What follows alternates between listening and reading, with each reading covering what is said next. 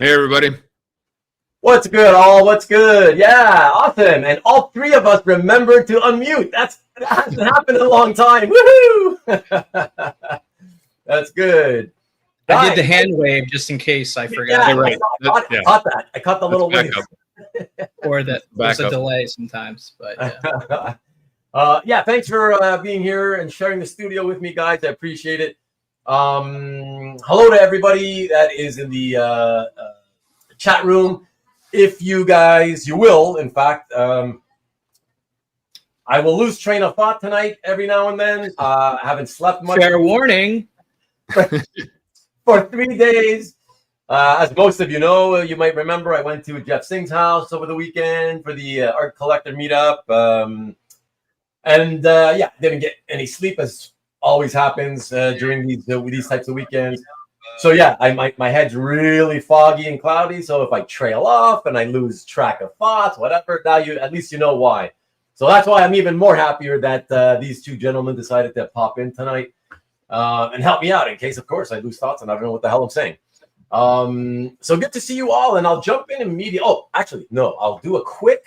I noticed that having been awake for 3 days, I noticed. Where are those things? Yeah, so let me just say shout out to my newest subs. No names because you were all anonymous. I think there was 3 of you this week, and I'm only 2 away from 700. Not that I really wanted to get there and beyond, but I can't stop people from subscribing either. So thank you, anonymous. I appreciate you guys, and I hope you enjoy whatever it is that you come to see. All right, so, and before I do say hello to everybody else, I forgot, I don't want to forget Carl, and I'm sure he's not going to be here for another hour or so. So let me just cut this out, jump in and pop in. Carl Sodergren from Carl's Collection. That's the name of his channel, of course, for those of you who don't know. Popping in a link to an unboxing that he did this week. So some good fun there. And Carl also got together with Bunk Master B, a comic, more on the comic book side of the hobby. And they've started another channel, which I just got back home a couple of hours ago, so I didn't have time to do it, guys. I'm sorry. I can't give you the link to it, but so they just started a new channel called something like Tired Dads or Exhausted Dads. Basically, they're gonna. I guess you can probably find there's an episode on Carl's channel anyway, so you can find it through that link I posted, and it's kind of fun if any of you want to kind of know about reviews and talking about comic books that, of late recent contemporary stuff coming out, and want to hear what Carl or Bunk Master B think about them. Yeah, check out that channel. Like I said, you can find it through Carl's channel. And then last but not least, I have the usual, want to say here, let me grab the link. Nikki B, as always. I see that neither Kyle nor Jay have scheduled the next show this Friday. And in fact, I was shocked. I went to the channel a few minutes back, noticed only one total shot of all the shows they do, and they're like dozens. Only one show is currently scheduled for this coming week. So that's, I don't know, it's pretty crazy. They're behind the 8 ball there. But let me pop in, at least for those of you who don't, who might be new here for the first time. That's youtube.com/@the-exp. And this is the sexy gentleman right here, Nick Barucci, he of Dynamite Comics, and also a brand new executive producer of the new Red Sonja feature film. So check that out, Friday, 7 p.m. Eastern, 4 o'clock Pacific. And again, for those of you who don't know, it is a claim show. He sells original artwork, oftentimes, usually I would say, the lower end, affordable stuff for entry-level collectors, but also on the occasion, higher end stuff and mid-range stuff as well. So yeah, please check that out. And last check here in case I forget anything. Nothing but okay. No, I think that's it, folks. Let me pop in and say hello to the rest of you. And you guys, obviously, like we did 10 weeks ago, we are going to just go through. I'm going to share the screen, and I'll be sharing the screen that shows my saved lots. I've saved 290, I think it was, so almost 300 lots. So we'll be I saved 299. That's very close. We're very Did close. you? Yeah, 299. Yeah, nice, bro. You beat me. Wow. I mean, I didn't bid on 299. I didn't bet on any. So yeah, I didn't bid really at all. So yeah, but that's good. No, you beat me by 9. You're taking the hobby way more seriously than I am. It'll just be fun to see how many of overlap that you the overlapping. Yeah. To track that I also track. Yeah. That'll be my mini game of the show. That's it. That's good. No, that's fun. So what up, Tom? Good to see you. Sorry again that you didn't win the couple of pieces you wanted. That's okay. You know how it is. There's always more coming just around the corner. Rickster, what's good, buddy? And Rick and the rest of you also. Feel free to let us know if you bid and won, but don't bother telling us if you're not willing to share what it was that you won. Because you guys always do that. Like, I get all these comments like, oh yeah, I bid on 5 and I won 2. Like, yeah, good for you. What the fuck you win? You know, like, why would you say that and not tell us? Such teases, But yeah, remember this rule, everybody. No NFL spoilers. Thank you. I appreciate it. And thank you, Vivian. Happy Sunday to you and to everybody as well, of course. Hi, Vivian. CJ, what is good? Oh, speaking of CJ, I also got to make a quick interjection. Let me say hi to everybody, and I'll get back to CJ. Peter Rowe, good evening to you, my fellow compulsed one. Ready? Yeah. Don't you dare, Peter. I will ban you. And Compston's here early. Wow. What's happening, Compston? Good to see you. Very cool. Very cool. As always, John Brown, good evening to you as well. Awesome. Hey, the usual crowds here. Very, very fun. Hi, Peter. Hey, CJ. Hello, Vivian. Hellos all around. Oh, my buddy Alex is back. Been a minute. What's up to you? Auction was strong. Glad I passed. I'll wait for November's. Yes. We've learned a lot over the last several months, since last year about the potential of consigning to November auctions, right? So we'll see. We'll see what happens. What else? What else? Who we got? Hey, what's good, Lee? Good to see you. Hey, Lee. And we got Kavi saying hello to you all. Hellos, back and forth. Oh boy, what? There's Marcus. Wow, Marcus came in a couple of minutes late. Wow, woohoo for what? I'm teasing Marcus. You're such a tease. Yo, Jason. Hey, what's up, Jerome? What's happening, bud? Advance you? What do you mean? Derek and I were just speaking because we both love the Tom Grummett era New Titans run, and there's one particular story, Titans Hunt, and he and I actually spoke. I don't know if it was about a year ago or so now, maybe even a little more. We got together. We spoke for hours, trying to put our heads together to try to figure out. I really wanted to do something to try to promote this story that we both love, and after speaking for several hours, all we actually did was realize just how far in over our heads we were trying to do this story justice, because it was like a year-long thing, and we wanted to do it not only talking about it, but obviously as a show and tell. But Derek decided to do his own sort of, the 35th anniversary of the storyline, and on his podcast, he's doing a four-part feature, audio only, no video. So check that out. And who else we got? Hello, Stingray. Hey, what's happening, Stingray? Good to see you as well. Talking football with the football crew. Nah, let's keep it quiet. I literally have not seen anything or heard anything this weekend, including college and NFL. Just got back a couple of hours ago from Jeff Singh's place, so please say nothing. crazy prices. Yeah, that's the other thing, because I've been away. Like I didn't even think about the auction, so I don't really know anything that's been happening with the auction, other than Kavi mentioned a few minutes before we went live that some sort of a couple of results, and I had another friend tell me like, wow, this is a pretty crazy auction, results auction. And okay, so I think it'll be a little bit different for me tonight, kind of potentially more fun than usual, because it's going to be a big surprise to me. And I think you guys probably already know everything. And what's up, Sean?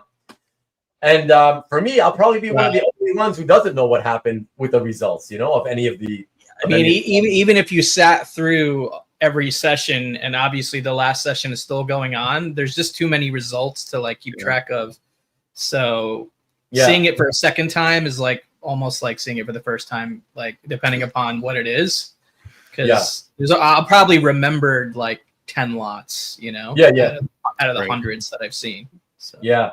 Marcus, I always tell the truth, and the truth is no. Jeez. So far, I don't feel like I'm going to burp, so it's okay. We'll see what happens. Maybe I'll go and relax in the men's room after the show. Welcome to laxative talk. Oh boy! Oh, look, Jason. We've done worse. I know. It's another episode. Yeah. So there you go. See, Vivian's loving Marcus. Yeah, she understands, right? Like, she's my wife, so she knows what happened.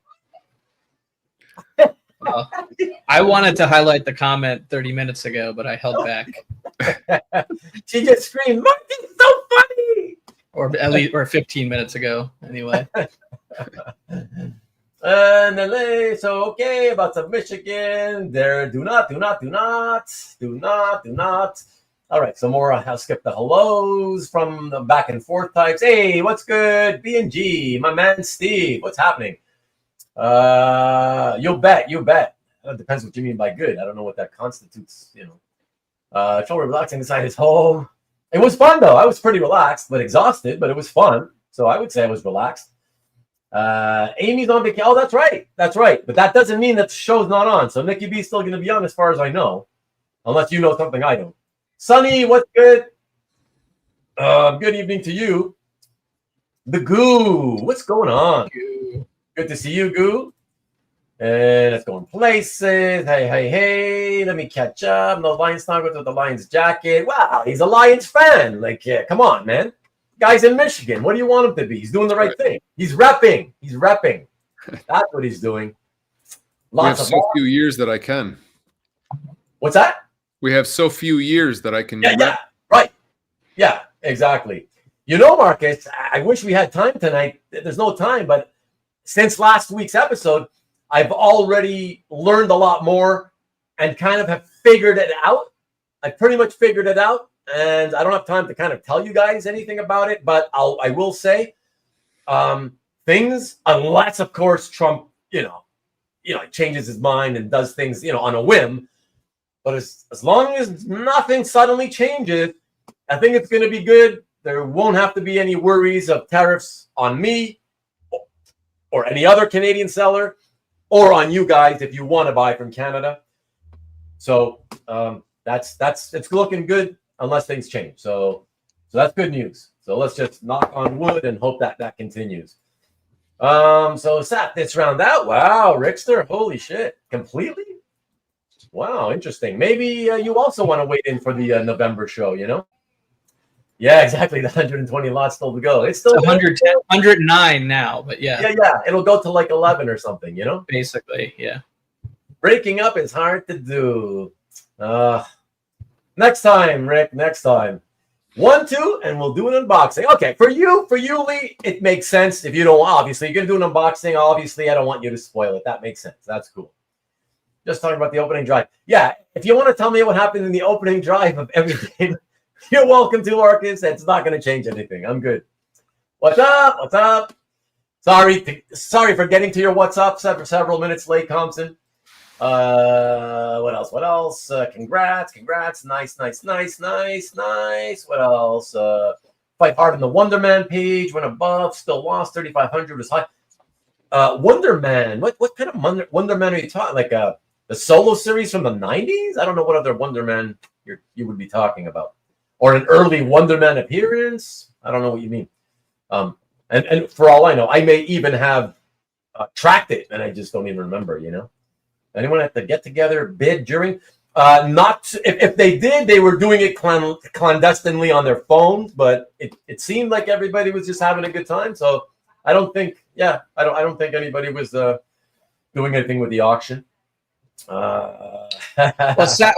Saturday there wasn't any art, right? So it was just Friday and today. Oh, yeah, sorry, right? Thank you. Right. So yesterday was like the main day of your meetup, right? Or right. Day. Yeah. Right. Yeah, I forget. Yeah, there was no art yesterday.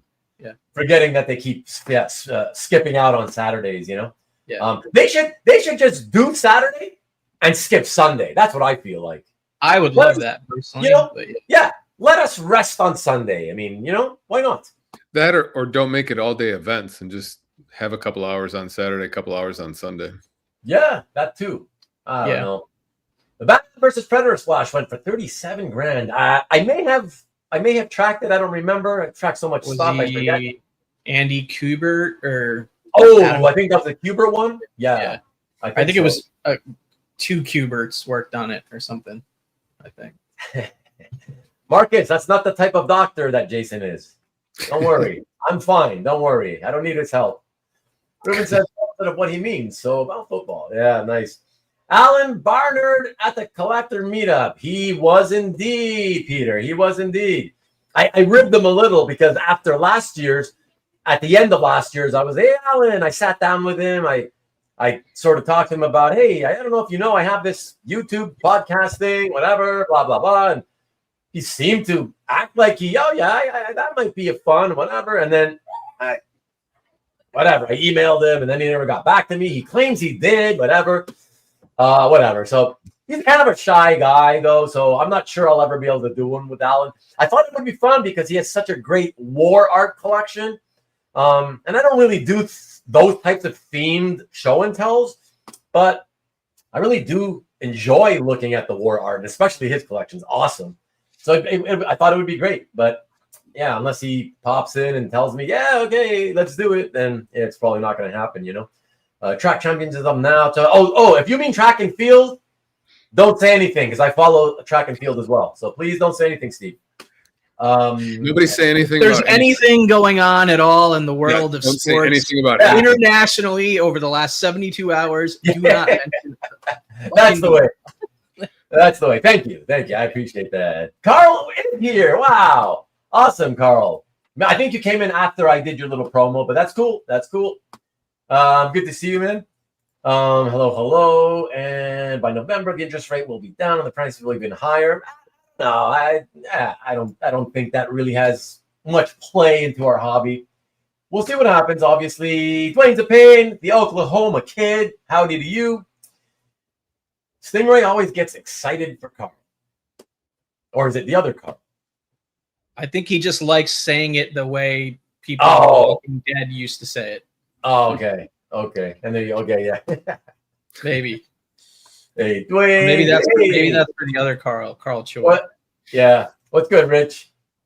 And okay, I've caught up. Awesome. So yeah, last thing, guys. As you know, I mentioned this fun meetup at another collector's house and 27 people.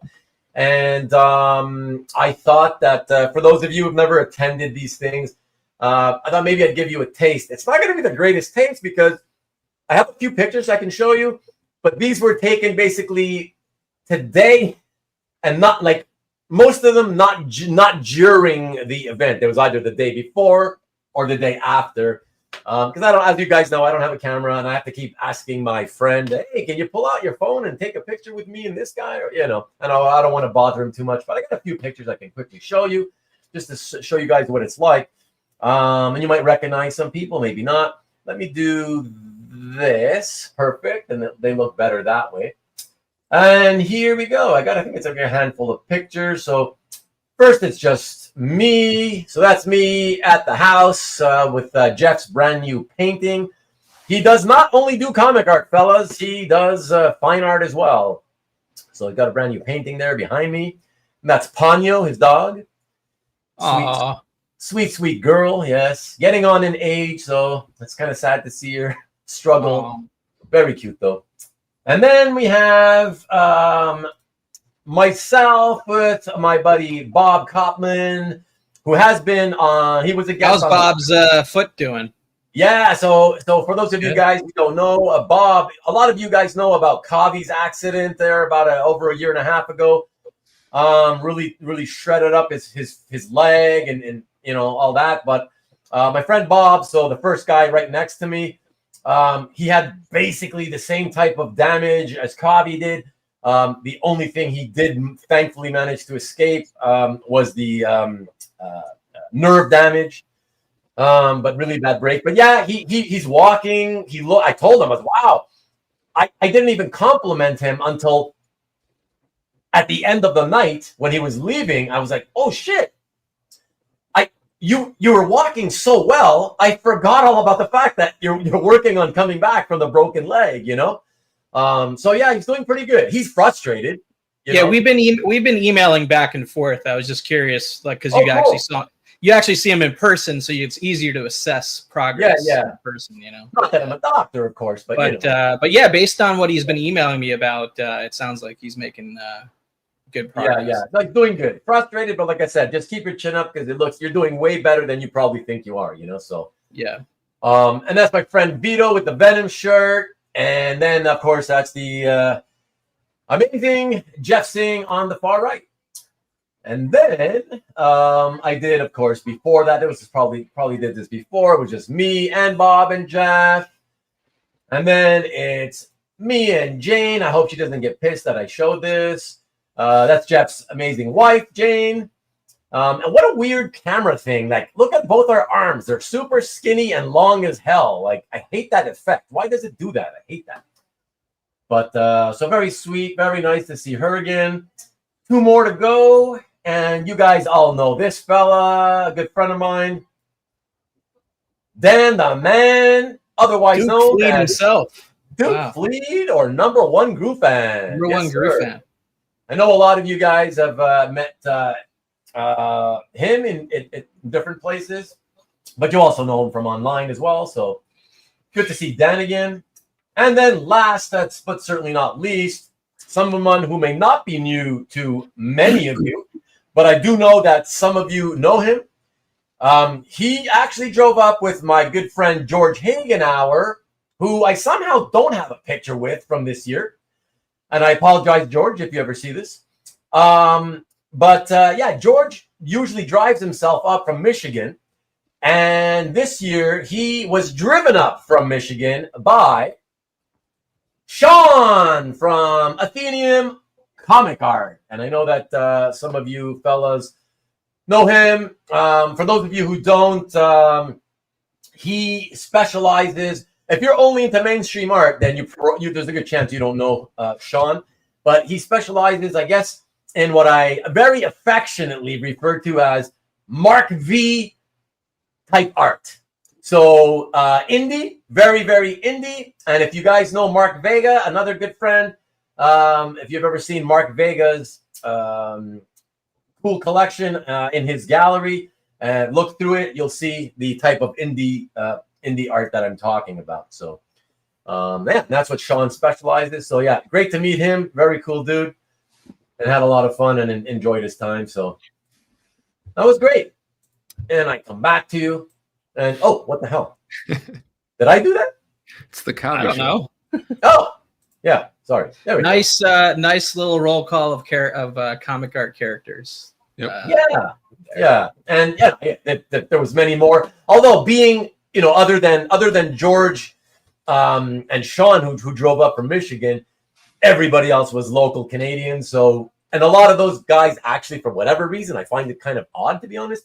A lot of them are not very social media present. So I think for a lot of you, you wouldn't even know a lot of them anyways, you know. Wait, did you say you were surprised by that, or you weren't surprised by that? I couldn't. No, did I say I was surprised? I don't know. I missed the line. Oh, so. No.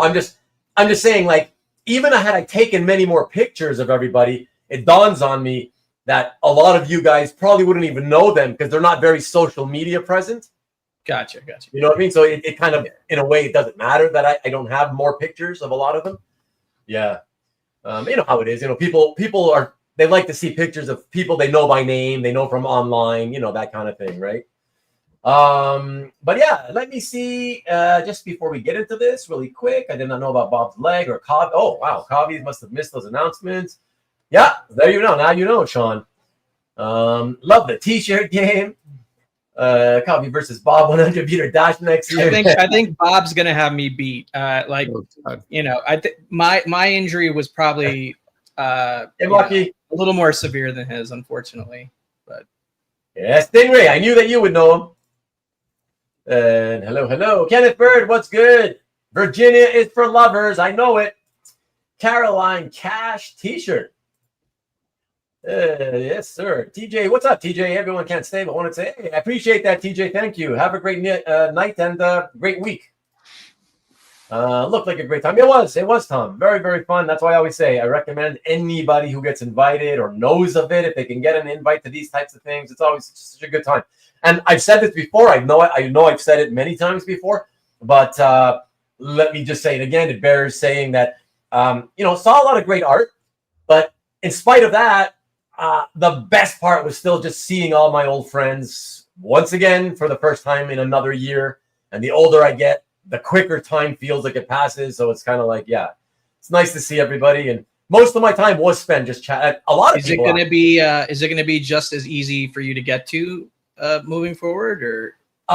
Yeah. So next year, some of you remember I told you Jeff's moving again, and it's gonna be a little bit longer, but supposedly easier. So instead of leaving the first highway and connecting onto two other ones, it's stay on the same highway all the way there, get off and drive maybe 10 minutes to the house. Right. You know, but he says that the total time should be about an extra 20 minutes more than it ever was. That's not bad. A little further. I'm game, you know, whatever. The trip in this week and the trip back home was way longer than every other year before because of all kinds of construction and other weird shit going on. So, you know, it's still like instead of 5.5 hours to get there on Friday, it took 8 hours, 15 minutes. Wow. We sleep at the house, Tom. We sleep at the house. He's got the kids. His kids are all away at college, and yeah, they're about to like go into the workforce, and so yeah, they're kind of becoming empty nesters. So yeah, they got room. What was I saying? What the hell was I saying? Hi, hello. Looked like a cosplay contest. Looks like it is a lot of fun, Peter. Yeah, it is for sure. Hey, Rich, how are the house? Oh, so yeah, to finish answering the question, right? So it's gonna be further, but like I said, since it was a disaster and it took like 8.25 hours to get there this year, and you know, I wasn't like supremely angry and frustrated.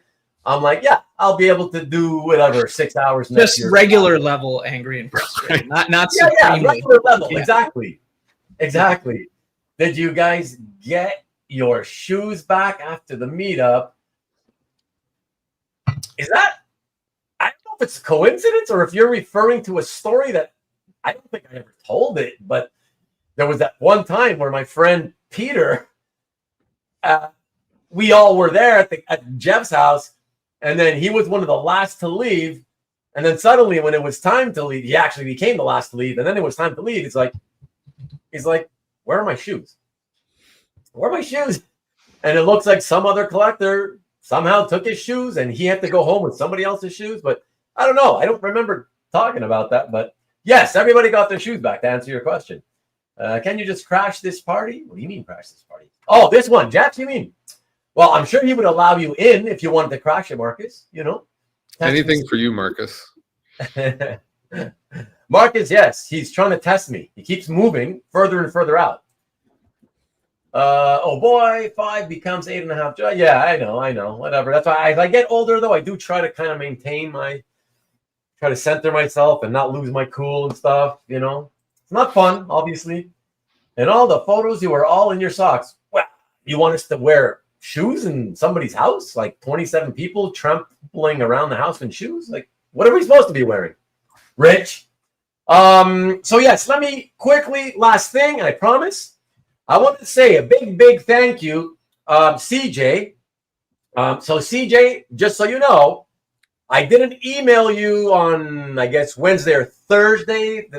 One of those 2 days when I received the package from CJ, everybody. And let me put myself here because I'll be larger, and this way I can show you guys something. I believe it's this one. Yep. Do you want me to remove this shout out? Oh, I'm sorry. Yeah, please. Yeah, thank you.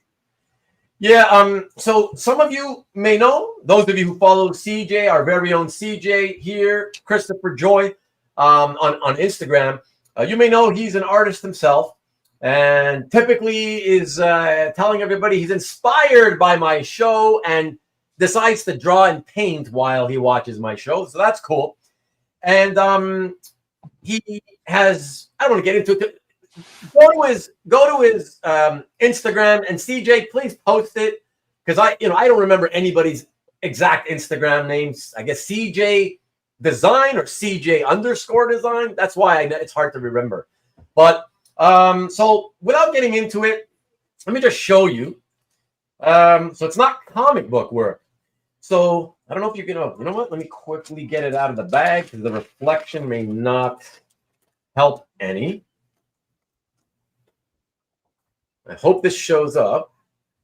So I've talked about smoked meat, and I asked you guys if anybody knows what smoked meat is. I highlighted CJ's thing. Oh, there you go. Thank you. Appreciate that, Cobby. Thanks, CJ. Appreciate it.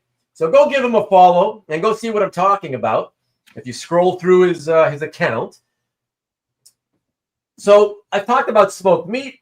It's a nice meaty, melt in your mouth type meat delicacy. You guys kind of think it's like pastrami, but honestly, maybe kind of looks like it. I don't think it's really similar to pastrami, but whatever. And one of the smoked meat chains is Dunn's Smoked Meat House. So he did this piece here for me of Dunn's Smoked Meat and sent it to me, and I thought it was so nice.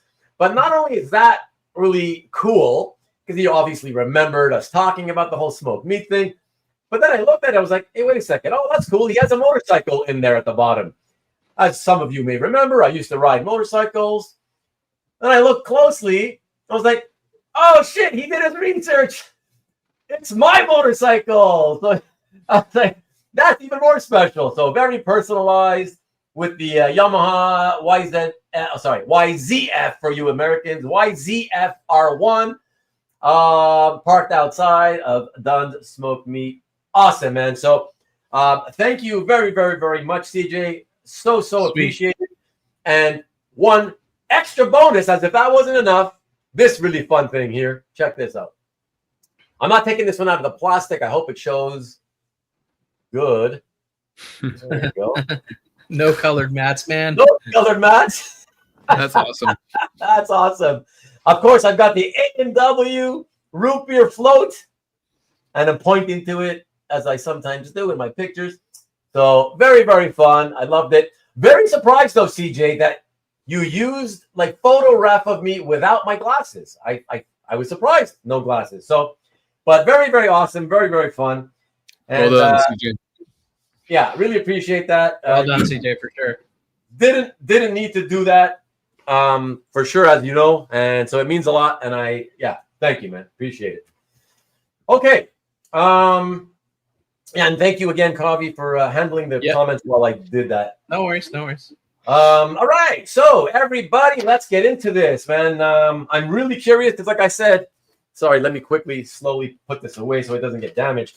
But I'm very excited because, as I mentioned earlier, I do not know really pretty much anything, any results. I know nothing about how this weekend's auction has gone. Other than having a couple of friends tell me that, wow, it was crazy. And a couple of you guys mentioning right now that it's a lot of stuff went for high. So it should be, glad you liked it. No glasses, just your room. I appreciate that. Thanks, man. And so it'll be fun. I guess if I freak out at anything, in a good way or a bad way, I guess it'll be more natural reaction. So yeah, that should be fun. So why don't we get into this, and let me set up the share screen. And as a reminder, if you know, obviously there's 824, I think it was, lots. I tracked 290, and so we're just going to cycle through the 290. That doesn't count the Frazetta Conan, right? Does it count or not? I don't know, because that was in its own auction. Like, Yeah, its that own was one lot. It was in its own one lot auction. So that's true. And because it was in its own lot auction, I'm not even sure I remember whether I bothered to go to it to track it. So we'll see. We'll see what comes up here. Oh, and by the way, yeah, let's get this out of the way, Jason and Kavi. Since Stanley is asking, what's up, Stanley? Did you guys bid and or win anything? I did not. I sat this one out. Well, okay. I tracked and watched prices go well beyond what I was going to be serious about. So okay. And Kavi? I tracked a lot, bid on a few, still might bid on a few here that in the next whatever 85 lots that are still left. There's because there are still a couple I was tracking in that last session or whatever. But yeah, that's basically it. So. Okay, cool.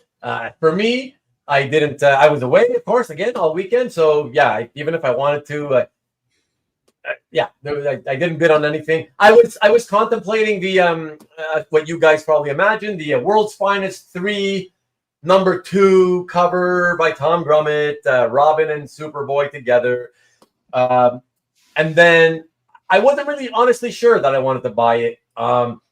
And then I said, well, I'll decide on Sunday before I leave Jeff's house. And the next thing you know, it was Sunday, about an hour into our drive back home. And when I realized, oh, the auction. Oh, well, I guess I'm not going to be bidding on that one. And so, yeah, so I bid on nothing and definitely won nothing. Mike, Marcus, I told you, no spoilers. Shit. I don't want people to know that I'm that wealthy. Come on, man. People are going to want to come and crash at my house just so they can look at my collection. Oh, you always ruin things. Mike, do I think sellers were collectors downsizing to their collections, I guess, or folks who inherited? I can tell you, Mike, I'm not even really sure what you mean by that. I don't know what you're getting at. I mean, it's a mix of that and all sorts of other reasons, right? But Mike, are you saying that because you think there was a lot of pieces? Because if you are, I can tell you, it's been years that it's been this number, like 820 something, and the last one was 900 something. It was like 90 more than usual, but for years it's been on average 825 or so. So I don't know if that's what you're referring to, or if you know something else I don't. But to me, this just was another, typical signature auction. So I can't really answer the question. Good to see you, though, by the way. Yeah. Have an eye on a piece from Glenn Brunswick. I'll try to talk to him. Well, there you go. Wheel and deal, baby. Wheel and deal. Track is a whack. Morning house, free root beer floats. If Marcus comes, some good results. Ruben's future insanity shows.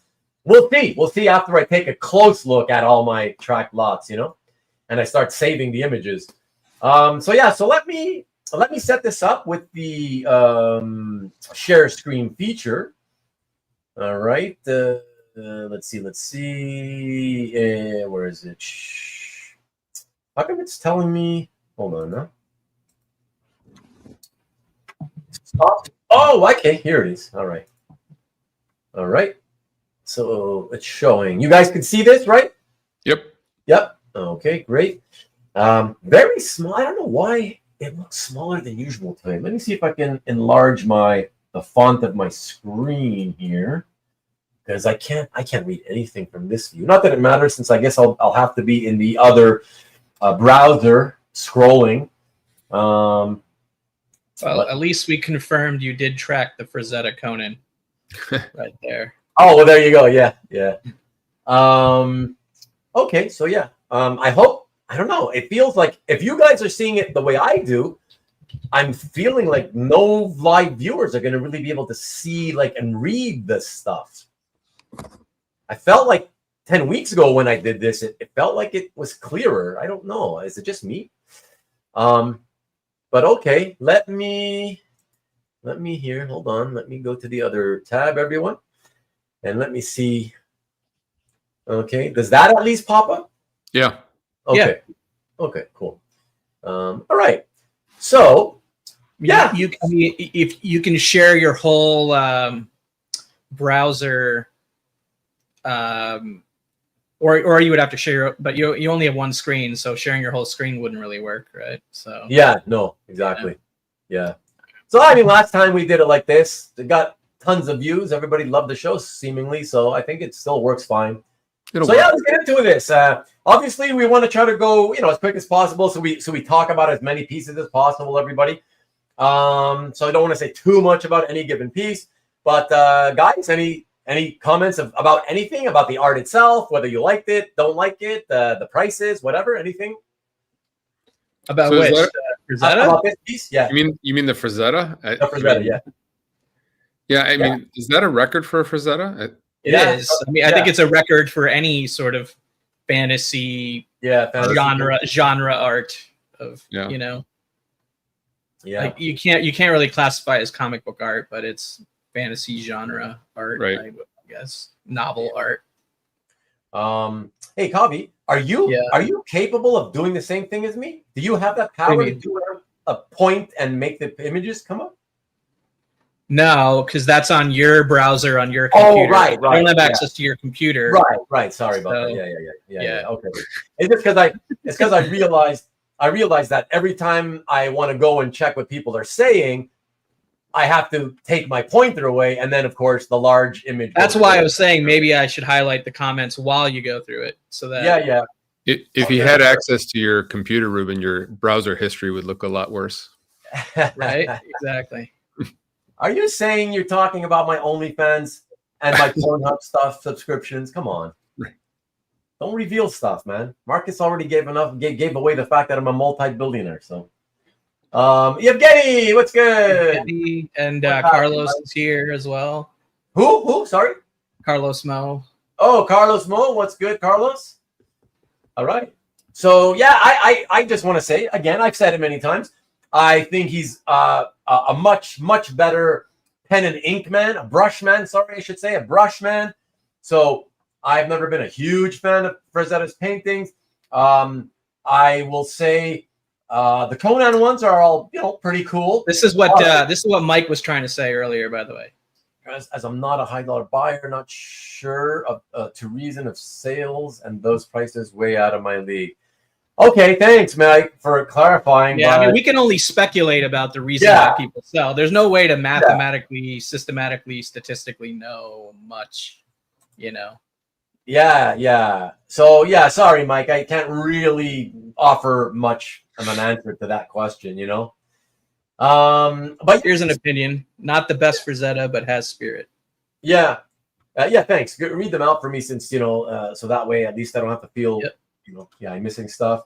But yeah, so I, whatever. Like, I do like Sean, because I saw you say here, I do like the Conan painting. Just in general, though, I think the way people hype him up as a painter, so many people making the most outrageous claims. That's like, oh, not only is he one of the greatest fantasy artists of all time, he's literally one of the best painters of all time, period. It's like, okay, relax there.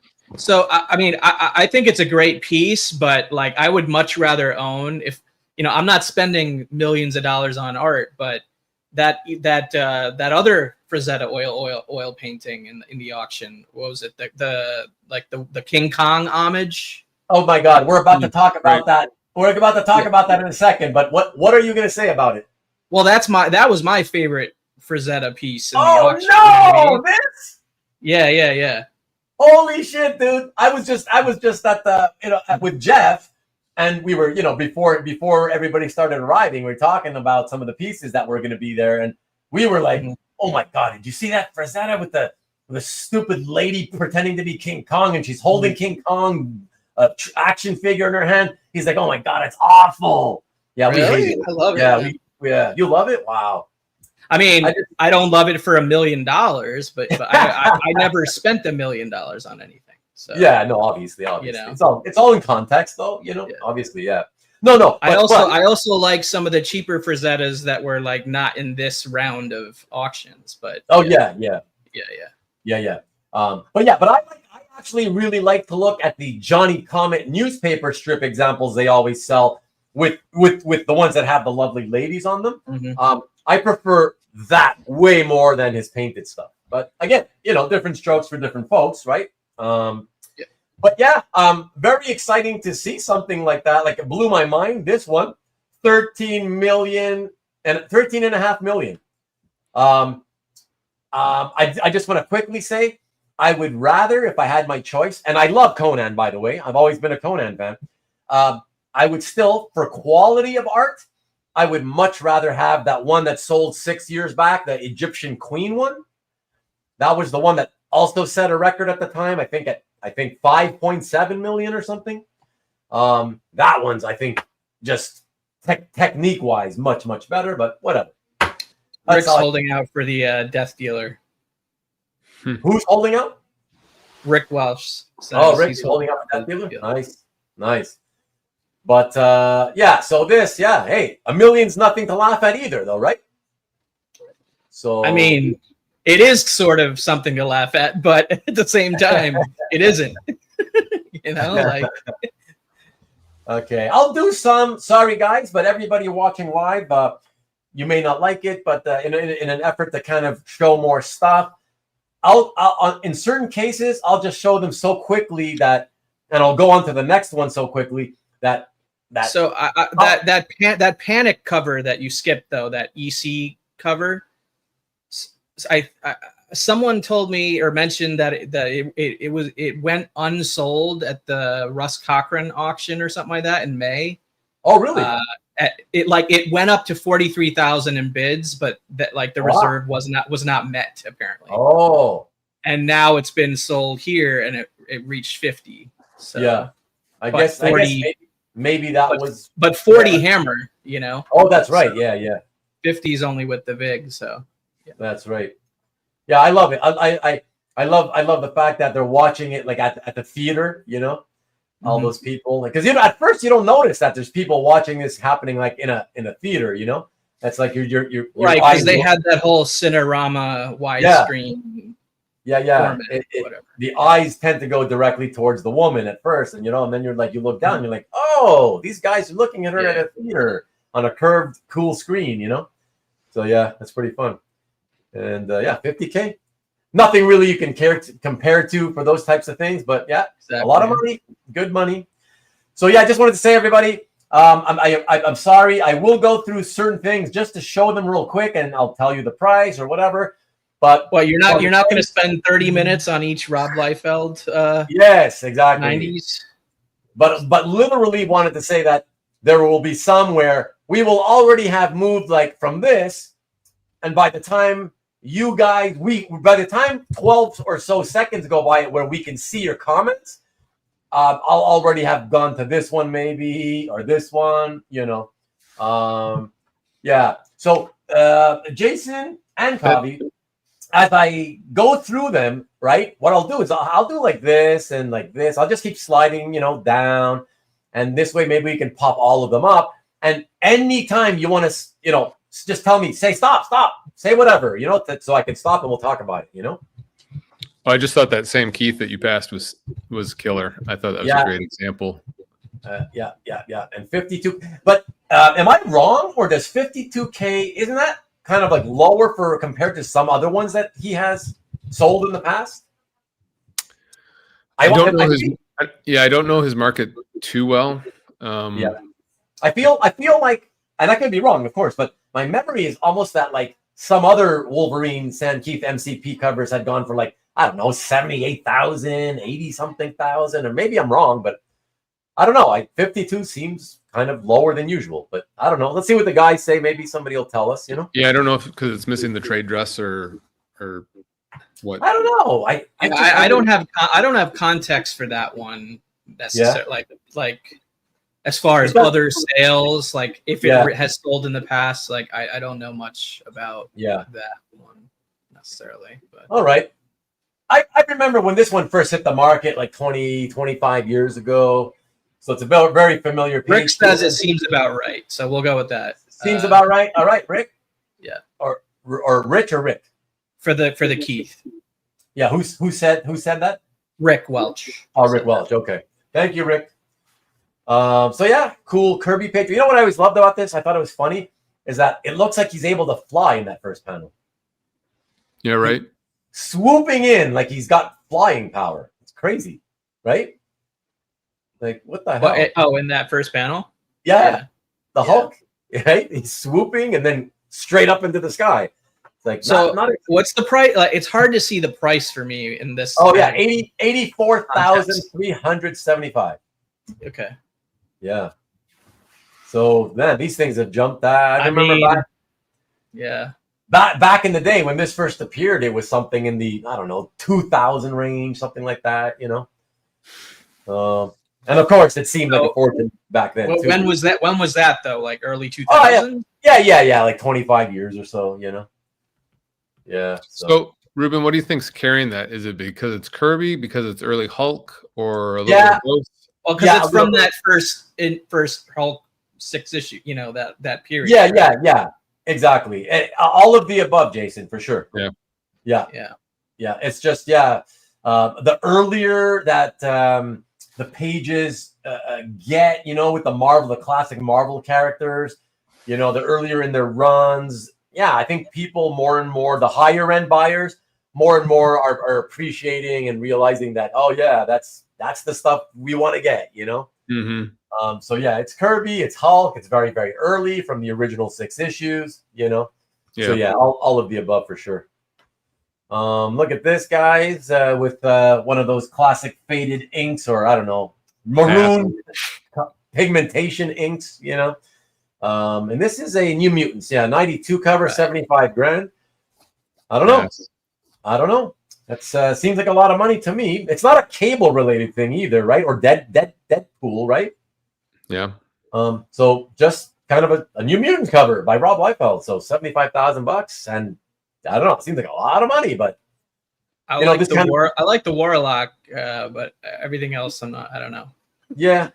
I like the suit. I guess I don't know if it's a Skrull or Super Skrull, but I like the Skrull character too. It's kind of fun. Yeah, it's hard to see. But I always like Warlock, so I'm with you there too. Let me see what we got next, everybody. Oh, that piece. That was the. But yeah, when those markers fade, that patina isn't great. Yeah. Exactly.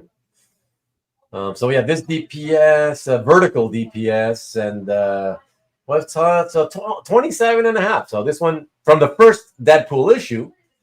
I don't know. Yeah, it's funny. Sometimes I feel like collectors that are in this game, the high end game, I feel like sometimes, they'll spend a lot of money from like an early appearance, whether it's first or second appearance, right? And I've even seen people spend a lot of money for that kind of thing. Like, let's say it's a page from the first appearance, even if the character does not appear on that page, Right. In this one, I don't know. What do you guys think when you say like, okay, it's the first Deadpool appearance issue, but he's not on it? So do you think, given that he's not on it, do you think, that's why it went for only 27.5? Or do you feel like, wow, it doesn't have Deadpool? I think it's high still because it doesn't have Deadpool, but okay. I could be wrong. I don't know what the other sales for non-Deadpool pages have been in this issue, or if there have been. Yeah, I'm with you though. I'm with you. Yeah, it seems. I mean, that's it, because the whole cachet part of it, the first appearance thing, doesn't matter since he's not there, right? So, spending $27,500 for something that really you don't have the appearance. Well, it's a lot of money. So this is an early appearance, but of course it's from X-Force. What is it? Second appearance? Yeah, second appearance. 57.5. A lot of money. Jeez, really? 57.5? Yeah, 57.5. But Why talk about this, everybody, when I can talk about this? Because I was so excited to see this show up. So cool. Oh my gosh, this is burned in my brain ever since it came out. Like, oh god, one of my all-time favorite Joker images. You know, so beautiful, so beautiful, and I'm happy that it's the artist who benefits from it, and that it you know, not that I have anything wrong. Obviously, it was used on a bunch of collected editions too, right? It wasn't just a splash. Yeah, exactly. So check it out, everyone. $362,500. $362,500. So better than a third of the way towards $1 million. That's pretty. Yeah, it's crazy. I always wondered, you know, when I knew that it was going to be in the auction, what it could possibly sell for. The only thing I felt certain of was that it'll break 6 figures, but I had no idea as to guessing whether, you know, would it be 100 something, 300 something, 500,000, or even potentially 700. I was guessing more like 3 to 5 in that range, which I guess, you know, that's what happened. But I also thought that it could easily be, 175 is good enough for this. You know, it's hard to say because there's no comps, right? Well, with that Marcus says cover it's more important than the Saga of the Swamp Thing cover. Say again. Marcus says it's more important than the Saga of the Swamp Thing cover. Oh, he's doing that. I mean, I think he's just saying that to like poke you a little bit. Yeah, that's what I said. He's doing that to get my goat. And he's saying the Joker 2 movie, which bombed, really helped. Yeah. So. But with a Jock cover recently selling for, what was it, like 240? 288. 288, something like that. Yeah. But yeah, great to see that. What's his face? Dave McKean will benefit from the vast majority of the 300. Yeah, that's great. $1,000, you know, so good for him. That's awesome. This is always fun for me to see as a Superman fan. That's pretty cool. Yeah, you don't so rare to see those. Yeah. Was this one of the Keith Fromm collection? Let me just check, guys. Let me check here. Stephen Hunter is here. He just says, "Damn, just showed up when we were dropping 300K right out of the gate." Yeah. What are you gonna do, Stephen? That's how it goes. I think we're probably bound to see a lot more shocking stuff, I'm sure. But in comparison, $200,000 to like some of the stuff. I mean, Ruben, you probably know a lot more than me about this. How many earlier action covers in this like are known to exist, like, or have come out? Is this the earliest? Or? I never really looked. I counted them up, but from what I'm going by memory, it's maybe like a handful that I know of. Okay. You know? Yeah, I would think so. I mean, these are 40s. Yeah, maybe not even a handful, but yeah. So no moment of silence for Fromm. Well, you know, we did mention Marcus back when he passed away. We did mention that he had passed away, you know, so for anybody who knew him.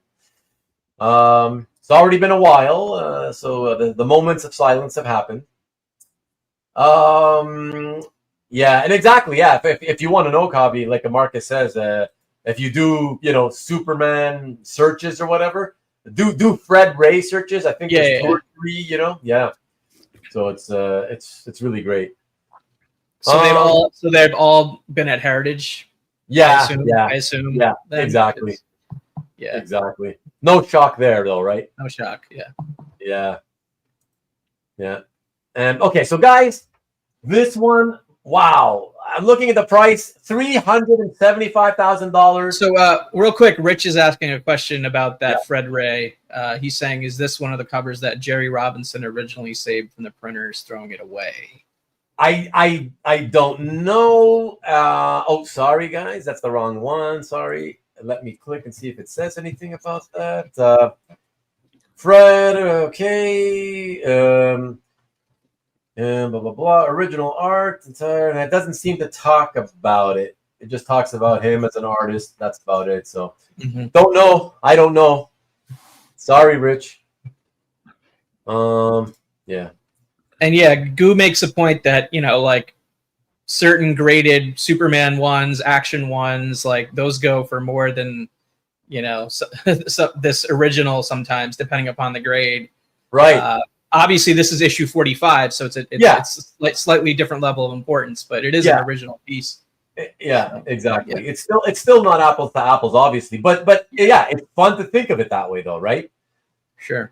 Because again, as rare as Superman and Action Ones may be, they still are plentiful in comparison to any of these covers. So Peter's saying, I heard on the Heritage preview that Fred Ray saved it, although Jerry saved a good deal of art as well. Oh, great. So Peter answered it. Yeah. Great. Thank you, Peter. Yeah, no, it's great. Somebody obviously had to have saved it, right? Because most of that Golden Age stuff did not survive. So yeah, it's fantastic. But yeah, let's keep it rolling, guys. I'm getting my mind blown here. 375 grand for what I believe to be one of the weaker covers of the first John Romita run on Spidey. What do you guys think? I agree. Subject matter, it's not the strongest, that's for sure. You got the back of Spider-Man. You got some. You do have Kazar for whatever. I mean, some people like him. Yeah, no, some people like him. Some people like him, but I don't know if that's gonna take. Yeah, I don't know that the $400,000 cover market is concerned about Kazar. No, and that's certainly not the best depiction of him if you were going to collect that. So, yeah, but what it makes me think is, oh my God. If Zabu factor. Zabu also can fly like the Hulk. Zabu. Yeah, he's flying, right? Yeah. Yeah. But what kind of scares me is like if they were willing to pay $375 for it, can you imagine what any other one would sell for? Oh yeah. Like issue 50. Yeah, like issue 50 or something like that. Yeah. Or not even just another one that's not like key or because this is not key. So wow. So CJ agrees with you that it's weak, the weakest of his senior covers. Rich also is, you don't really think of the Kazar one when you think of iconic Romita. And sure. Marcus is saying that you used to have plenty of these lying around, but you sold them like an idiot. So I definitely don't know the cream of the crop of the collecting world, but are these all high-end collectors that are fighting over this, or are these people from some other world that have been told, hey, why don't you buy some comic art to just have it, and you're a billionaire, and what do you care if it's $300,000? You'll of course. And this is what I mean, you've heard us talk about this before, Jason. Like that's the one thing that it's for any of us, it's just so impossible to determine because of the fact that ever since COVID blew the market up, right? We've seen tremendous growth, tremendous prices being attained, yet because nobody ever, for the most part, none of this stuff, it all gets swallowed up and none of it ends up being posted on, online. Right. So we end up not knowing who these people are, right? So that's the problem. That's why it's so difficult to sort of say, like, hey, like, is it just very wealthy people and, they just wanted to have. Yeah, and Michael NSN saying maybe the others are locked up and they went high on the only one available, which is very. That's possible. It's possible. Yeah. Berkey sold issue 50 for $1 million, according to Marcus. I don't know if that's true. That's true or not true, or I don't know, but I'm assuming it is because Marcus says it. So. Okay. What up, Mike Dellery? Yeah, but anyways, whatever. Yeah, who knows? We'll see what happens. But Jason, good question. I can kind of give a quick segue because I had mentioned, I don't know if it was last week or the week before, that I want to be doing a second episode. I think a couple of years back, I did a special episode called The State of the Hobby Address. And I want to do another one because it ties into what you just asked about. And, I've been on record many times here on my channel stating on many occasions that I feel like, there's everything's healthy, everything's good to go. I'm not worried about the future and all that, right? But I've been thinking about some other things that I don't want to get into now. that have made me kind of rethink my position, and I want to throw out my views and see what other people think about them. And so I figured the best place to do that would be another episode of State of the Hobby. And I don't know. I got nothing planned for next week, so I was thinking maybe to do it next week, although I'd rather see if I can at least plan for somebody to be with me. I don't know if you've got time, but if you had time, it would be great. I'd love it to welcome you and do it with me. And I'm happy to be there. I just don't have the depth of buying experience, No, I get it. I get it. No worries. But more for like, just give your opinions, that kind of thing, whatever. If anybody wants to loan me a couple million, I'll be happy to buy for a while and let us tell know you what I think about it. Yeah. Wes Steppen says any ASM cover under 100 is highly coveted. Yeah. Don't disagree. I know that, Wes. And what's up, Wes? It's been a minute, Wes. Yeah, for sure. That's true. Lots of speculation of pieces being bought by George Lucas, I would say. Yeah, I know. Too. Yeah, more. More speculation. But again, it's too speculative to even kind of talk about that stuff, And no, it is not the new Beanie Babies. It is not the new Beanie Babies. But all right, let's keep it rolling. Let me get back to that. All right, so really quick. So this is Calvin and Hobbes. It sold for $237,000. I mean, not surprising, simply because all of the Calvin and Hobbes stuff that comes up for auction tends to go for crazy, crazy money. But yeah, nothing for me to say. Other what was the price? I don't know much about this, but yeah, $237,000. That is that's a lot of pennies per lines with this. Yeah. And you know what's crazy is that it's actually not even like one of the earliest. It's a 1991. So that is late. Yeah. Yeah. Wow. Or later. So that's pretty wild, And may I say, not to piss off any of you Calvin and Hobbes fans, but in my opinion, aesthetically speaking, I'm not saying it's funny or not funny. I'm not talking about the gag. Aesthetically, not a very good example, in my opinion. Yes, both of the characters are there, and I get that, but there's a lot of dead, empty space there for me to think like, wow, you'd pay that much money for this example, Probably just like we said with the ASM, these just come up so rarely. Somebody, yeah. Oh so yeah, this is the example I'm going to get. Yeah. I agree. All right, so I can't even, I can't stop on all of them. Let me skip the Conan 7. I'll just tell you quickly, $137,500, everybody. There could have been a whole auction of just Conan pieces. I mean, I know. Between the Frazetta getting its own auction and then all the Conan in every session that there was, there was enough for a Conan only auction, I felt like, in this. But what do you guys think of this one? Let me remind you. This one sold for $425,000. And I can let you all know that this one sold about, I think it was just short of 4 years ago. So he clearly wasn't looking at my Stop the Insanity shows. But he became one of the 15% or so of people who resell at auction in less than 5 years, who actually made money. And I believe, and I'm going off the top of my head here, but the purchase price almost 5 years ago was something in somewhere between 140 something to 170 something. And sorry, so you said you know the person who flipped it, or no, I don't. Okay. I don't. But I just know when it was previously, because it sold at auction previously also. Almost 5 years ago, and man, I mean, it sold for more than double what it sold for last. So, man, $75K away from $500,000. That's good money. That's healthy. Anybody saying anything about this, Cobby? I saw just comments about the X-Men market from Peter. Marcus said it was a great flip. Oh, okay.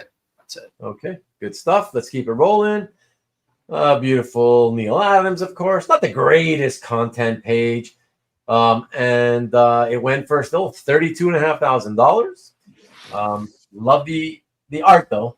even though content-wise not my favorite, but I think it's pretty. Yeah, pretty I love it. I mean, I love his X-Men stuff, and it's just so rare and yeah. in demand. So I don't know what to say about this, but 15 grand for a very kind of weird posed Spidey. I thought it was a little odd. I don't know about you guys, but I was like, oh. That's... So Rick is saying Weapon X previously sold for 178K, basically. Thank you, Rick. Yeah, appreciate. There you go. Yeah. In my head, I actually had 177, but I just wasn't sure, so I figured I'd give a range, you know. But yeah, 178. So there you go. So yeah, 15,000 for this, everybody, and it's just Ross Andrew, Mike Esposito. But I guess I don't know. Maybe 15 grand is cheap to some people because it's it's an early 70s or mid 70s Spidey splash, big image, and it's from a Punisher appearance, even though Punisher's not on it. Nothing much to say about that though. Of course, you guys, both of you, Jason and Kavi, as I go on and you want to cut me off, and I can always go back, so don't be afraid to tell me. Yeah, it's hard for me to see a lot of the detail in this kind of view. So yeah, I wanted on these panel pages on the covers and stuff. It's easier, Yeah, but I had an interest in this page. It's from one of the earliest comic books I ever had as a kid. Oh wow, yeah, Spidey 174. Yeah, and this is the end page, and I just kind of remember it. I thought, oh, that's kind of cool, but it's just and how much? I couldn't bring myself to bid on it, and I forgot what it went for. 7,500. Yeah, just couldn't get there. Yeah, hey, whatever. You can't. Yeah, don't do things you may regret later, right? Right. Yeah, so that's okay. There's like a range where I won't have any questioning in the house, and then there's a range where there'll be some questioning in the house, and then there's a range where, oh my God, what have I done? Yeah, for sure. Yeah, not Ross's best for sure, CJ. Okay. I don't know if he may have been talking about the splash above, not the panel page, but that's what I think. Yeah, that's what I think for sure. And then we had this one. What was this? Amazing one. I think we can skip the rest of the Ross Andrew now. We've already done a few of his. Oh, okay. Good enough. Fair enough. That's a good idea. Yeah. I'm just trying to figure out ways to. Yeah. No, I agree. I agree. I should probably do what I did last time, which is just on my own, sort of decide what I'll skip over, and hit the highlights. So Amazing 362. Yeah, panel page, whatever. 18 grand. Bagley. Trying, Stingray. Let me see. Oh, Brian Ballin. Love Brian Ballin. No actual in costume Animal Man. So I found it was strange that this cover was in the Friday session and the other Animal Man cover was in the Sunday session. Oh yeah. And the Sunday session one went for like 30-something thousand, and this one went for 12. Right. Yeah. So the drastically stronger Animal Man cover to me went on Sunday, and the price reflects that. Yeah. But they went with this one for the live auction year and everything, right, which I found odd. Maybe they made a mistake when they put it together. I think they made a mistake. I think it should have been swapped. Swap them out. Yeah. Yeah. Yeah. And not that I bid on either. I'm just saying. No. Yeah, for sure. What else do we have here, everybody? Oh, everybody, we got to talk about this. I guess I figured some of you will. But I don't want to get stuck on this because I don't know. During the Stop the Insanity episodes, we obviously had a really good discussion about this one. And once again, it appeared for what? I think the 4th time this is for sale in the last 6 or 7 years or something. And so just to remind everybody, so when it first sold, it sold for something in the neighborhood of 40, just above 40, I believe, right? Low 40 range. Then it resold, and I believe it was, I don't know, was it high 20s or low 30s or something? And then it sold again, and it sold for I want to say low 20s, 21 or 22. And it just kept going lower and lower. And then we had a big discussion about it. Some of you guys said, man, I don't think it should be worth more than about 12. And I was like, kind of like, 20 to 25 seems about right. But check out what happened on the fourth time around, 42,500. So the fourth time, it went right back up to what it sold for the first time. How weird is that? Right? Hmm. So I don't know what to say about that. Yeah, it's just, weird. Oh, I guess all I can say is let's see what happens to it the fifth time around. Rich says that he loved burning late non-champions, but these prices are insane. Yeah. Goose says maybe buying it was burning a hole in their pocket. You got it to, that's quite a burn. That's a lot of money for quite a burn indeed. For that. Yeah, well, where you go. I mean, good for the third person who purchased it. Whoever you are, I applaud you because you almost doubled your money, or made 80% or so. So that's fantastic for you. I hope though that if you turn around and resell it at auction in the near future, i.e., the next few years, I hope you realize that you probably are going to take a beating. And I hope you don't, but I think you will. So please hold on to it for 10 years or more if you can. All right. Let us go. Is there something I got to say F off to Stanley for? I feel like I have to. No. I think he's saying it in a semi-serious, semi-sarcastic tone. Right. Yeah, I think he means no one's watching the Insanity show. Yeah. Listening. Oh, right. Okay. Yeah. Cool. I mean, even though we don't know who did what in what order and what. Yeah. But yeah. Yeah. I think I think he means well by that. So this is not a great Burn X-Men page. The bottom tier obviously is where the money mostly is. But still healthy 43. We're still on B for Burn, Rich, but he's asking about Michael Golden Avengers annual page with of course, Spider. he loves Golden. We're gonna get there. I'm sure you track that one. Sure, I'm sure of it. Oh, I'm sure of it. Yeah. One of my favorite Burn X-Men issues. Obviously, not the greatest content, but love the Wendigo issue. And what did it go for? 26. So even a not great content, it's still going to cost you $26,000+ with only a tiny Vindicator Guardian panel and headshot of Shaman. Wow. Silhouette of Wendigo down there. Silhouette of Wendigo and an arm of Wendigo. Yeah. So yeah, Burn art market is still healthy, right? Even FF pages are now starting to go up with the Galactus. My God, 20,000. They're no longer 6, 7, or 8,000. Now it's 20,000. Right. So that's healthy. I'm sure the recent movie has a little bit of to do with that. Let me see what else exciting here. Joker. Oh, Star Wars page. Another issue 2 Star Wars page. $33,000. Kavi, you're the Star Wars guy, man. Any comments on this?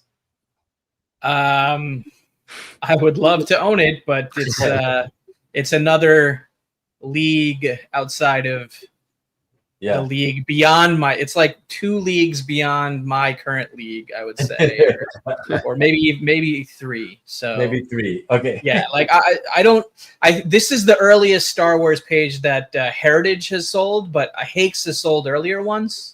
Yeah. If I recall, like right. Hakes has sold Star Wars #1 pages by Chaikin as well, but I don't remember off the top of my head the prices that went down, but I would imagine it was in the similar range. Right. But I don't remember. Yeah.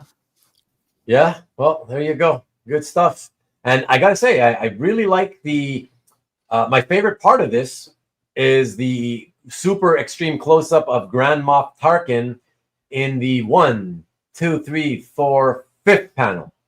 Mm-hmm. Yeah, that's my favorite part of it. I think it's cool. It looks cool. Yeah. I mean, yeah, it's I would say any page from those first 6 issues where it's movie adapting at that point. I mean, I would say even issue 7 is great because it's the first non-movie adaptation one. So it's historically important. in that way because they're telling a different story for once for the first time or whatever. But yeah, for sure. Those are all amazing to me. For sure. So Toddlebin inks, Alan Moore, Dan Day pencils. But again, this is a great example of why I always say, you know, Steve Bissett was a very good storyteller. But guys, come on. Nobody was buying the pages and the, you know, whatever. Well, there weren't many covers that ever made it out into the market, but nobody buys the pages for Steve Bissett. They buy them for the John Toddlebin inks. Look how awesome that is. And it's Dan Day pencils. Still looks just as awesome as when, you know, he inks, you know, the Bissett pencils on the series. So that's astounding. Really, really cool. Of course, this is the first Moore issue, but the one that's not important. Right.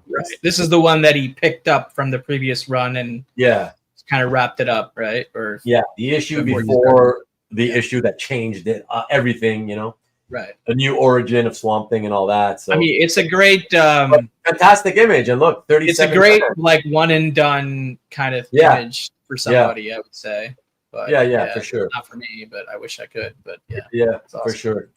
And then they had from the same issue a 2 second and third page with Arcane, which is really, really cool. And that's 27,500. So I love both of these. Very, very, very fun. I have no opinions as to whether they're high or low, but I just love them. And let me see. Ninja Turtles, that's for you, Kabi. What's issue 5 page, 16. Yeah. Is that low or high? I would say that it's for a first. This is the issue 5, like from the first 5 issues. It feels like, to me, it feels like, you know, what I would expect. You know, I don't know. Oh, okay. For this, but it's not my favorite page, I would say, from the first 5 issues, but it's still got a lot of turtles on it, and that's it. It's very early Eastman layered. So I think you know the third panel where they're all there, but they have those really super goofy looks on their faces. And they're like compressed into that. So you know, but still, I mean, it's just like owning a page from the first, you know, first 6 issues of Star Wars, owning a page from like the first 4 issues of TMNT or 5 issues of TMNT is well, I think by issue 5 it was no longer magazine size for TMNT. So just the 4 issues. So I guess it's one after the magazine size era, but comic book size. It's still amazing to me. Yeah, I love it. So this one's for you, Mike. Of course, I have to show them. Mike Dellery in the house, NSN Art. His favorite series of all time. Preacher number 4, early cover. Like, I'm kind of shocked at myself that given how much a lot of them have been going for, I expected just because of the early factor. I thought that this would go for more than 20. But I don't know. I guess Reacher fans are more about like, what's the image going to be about? What is it showing? Who's on it? And they don't really care, I guess, about the whole, you know, early or later part of the run factor. I don't know. But Mike says early issue price bump. I don't know much about these myself. Oh, okay. So he considers 16,000 or 20,000 already a bump. Okay. I thought it'd be more. Okay. I'll take your word for it. You know more about that than I do for sure, Mike. I like this one better just because, that's kind of cool to me. But it went for cheaper. Number 10. I see Cosmo Kramer from Seinfeld when I see that. Okay, you can see this good. But let me just quickly, just for the ladies. That's nice. I just love the brush work. It's so phenomenal. That's why I love this. I'll take 100 of these Johnny Comet strips as long as they have a woman on it, rather than say that that King Kong female painting thing, you know. But again, that's just me, you know. But roughly, I mean, I think the illustration quality of this is amazing. Yeah, I just don't have a connection to it beyond the art. Yeah, sure. But fun thing. 8,750 for anybody wondering. 8,750, which is right around what they kind of tend to go for with a one panel female on it. So let me go. Anybody interested? I'll just quickly tell you this was $42,500 for the prelim. This one was $22,500. And this one, I believe, $57,500. See, I like this. Again, I like that this. one's amazing. Yeah, that's cool. Yeah, that's really, really, really neat. So, and then the naked woman, the nude girl, was $47,500 just for these little sketches, man. Wow. Wild. Look at this specialty piece. I believe it was a portfolio piece for Watchmen by Dave Gibbons. $81,000. That's pretty wild. Isn't that kind of comparative to what the actual Watchmen pages go for? Well, let's check it. Let's check because there was a few. Check it out. There's a couple here, right? I mean, not anymore. Unfortunately, not anymore. Look at this one. $112,500. Okay, but let's look at the great one. There was a great one with Rorschach. $212,000. Yeah. That's wow. That is so just, oh my God, out of this world, man. Yeah, and especially from like the perspective of those of us who've been around since, like the 25 years ago and older, when you kind of remember these things selling for maybe just a couple grand, it's like, wow. Yeah, Marcus is saying, I love these results. I wonder why. Well, that's because he's a multi-billionaire. Exactly. And he's just trying to make me look like I'm the billionaire, but it's him. He's the real one, But yeah, fantastic for whoever sold Ruben that. does watch The Watchmen. Exactly, Rick. Oh, and then one more. Watch lists The Watchmen. Yeah. The only thing I kind of liked about this is the third to last panel because it's kind of like it reminds me of the cover of one of the covers. How much was this one? 40? This one ended up going for 40,000. Yeah. Yeah. And then we have Armando Gil. And that's from that What If the Hulk Had Killed Wolverine, issue 50 from the second What If series. And this one sold for $8,750. I don't find, because the Watcher takes up so much space, I don't find it's a, super strong piece. But yeah, it just goes to show the popularity. I would love it if the Watcher thing was like small and in the corner, and instead there was a big Hulk and Wolverine scene or something. Exactly. But it just goes to show how popular it is for like any vintage pieces with Hulk versus Wolverine. Oh, sure. Yeah, everybody, they're always super high demand. So let me go to the next one. Oops. Oh, look, it took so long. I've been signed out. Okay. Are you going to see? Everybody decode Ruben's password. Let me see. Don't hit that show button, buddy. Yeah, you can put us back on just the three of us, right? While you do that. He could. What do you mean? Just go back to the three, Kavi, you and I. I think he's back. Right. Oh, okay. Yeah, but it's okay. It's fine. Whatever. The same thing happened last time. It's fine.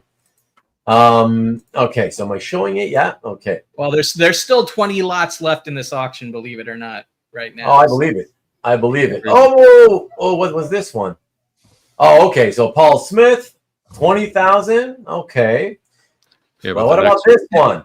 Ruben's password Imodium. The Wolverine tax definitely got this one. Oh yeah, for sure. What was the Paul Smith? 106? Okay. 106 and a quarter, yeah. My God. Holy smokes, man. These things they've quickly skyrocketed in price. Is this one of those issues some people are putting together, or is that a different one? No, not only is this not, but the one that was being put together, which I believe is 172, is no longer being put together. Gotcha. Yeah, it's full. It's official. Yeah.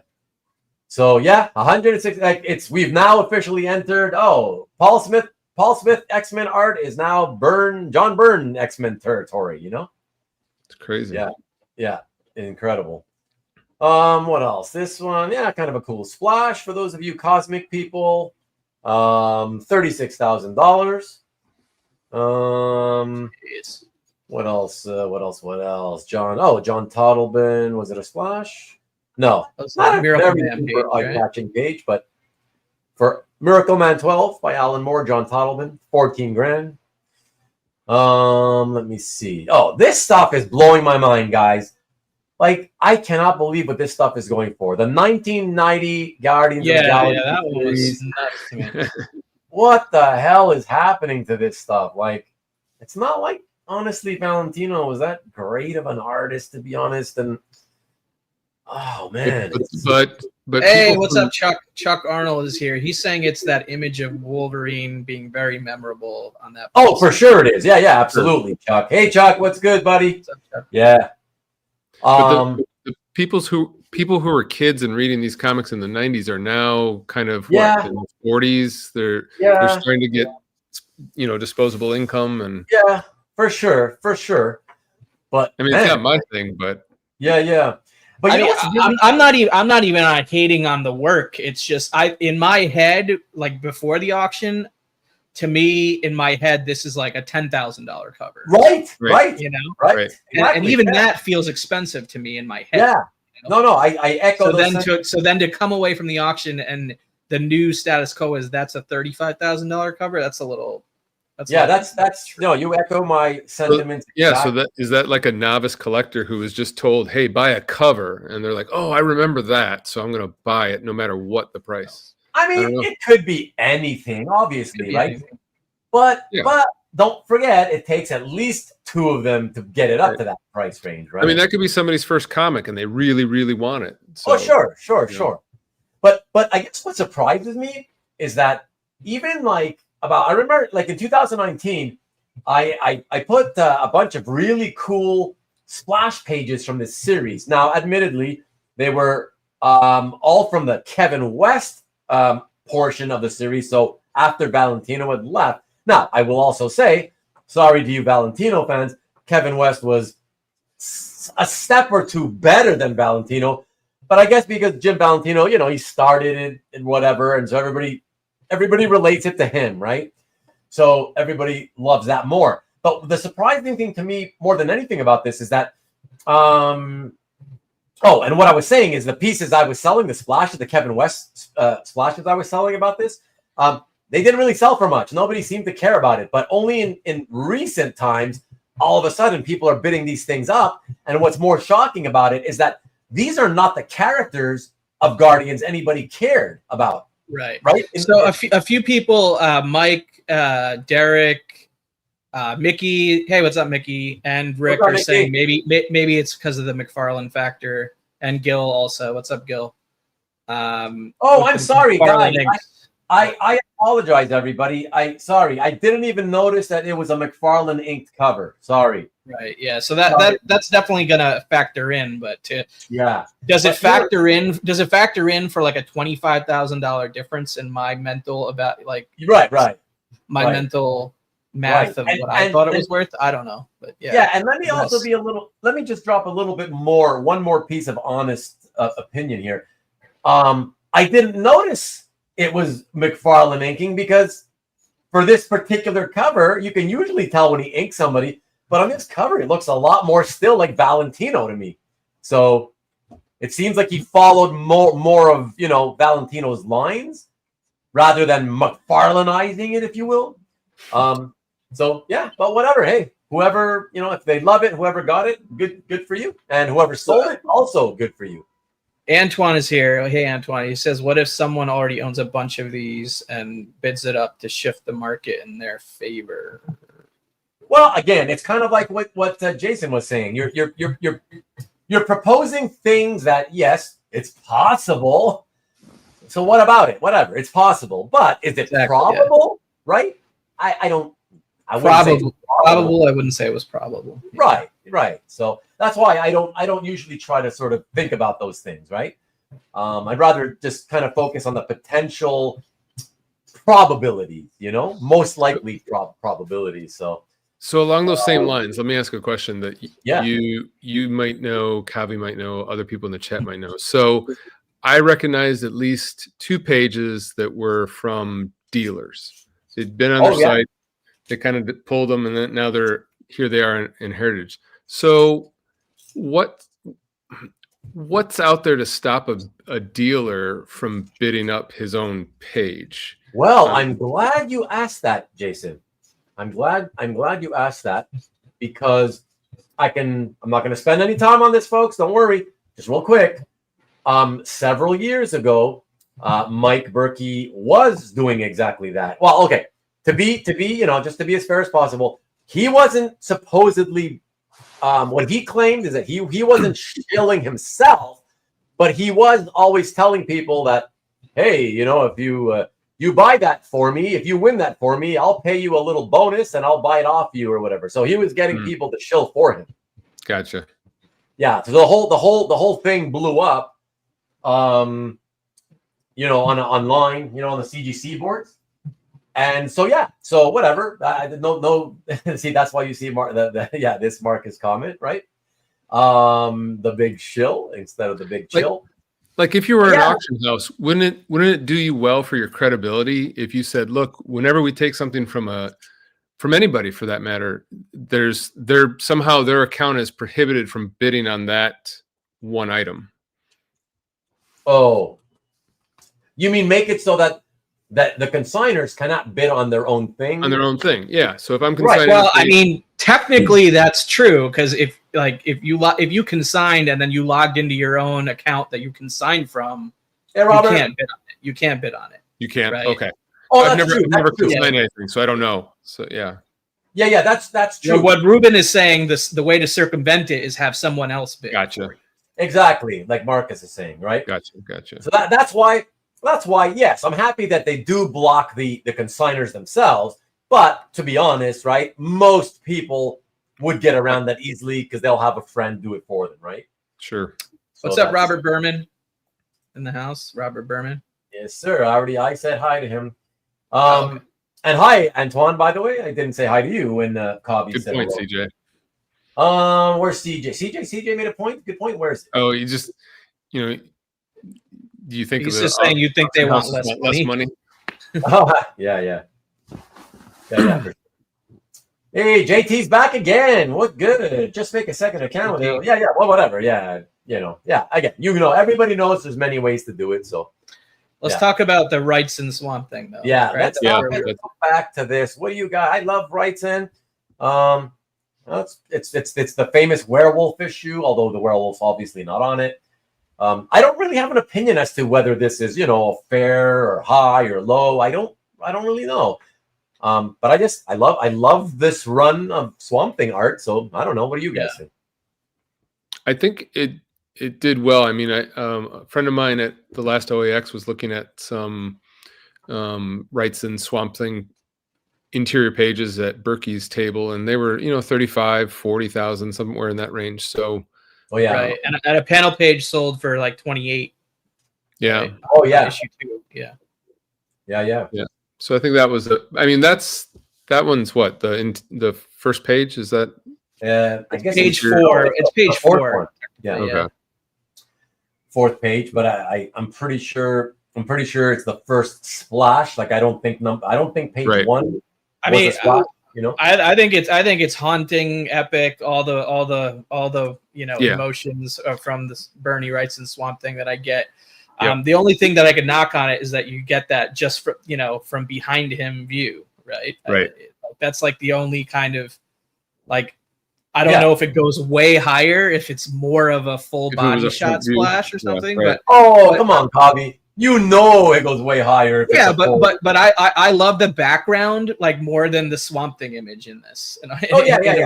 You know what I'm saying? Like it's to me that's what this splash is about. It's about that. Yeah. For me, it's the whole gothic aspect. Yeah, it's got that gothic vibe. It's got the heavy Wrightson inks. It's heavy. It's a good page. Yeah, so beautiful. Awesome. Again, a classic werewolf issue. So good for you. Congrats to the buyer who owns it. And hopefully, if you're the seller listening to this and you made money, great. Congrats to you as well. Anybody love the Cult? 32,500. If you guys remember, I think it was the first issue cover sold at the last auction. Don't remember what it sold for, though. That's what I wish I could remember.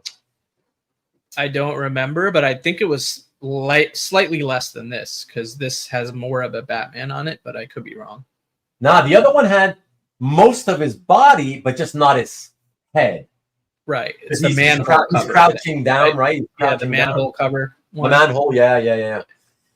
Very simple, but yeah, I think for me, I think people wanted this because rights in Batman back in the day, and okay, there you go. Only four covers to the series, and yeah. But let's see. Oh yeah, a Tom Yates Saga the Swamp Thing. Wow, not even very early, of course. Only the third Alan Moore issue. Yeah, So 2 issues after the final one. So yeah. So that's pretty awesome, and I love the fact that it's hey look, Kavi Pieta. Mm-hmm. Yeah, it's great, man. Swampy carrying. Consider, I mean, the 21 cover is super important. I agree, but just 2 issues later, it's a great cover. Yeah. And, 42.5. Yeah. Right. Yeah, that's nice. And 20. What did 21 sell for? 192. Yeah, 192, I think. Yeah. Yeah. So yeah, no, congrats to everyone. Rich has got to call it a night, so he's saying good night. All right, Rich, have a good one, dude. Night, Rich. Oh, and before we go on, don't be shy, Jason. I know you had said you could only maybe stay for 90 minutes or so. So don't be shy. Hey, if you gotta go, you gotta go. I know it's be past that mark, so yeah, it might be a good time. So yeah, okay. Wasn't the link in the description or something? If anyone else wanted to hop on, or let's say bye to Jason first. See you guys. See you, Jason. I appreciate you coming in, Jason. Thank you very much. I appreciate it, man. Have a good week, everyone. And hey, Jason. Yo. Let me reach out to you either tonight or tomorrow about that State of the Hobby show, and we'll talk about it, and you'll let me know. Yeah, sounds good. All right. Thanks, see you guys. Bye. See ya. Night Maki Poo Poo as well. He's calling tonight. Good night, Maki Poo Poo. I appreciate it. Have a good week yourself, Michael. And good nights to Jason as well, of course. A couple of good nights here. Good night, Jason. Stanley, Matt knows you love him. Trust me. I've told him that you love him and you wish he was on every episode. All right, but he's not going to come on today. Well, unless he pops in and he wants to, because anybody can jump in, guys. It's a live studio tonight, so that's true. That's what I think too, Marcus. He just didn't want to tell me and disappoint me, But let me put this real quick, guys. Where is it? Banner. I'll drop the StreamYard in the chat as well to make it easy for people. Yeah. But just to remind you guys, it's down below the video in the description. The link to jump into the studio is there. If anybody wants to jump in, be happy to have you. If you've got opinions on anything, happy to have you jump in. But let's keep it rolling. And let me get that off the screen. Let me see. All right, so where should I go to next? I feel like I can't even keep Secret Wars. Yeah, man. There's so many great pieces. It's hard to skip. Even when I want to skip, I feel like I can because there's so many good things, right, to talk about. $45,000 with pretty much only the Human Torch and the new Spider Woman. I mean, to me, it's insane, but people have been going crazy for the last several years for Secret Wars art. What do you think, Kavi? Yeah, I mean, I think that's just kind of the trend with this, with the Zek Secret Wars stuff. This is a title splash page. Yeah. I mean, for that kind of money, I would hope there was Black Suit Spider-Man on it, not everybody else that's there. Not that there's anything wrong with the characters. I'm just saying it's just a lot of money. Yeah, for sure. Those of you again who are in my age range, Marcus wants to know why you skipped the Sal Buscema cap cover. I don't think I had that. I didn't see one. Well, I'm assuming he means why did you not track it? I don't remember which piece these were referring to. Because I don't really particularly care about if you're talking about. I'm assuming you're talking about a 1970s era Buscema cap cover. I never really read a lot of the Bronze Age Marvel stuff, Marcus, so it doesn't appeal to me as much. Late 70s, I have a lot more interest, but not necessarily in all the characters. So yeah, and you can't track it all, right? So that's all. But look at this. This is interesting. You guys who are my age-ish or around my ages, remember the good old days, early 90s, when Zek was doing the covers here on Batman 10 Nights of the Beast, and then these crossovers, Terminator with Terminator. And so this cover, $18,750. I don't even know what to say because they don't really come up very often. So I don't know. Is it a lot? Is it fair? Is it cheap? I don't know. But I will say, I don't know. I would probably ask like Daryl or somebody, Daryl Reitz or somebody. Yeah, Daryl's. I don't know. He's never here though. But yeah, I never really liked the Batman as much on this one, just because it looks so bare. You know what I mean? Like it's just. Gil says he thinks it's sold at a good price. If we're caught up to the same piece here, I don't know if Gil's. Oh, is that Gil L? Yeah. What up, Gil? Yeah, and this one came with the prelim. Let me just check real quick. Yeah, it did come with the prelim. Yeah, multiple prelims, right? I think. Okay, so this is the cover, and then okay, I see. Yeah, nothing special about the prelim, anyways. But yeah. Okay. What else could I get? So inside back cover, not the front cover, but an early Cerebus issue, number 3. 13 grand. I don't know, for such an early thing. To me, it seems lower than I would have expected it to go. I don't know. Is Rick back cover, inside back cover, so you don't even see it like. Oh, true. You don't see it even if you have like a clear backing board, you don't see it on the back. Yeah. You open it up and look at it on the inside. Yeah. These were special to me. They had like 5 pages of very early Omaha the Cat Dancer appearances from Bizarre Sex. Her first appearance was in number 9. And this is a story from number 10. And I love this stuff. And this stuff started going much higher than most pages have gone in the past. But again, it was the earliest Omaha stuff ever. This was a $4,000 piece. And up until this weekend, $4,000, to give you guys context, $4,000 was reserved for the pages from the regular series that had full-on hardcore sex. Because those are the ones that go for the highest. So yeah, to see this one not have any of that, no, not even any nudity. Wow, $4,000. Yeah, so it was pretty cool to see. I'm not going to show the other one since I'd have to like log in to see the pictures or whatever. So we'll skip that. Yeah. Those are all from the same book and the same kind of price. Same story. Right? Yeah, same story. Yeah, I believe they were 5 consecutive pages. So let's see a cover. Action. Bill is saying, Ruben, being a Cyborg Superman fan, I thought you would also follow the Deathlock art. Don't see it on your list. Deathlock? I don't know what that means. Let me. I don't know. Let me come back to you and see. Being a Cyborg Superman fan, I thought you would also follow the Deathlock art. Oh, just because he kind of looks like a cyborg or whatever. I like Deathlock. Again, there's 820 some odd. I can't track it all, So there you go. Shit! I hope I didn't just see a spoiler of that boxing match. I didn't get to watch it, obviously, and I didn't even get to see the results yet. But I guess that was the result. I mean, I didn't highlight them, but I guess you paid attention to the chat. I did. I just jumped in because I wanted to see Gil's comment or whatever. So, well.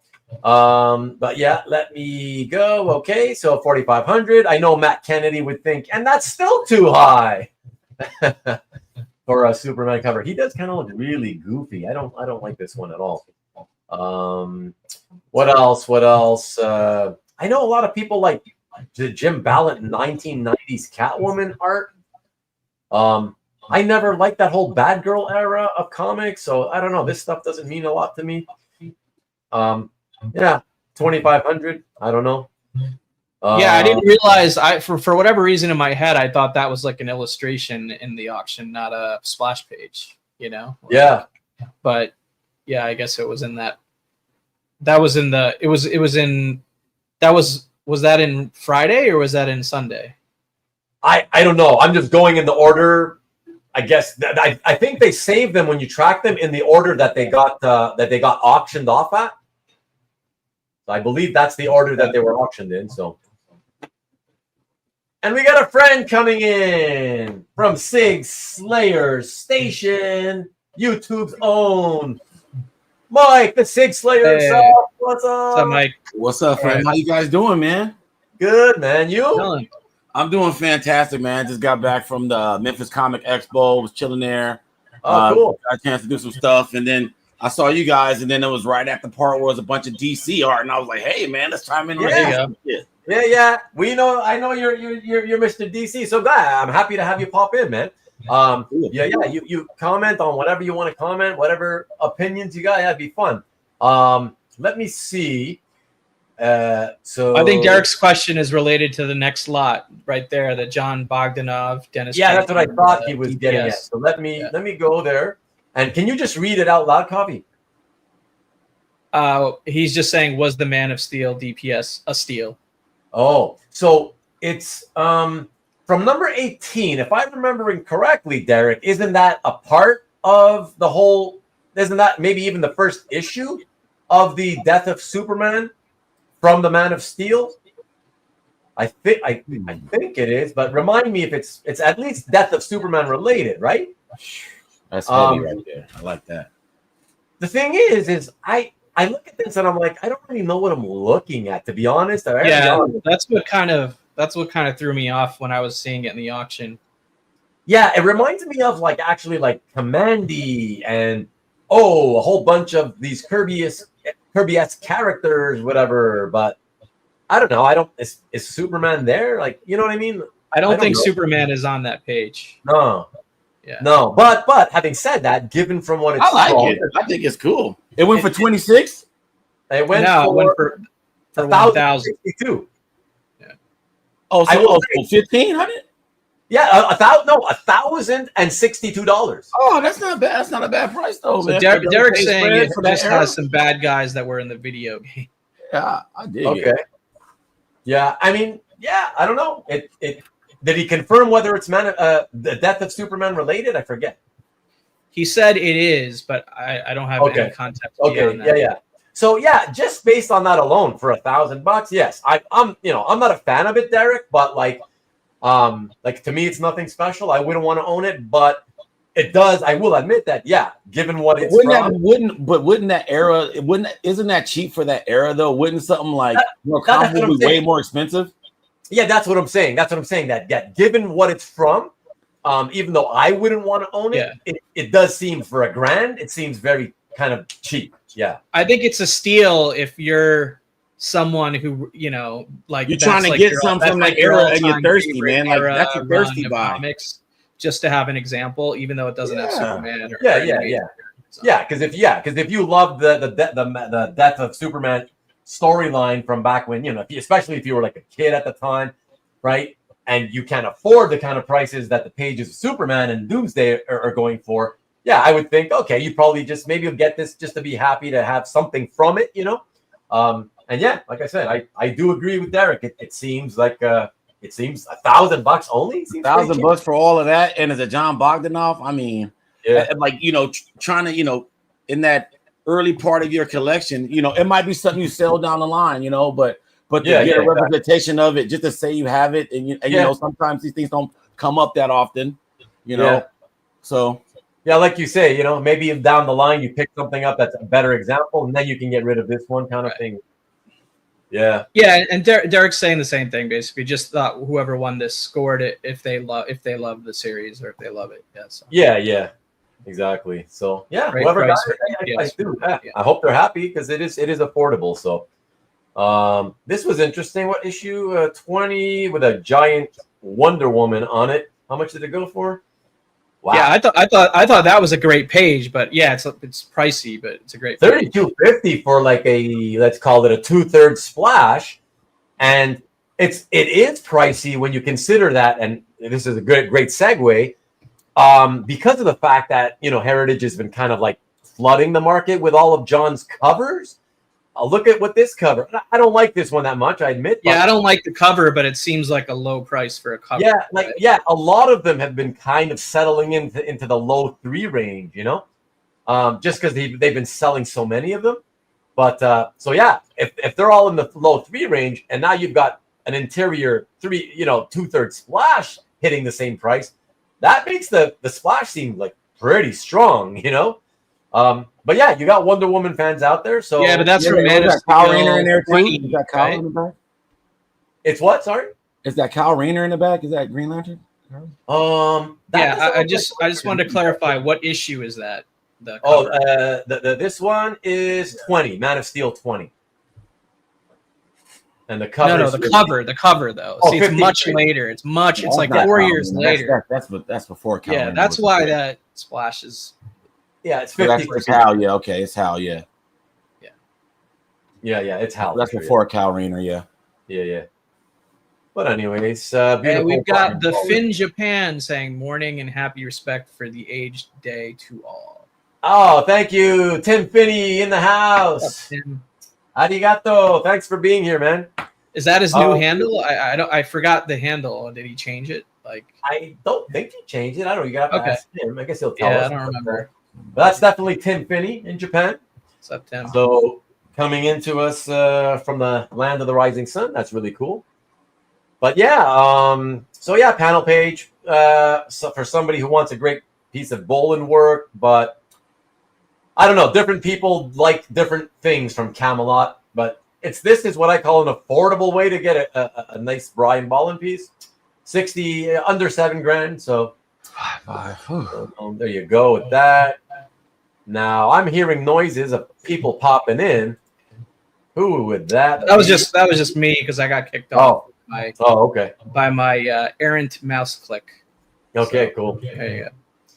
Here's the Animal Man cover with the I love that. Nice. That's nice. Why was that on Sunday instead of Friday? This was Sunday?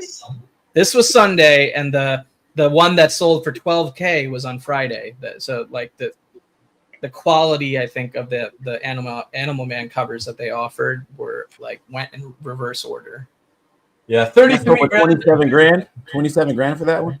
33,750 with the fees, with the buyer's premium. So yeah, so that's what that. So basically, 34 grand basically for this. 34 grand. Jeez. Yeah. Yeah. Let's take a quick look at this one, everybody. Sorry. It's gorgeous though. Yeah. Yeah. Look at that. Of course, as usual, Heritage's scans always wash out the inks. I hate that. Mm-hmm. You know, lighten them up a lot. Yeah. Yeah. So that's fantastic. By the way, you guys, do you hear me? I keep hearing myself all of a sudden. Yeah, I'm hearing the echo too. Yeah. Yeah. Okay. I'm not. Now. I'm not, but I don't know. It went away. Yeah. Went away? Yeah, I don't know what happened. It's weird. Okay. What else? What else can we look at? Wow, that not very good Frank Bruner Doctor Strange tryout page. It's still cool, and it's from his amateur period, but wow, $4,250. Interesting. Mm-hmm. Okay. I thought that Rich Buckler codename Danger cover was I like that cool. cover. Yeah, I like that illustration. Like, I knew nothing about the book, you know? Yeah, me too. If I knew anything about the book and liked it at all, I would have threw a bid in at, $1,200 because the illustration is so nice, but I know nothing about it. So, yeah, I just like the girl at the bottom there. Yeah. That's nice. really It cool. was a great layout. Yeah, $1,500 for an 80s cover, right? Yeah. So That's pretty fun. good. That's pretty decent. Yeah. What else? Whoever was talking about me not was it Gil or was She's he? got legs and knows how to use them. Yeah. Oh no, Gil was talking about Deathlock. Marcus was talking about. Yeah. See, I got some Deathlock here, Gil. I was looking at some Deathlock. What did this go for? $57.50 seems really cheap to me. I don't know what you guys in the chat think, but Yeah, I mean, this is early Deathlock. I don't know, for a really cool kind of title page. Seems reasonable for a title DPS, right? Yeah, yeah. Then we got Sal Hulk 202, basically just under $10,000. Oh my God, dude. When I think about my Hulk art collection that I used to have, and I look at this and I'm like, just this one piece, 10 grand.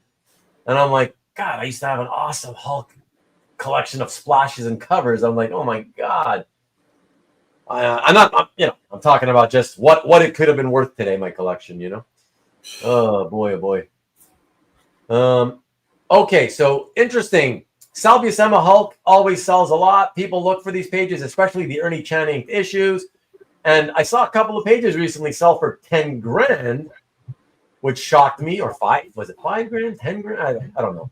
But this one only 3. So compared to the recent ones I've seen, to you Sal and Ernie Chan Hulk fans out there, I think you might agree this one seems very low at 3K.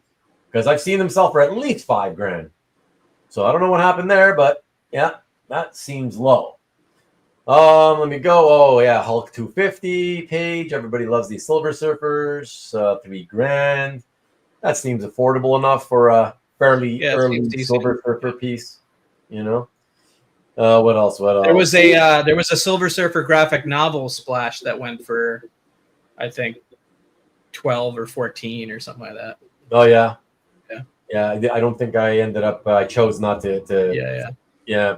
Follow that one. Another FF page. What else? What else? A Sensational She-Hulk by Byrne. That was a Cyclops FF page, right? By the Cyclops, the Skrull Cyclops, or the Skrull Cyclops. Yeah. Pseudo Cyclops. Yeah, I like this. I would rather have this than the Cyclops page. But yeah, similar prices: 6,800 and 6,200.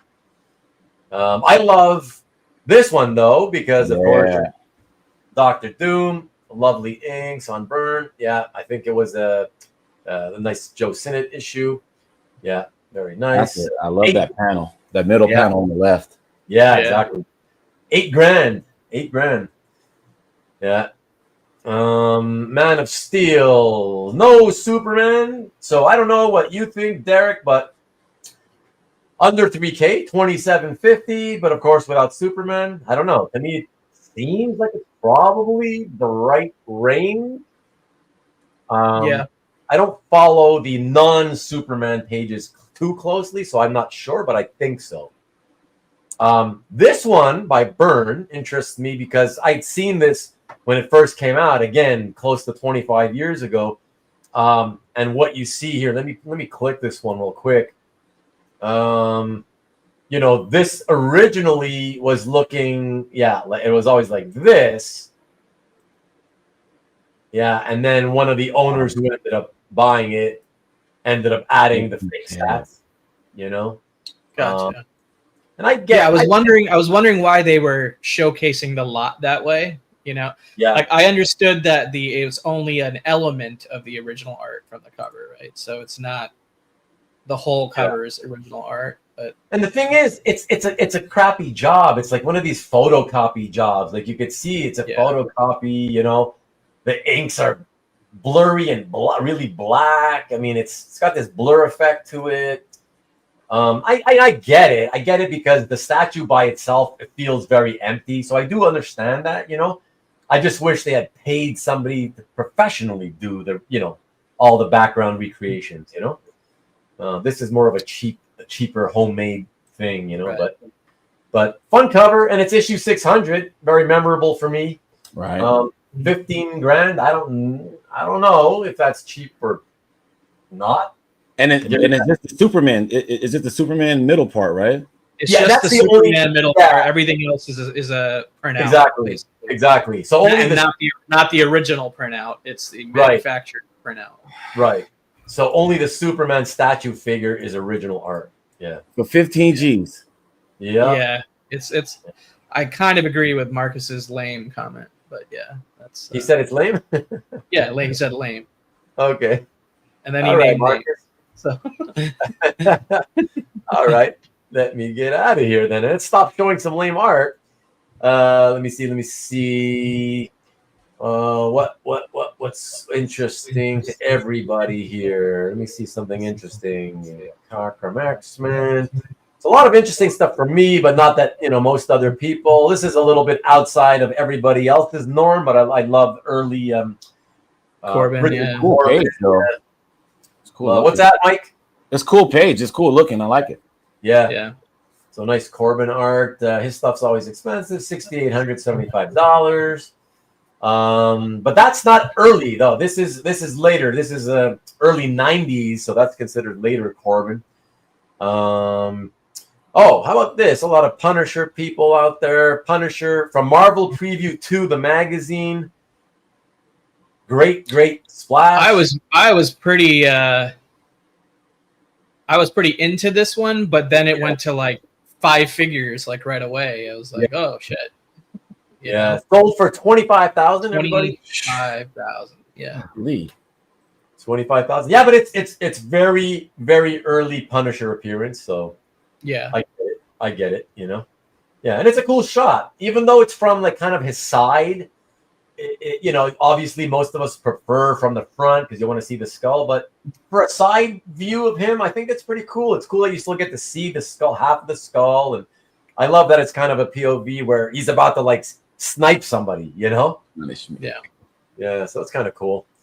And then check this out. So that was 25, and then from the same issue, same story, a panel page featuring him in every panel, basically, $8,437. So, I think honestly, I probably would rather spend $8,400 on this panel page and own this one in action than 25 for this one.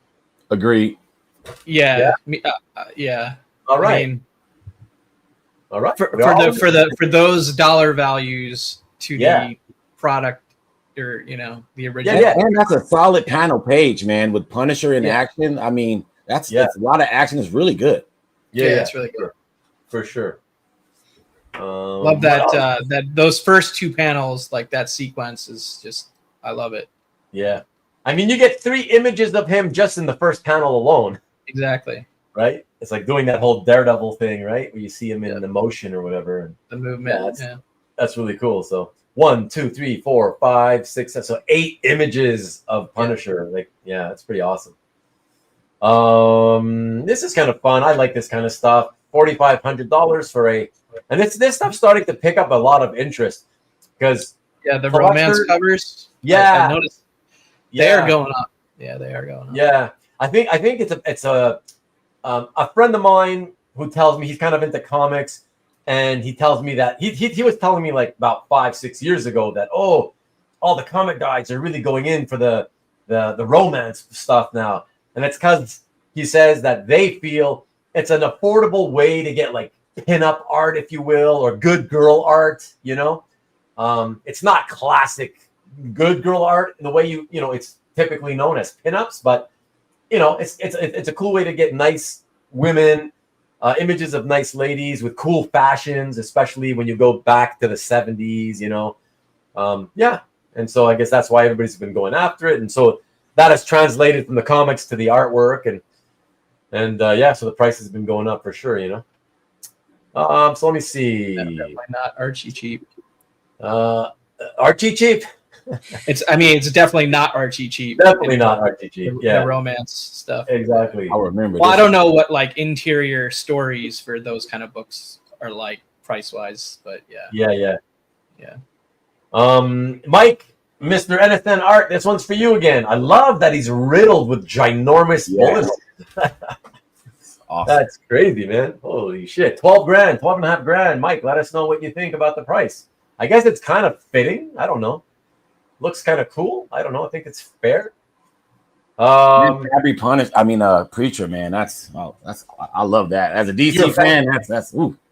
Are you a fan? Did you read that series, Mike? Oh yeah, Garth Ennis, to me, he's in my top 5. So like the only Marvel stuff that I read and enjoyed was his Punisher Max series. It's awesome. I love Punisher Max. That's a great book. Yeah, it's a good one. I got the omnibus. I got the omnibus for those. Yeah, it's awesome, man. Barracuda. Garth Ennis, Punisher Max, for Marvel. Oh yeah, it's a great series too. Okay. Yeah. I'm not. I found that I'm not usually liking anything that Ennis writes because everything's so over the top violent or over the top sexual. It's just it's too much for me. I don't need that, you know. Yeah, especially. Yeah, I mean, that's how the publishers kind of utilize him. They bring him in to do the right extreme types, you know. Yeah. But still within the acceptable limits of right Big Two publishing, you know. right. But the dialogue in it is so good. It's like it reads like you're watching like a Scorsese or something, or like The Wire, because it hits different aspects. I love The Wire. Yeah, I love me some Wire, Mike. Yeah, like the Mother Russia was great. So where he goes against the Russians, and then he's going against the mobs, and he has the gangsters. So you get all like Garth Ennis is great with the dialogue. So like you can like hear the voices in your head because the way he spells it phonetically is awesome. Yeah, Marcus, I like I like Pacifist. I like Pacifist Punisher. That's the series I enjoyed. Mac Bolan approved indeed. Yeah, the Executioner, baby. All right. Hey, how about that Romita Senior inked Ron Friends title splash? That seems reasonable to me. 4,500 or whatever. This? No, below that. One below that. Oh, hold on. Oh, that one. Yeah. The thing is that I don't see Romita Senior on this. To be honest. Yeah. You know what I mean? It was that era where, right in the middle of like, this is probably 2 years, 2 years into the beginning of the crash of the market. So, where the publishers were all kind of like, try to, ink it up like the Image guys, And so it doesn't have its classic ink. So I would like it more if there was more than just glass shards. Like if there was some other kind of background behind it. I agree with that too. Yeah. I don't know. 4,500 though. I guess so. But then again, I gotta say it's only Romita inks, and again, it's not even classic looking inks. You know what I mean? It does look kind of like very 90s influenced stuff to me. Yeah. So I wouldn't even have thought that Romita had anything to do with this piece. Yeah, I kind of gotta admit, yeah. Oh, okay. Here's who was it that mentioned Wonderman? Wow. Somebody said, I think it was Tom said something about Wonder Man, but I don't know if it was this or some other thing. It has to be this. Wow. From the Oh, I think this was the one shot. Oh, yeah, by Kerry Gamble. It was that Wonder Man one shot with the Sienkiewicz cover. Yeah. Okay. Yeah, funny because nobody ever really bought that as a new comic. Nobody ever bought that as a back issue. Nobody ever cared, but this one page, great images with the whole, center Avengers team and everything, but $3,500? Like, I don't know. That's a lot of money to me. Wow. So yeah, if it was you, Tom, or whoever it was, please speak up. But yeah, it was him. He says it was him, and then yes, it's the one shot. And I think he said that he didn't win it. He let it go. Yeah, let it go. Yeah. Because I think earlier when he first brought it up, he was saying like, I think he was trying to say like that was a lot of money, Mm-hmm. Yeah. Marcus is saying good price, but I'm not sure which. I'm assuming he's talking about Wonder Man, but I don't know. Good price on this, Marcus, or on this? I think he means Wonder Man, or he's being sarcastic. I don't know. Or he could be joking with Marcus. You never know. Let me see what else. Adam Hughes. This went for what they typically go for. I wonder if Scotty went for this. He loves the Spectres. Scott Brown and Hoarder's Hide himself. So I wonder if he's interested. I don't Loner Ranger is back. Hey, Loner Ranger! Wow. And he's talking about the super cheap early prices on the Watchmen stuff. Okay. Hey, remind him if it feels like he might be actually kind of behind with the feed. Remind him to maybe refresh. Well, he says he's been looking at the rewind. Oh, okay, cool. Thanks for dropping by again, the Loner Ranger. this guy, I love this guy. I mean, he's in the UK, so it's like 3 in the morning there, 3:15 in the morning there for him. That's awesome. I love that. Thank you so much, man. But yeah, I like that. I like that early Adam Hughes Justice League stuff.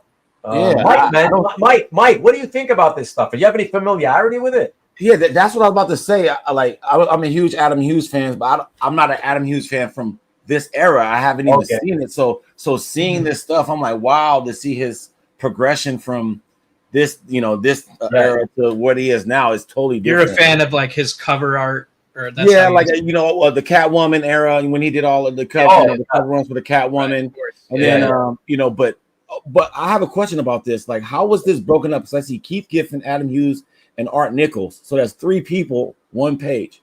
Oh, because Keith Giffen always he did wrote the layouts. The right. He would write the story, but then he would, on a separate piece of paper, like a computer piece of, a printer paper or whatever, he would lay out. He would draw like 9 different rectangles, and he would do tiny little layouts really quickly to provide for the penciler, especially in Adam's case. But he did it for a lot of people.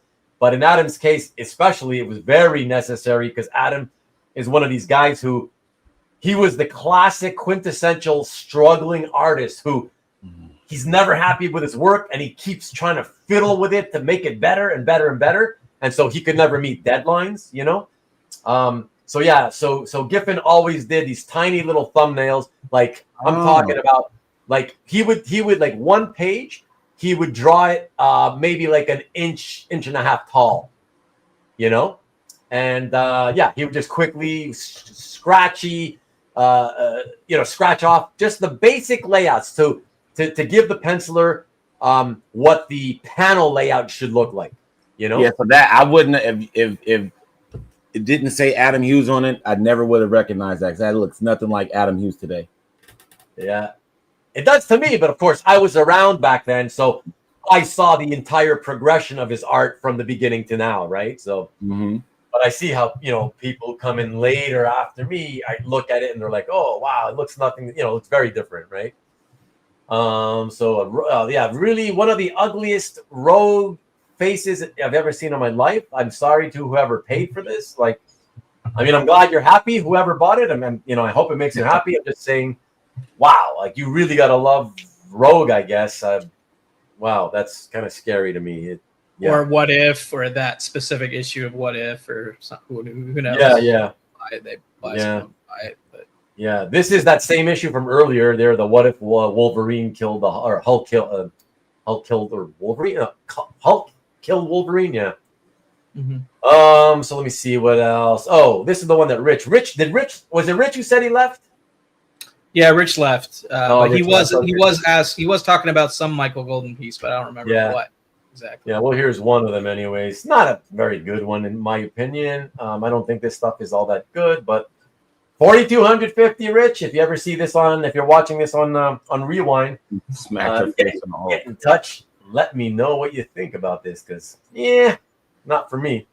And Rickster, did Rick Welch leave, or he's still here? Was there a lot of other Michael Golden art in the auction, or was that like? I don't think there was a lot.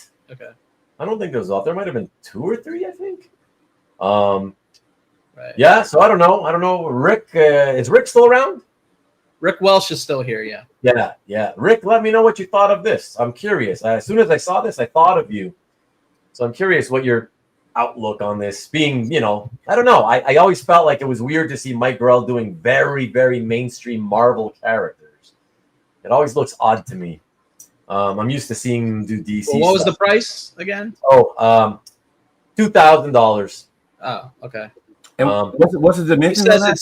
He says it's too busy for him. I kind of agree. It's just but cover.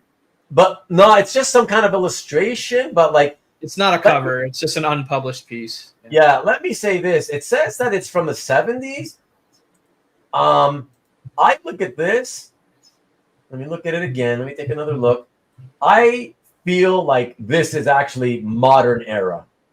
That's what it looks like to me. Yeah, it looks modern to me too. A modern take on the 70s. This is But, he did this much more recently than the 70s. So unless someone took absolute pristine care of it for no. I can see by his years. style. I can see how the evolution of his style. Yeah. No, there's no way. And it just doesn't seem like something he would be doing in the 70s. Exactly. You know what I mean? Yeah, exactly. Okay, so let me go back. And what else do we got here? John Greinberg. Okay, for anybody who cares about Superman. Yeah, Derek, what did you think about this one?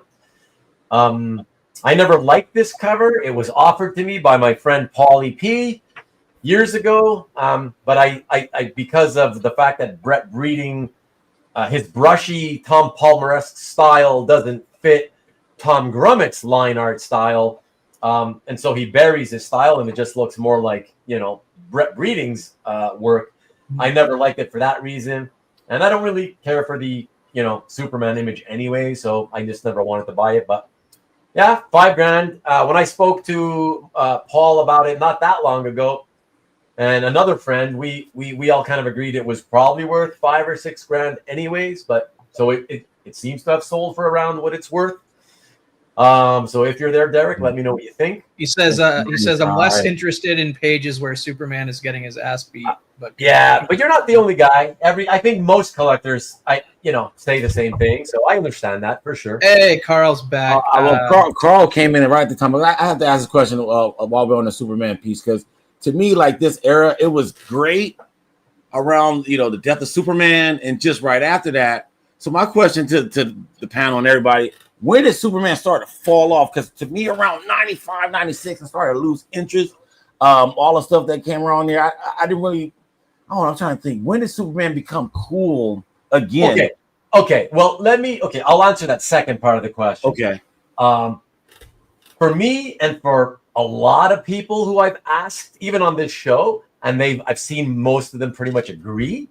And it was not long ago, I said, even though the character has been around like 87 years now, he didn't really like his best run, right? Of stories, a combination stories and art didn't even happen until after Crisis. And when I said that, several people chimed in and they said, yeah, I agree. I agree with that 100%. Yeah. And for me personally, I would say my favorites were right after Crisis. So, when John Byrne took over. Yep. Right? Yeah, Man of Steel. All the way. And I really loved, I know that a lot of people always focus on Death of Superman, but I really was loving Superman, the four Superman title or whatever. Maybe it was 3 originally, but the Superman books leading up to the Death of Superman. I loved it in those years. And I would say after the whole death thing, and maybe a couple of years after the death, but I think a lot of people I've talked to kind of mentioned what you said, Mike, where they feel, I don't know if it's mid 90s or either, I don't know, 96 to 98. Right. It might have started to get kind of weaker again, Yeah. I thought that was like it was cool, and then it's like it gets to a point where it's like, that's too 90s. That's not the 90s that I want, Yeah. So Tricky Trapster is here. What's up, Tricky? Good to see you. What up, Tricky? Marcus says Superman Blue. I don't know if that's a joke or a specific title reference. He knows. He knows. I love the costume design of Superman Blue. I love that, but I've never read actually those stories. But I will say the consensus does seem to be that those stories, that's the whole Superman Blue, Electric Superman. Most people do not like it. They did not like it. But I love the costume. I will eventually read it. I'll catch up to those years at some point. Tricky says 5 years ago Superman got cool. I'm not sure which specific run he's talking about, but I like the Peter Tomasi run. The Peter Tomasi was good. Yeah, that was. I love the Peter Tomasi run. As far as modern. Let me just chime in and say, and I again, it's something that I have said before, even here on the channel, that people, I didn't read that, and people at the time were also I was so surprised that people were like, when they started telling me this, when they had made that big announcement that Bendis was going to start writing it, right? At that time, I started getting friends saying, like, because I was like, yeah, hey, what do you guys think? Bendis going to go to DC, he's going to do Superman. And I had friends going like, oh, man, shit. Tomasi's run that he's been doing, it's probably like, I haven't read, it may be one of the best runs ever. That's how good they said it was. It's really good, man. I actually got really good. I don't like ranking things, especially if I've only read it one time. But yeah, that's tough. Yeah, but it's pretty good. Matt's here. He says Superman was dull until Alan Moore wrote him. Yeah, the two-parter leading into Crisis. He's talking about. Yes. Yeah. So he's basically right, because that's kind of the first really cool kind of well-written story, and then Crisis happens, and then Byrne Carl says 0 Hour was great, got a bit uneven from there until 97. I dug when Superman Blue came along, but bowed out when Superman Red came along. Yeah, that wasn't that long after though, right? Right. So, yeah. But yeah, by the way, hi Matt, good to see you. And Bendis is coming, and then he went. Yeah. Yeah, because I was excited about that, man. That was a big letdown, dude. Yeah, and exactly. Nobody really. One of the main things about Tomasi, before we move on, is that he made John Kent cool. So like he was cool, and then Bendis got to him, and then the end. Yeah. Yeah, I'm gonna have to go again. That's so much to read, too little time, right? But I will love to read that at some point. Yeah. Yeah, and sorry, yes, obviously, yes, Matt and Marcus, yeah, the DC Presents was really fun, and the annual, the Mogul annual for sure. All right, then after that this was the one that I couldn't decide if I wanted it or not. So it was the World's Finest 3 featuring Superboy and Robin, sorry. And in my head, I was like, well, it's probably going to go for around somewhere between 25 and 3, maybe even slightly more. And then I was like, you know what? I don't know that I want it. And if I do, I don't want to pay more than 25. But like I told you guys earlier at the top of the show, the decision was taken out of my hand because I was busy on the weekend and forgot all about it. And then it sold. But it sold for right around where I thought it would go. So $27.50. So yeah, and yeah, no regrets on missing out. So I'm good with that. Secrets of Sinister House, very cool. Neil Adams inking here. A very fun, cheap way to get some Neil Adams art. That's really why I wanted to see what it would sell for. $875. Neil Adams inking Rich Buckler, I believe it was. Yeah, Rich Buckler. This is something rare, guys, that we don't see much happen at heritage auctions. Something with a reserve price, and then a reserve price not met. And they were looking for $5,000. Right, it's got a 5K buy it now on it. Exactly, because that was what they wanted for it, Yeah, I don't know. To me, it seems like I wouldn't want to give you $5,000 for a panel page just because it's, I don't know, Hildebrandt Brothers. And I'm not honestly a big fan of their work in superhero stuff. And I've said this before. I don't think they really those guys ever had a feel for the superhero genre. I like more of their hard-boiled crime, sort of sexy femme fatale girl stuff that they've done. But superheroes, yeah, I'm not a big fan of their work. I don't know, it just looks weird. Stiff and odd. I don't know, but I guess people agreed with me because nobody bought it, So this, anybody know about this Gen 13 stuff? I never read this back in the day, but wow, I love that first panel. 15,000. I know there's a rabid fan base for it. Yeah, I never got that into it, but it's pretty popular, I guess, amongst a very specific crowd, I guess. Yeah. Really love the shadows on the girl in the second to last panel too. It's kind of a neat shot, but obviously the money's in the first panel. But check it out. Let's compare. So that went for $15,000, right? Tell me what you guys think. Look at it carefully, right? And this is $15,000. And then the other page that followed it went for 21 and a quarter. right? And it's this. Let me know. Look at this for a bit and let me know. And I'll go back and forth if you want a little bit just to remind you. Okay, I'll do that. Are they from the same issue or? This is Ordinary Heroes #1. Yeah, #1. And they're actually 2 pages apart. There's one in between these that they didn't have. #1 issue. So I don't know enough about the title to understand what's important. But But with Adam Hughes, you're buying for the ladies. So just based on that, you know what I mean? Yeah. Lady content, you know. Would you rather have this at 21 1/4 than this one for 15? I'd rather have neither at neither. Yeah, thank you.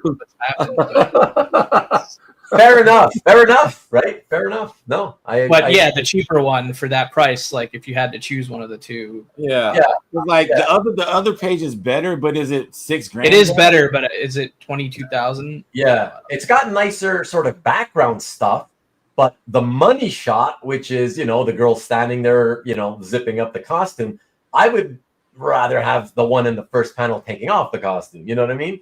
It's it's just sexier. But yeah, it's a tough one for obvious reasons. But because of the money involved, I would say, I'm good with this one at 15, and I don't have to spend an extra $6,000.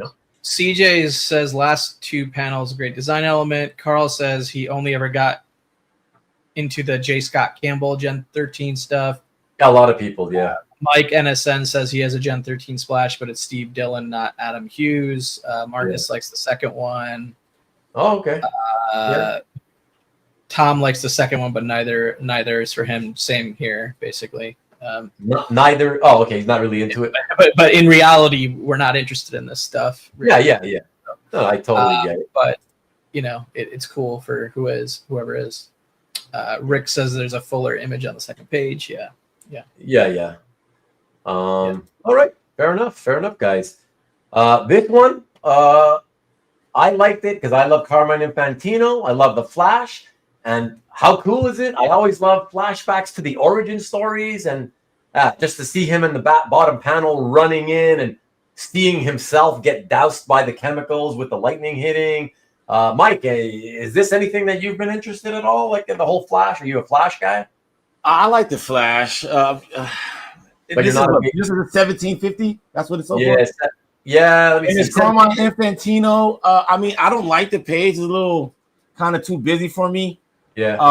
But early 80s page, but it is very kind of busy. Yeah, it's busy, but if I was thirsty for Infantino, and I know a lot of like hardcore Flash fans, this would be a good price if you're trying to get a Infantino Flash. He's the father of Barry Allen. But I just don't like the page though.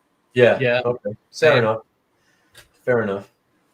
Let me see. Oh, yeah, right. So one of the final... skip over that $30,000 T-shirt. Yeah, that Joker. What's up with that?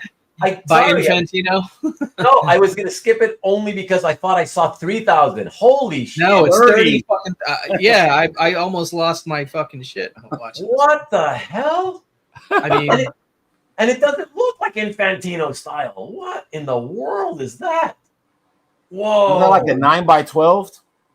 It's let me see here. Let's click on this, baby. If that's a 9x12 for $30K, that's crazy. Let me bit the big one. No, it's 20 by 20 or something. Yeah, okay, it's a big one. Okay, so it's huge. Okay.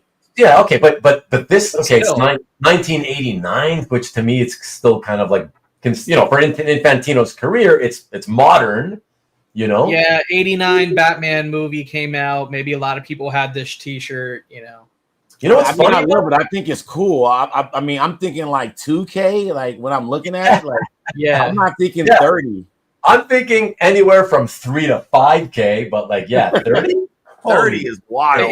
To me, it feels more like a Killing Joke, but not by Boland, right? Yeah, exactly. Like style Joker. Exactly. And if Boland did the T-shirt and on a 25 by 25 canvas, maybe I would get the price a little bit more. But Infantino, it's not even Infantino style. It's so wild. And I think being a year after Killing Joke, you're probably right. It was it's the influence was there because Killing Joke was such a big deal at the time. So yeah, it's not his style. He really changed up his style on this. So, but the ironic thing is this supposed to be a T-shirt I don't remember this image at all. You know, I don't know if you guys saw Maybe it. they didn't get the in t-shirt. 89 too. Yeah, I haven't seen. Yeah, they didn't get that t-shirt in Canada, Ruben. So. Maybe the US exclusive on that t-shirt. That's it. They didn't. Yeah, they don't want the Canadians to have it. Yeah. Hey, Ruben, Cavi, man, I'm about to bounce, man. I just want to say, all right, dude. Yeah, thanks for hanging out and hopping on. Thank you so much, man. I enjoy your Sundays along with my Sunday night football. I watch you guys on the side. No spoilers. No, I don't say nothing. I put the football on mute when I keep you guys on. So that's what I do, man. So I appreciate it, man. Thank you. Thanks, Mike. Peace, dude. Keep up the good shows, man. I keep enjoying them. Thank you, man. I appreciate Someone else hop on and get me some relief here. Sure. Come in and replace Mike, guys. Somebody, whoever. Later, bro. Later. Yeah. Okay. So let's see. Let me go back. And what do we got? What should I go to next? Punisher. Oh, a Flash. Yeah, I wish Nikki B was here. Well, I was curious to see what he would think about this one. Gil Kane. Doesn't look like classic Gil Kane line art. Wait, was that Punisher #1 from the limited series or the? No. Okay. No. The Klaus. I was gonna say, man, Punisher #1 limited series page. Nah. For 2K or 227. Yeah, that's the Klaus Janson stuff from the regular series ongoing. Okay, got it. That's why that's why I was like, yeah, I could skip that one. You know, it's not that. Not that special. Yeah. Let's see what else. Yeah, this was kind of. I must have like taken a break during that portion of the auction because I don't think I saw that one. So. Oh really? Yeah. This is crazy to me. I'm just like some amateur some kid was giving this to. Yeah, here, go color this up, kid. Like, stop bothering me. And it's like, I don't know. You still pay $4,000 for a Western. I know it's Kane, and I love Kane, but those colors destroy it for me. I mean, this is the type of thing that I feel like our pal Matt Kennedy would be here railing against this shit, you know? Yeah, I mean, it's. I would never want to own a post-colored published piece or whatever however you want to call it, right? Yeah. Colored post-production by unknown or amateur. Yeah, exactly. Right? Not the original artist even. Especially when it looks this bad. Like, oh, yeah, that's awful. So yeah, let's move away from it. I do, as you know, love Joe Kubert, and this makes me happy for Joe Kubert, not necessarily for the buyer or the seller, but I just love Joe and I love Sergeant Rock. So it's just cool to see a big close up with a head that large, you know? No, that's a cool one. Yeah. $13,000. And, you know, honestly, for the last 2 years, I've seen that they've kind of jumped up into that whole 10, 11, 12, 13 range anyways. So it's about par, you know. And then I love this one too. Yeah, that one's good. Yeah, that's really, really cool. Wow. And this one sold for 11. Yeah, once again, into the very low 5-figure range, you know, 11 and a quarter. So that's fun. This is blowing my mind, Kavi. Like, this one blew my mind too, and I had to send it to a buddy of mine that collects and, you know, trading cards, and he like sends them in for grading and shit, you know. Yeah. I'm like, check this out. Like, I don't know what this card is worth as a PSA 10 or whatever, you know. I don't know the card, but this piece is what was it, 40 plus? It was pretty crazy. Yeah, it's $45,000. 45. Yeah.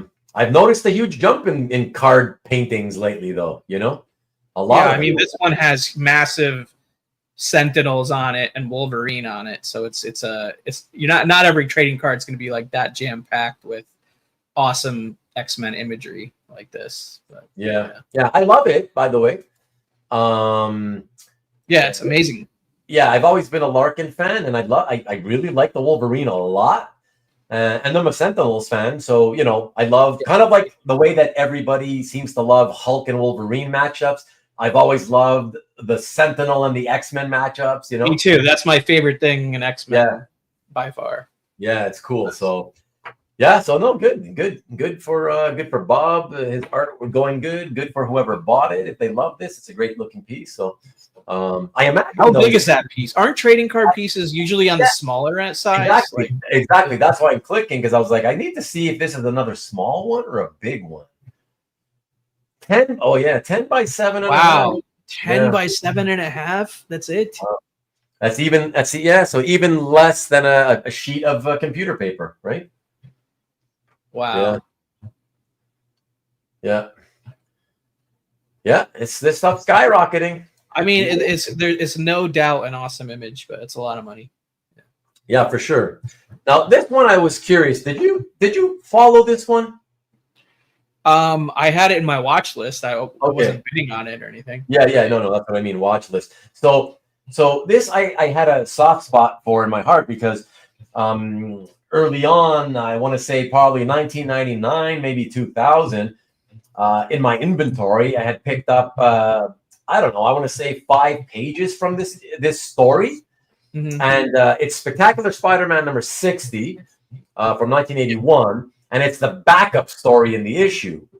And it's basically one of those classic retelling of his origin stories, you know? So I love that, because obviously I'll never get a Ditko Amazing Fantasy page, right? And I had all the great pages from the story, you know, like the it's retold just like an Amazing Fantasy, all the classic images of the robber, you know, and all that stuff, and you know how he goes and tries to make money as a wrestler, you know. And I used to sell those for 150 to 175 each, and it killed me to sell them, but you know, it was my own means of income, so I was like, yeah, I can't keep everything I love, right? So I had to sell them, and to see the splash for the story sell for now $16,000 all these years later. Yeah, that's a lot. But it's not a classic. Like the pages I'm talking about look very familiar because they resemble the Amazing Fantasy 15 pages, you know? Mm-hmm. So it makes me wonder, man, what would those pages sell for today, you know? But I wish I had. What was the other Greg LaRocque? That was a 141 black suit, right? No, the 144. That's what's crazy about it. 26K, dude. Look at this. Oh, okay. I in my head, I thought I had it. Okay, yeah, 144. Okay, yeah. But you know what? Let me show you up close. I believe I'm gonna go out on a limb here. I don't think it's a very far limb. Hey, Hyder is here. What's up, Hyder? Hey, Hyder, how's it going, man?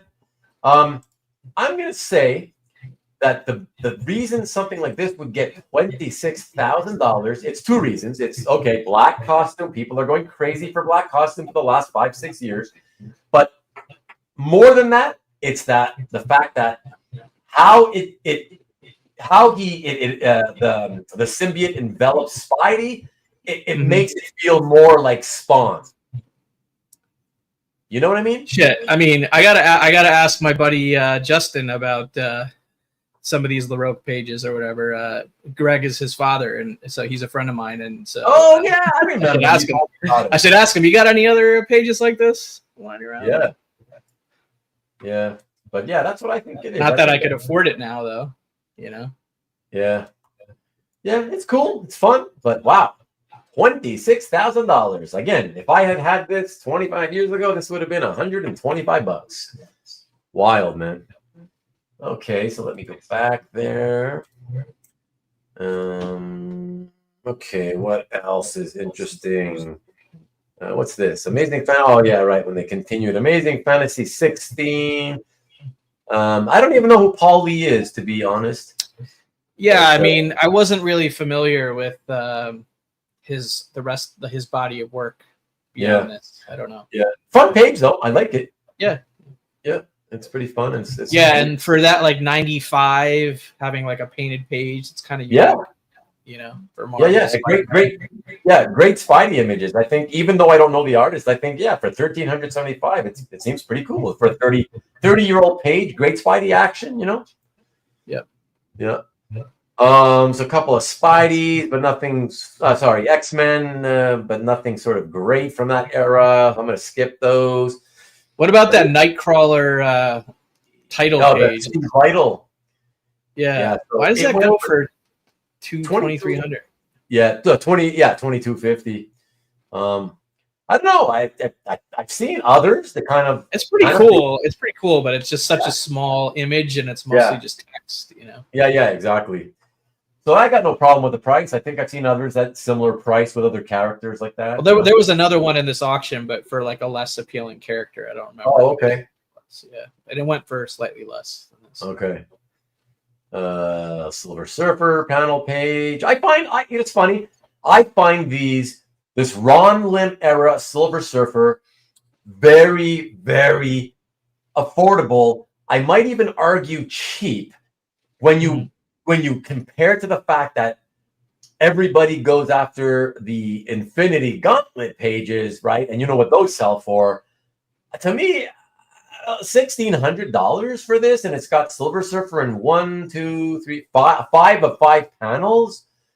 I don't know, man. $1,600 and all those Infinity Gauntlets and even Infinity War, the other two follow-up crappy series, Infinity War and whatever the other one was called, the third one. They sell also for multi-thousands. Like, why would this? I mean, the page after it though goes for 4K, right? So like, is it? Yeah.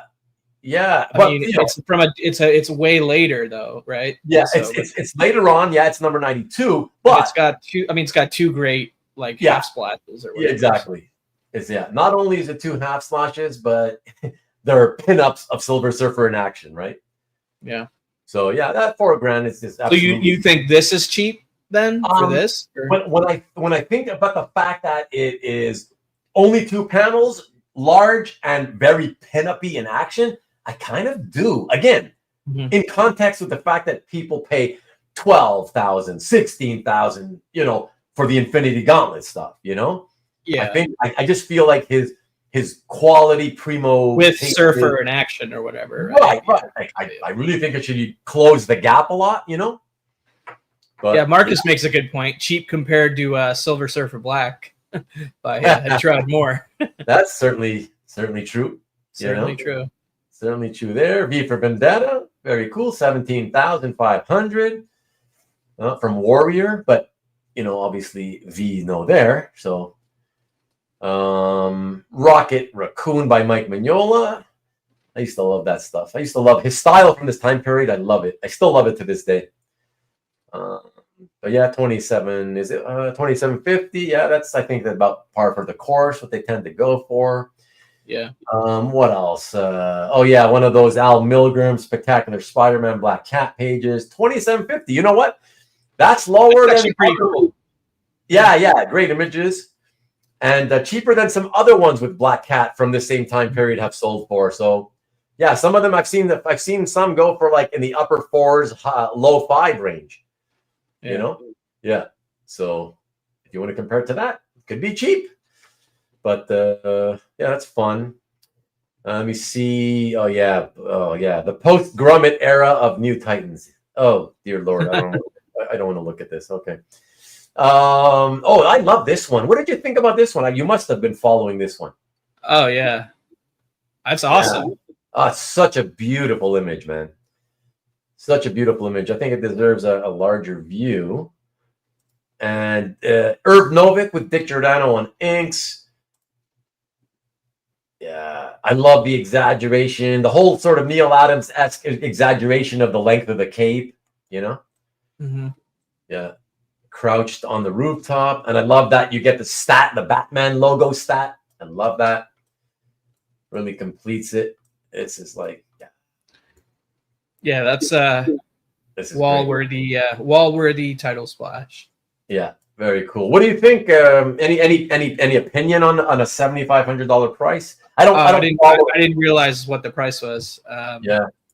I don't follow it closely enough to know if it. Yeah, it's tough to say. I see Herb Novik Batman stuff come up in an auction every week. Exactly. Right? Yeah, and it's like the quality varies and the content on the page varies, and I don't have a grasp on fair market value necessarily, but it's a great title splash to me. Yeah, Marcus thinks Milgram's my favorite. He's happy to see me get a Milgram shown there. You know. Well, I think he was saying that black cat is like your favorite cat. Yeah. But Marcus isn't a fan of the Irv Novick. He's like, you might as well buy Adams. Yeah, but the Adams splash in the same position would cost you that would be or that would be 55,000. yeah, that's definitely multiple 5-figure piece. Yeah, maybe even like 75,000 in that same pose, you know?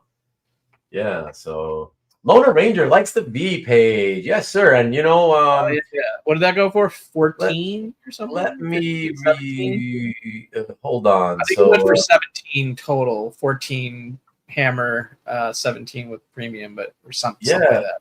17,500. Yeah, 17,500. Let's take a closer look because it was hard to see what was on it. Yeah, somebody getting tortured, I guess. Here. Yeah, drowning him, right? Putting the face in water and pulling it out.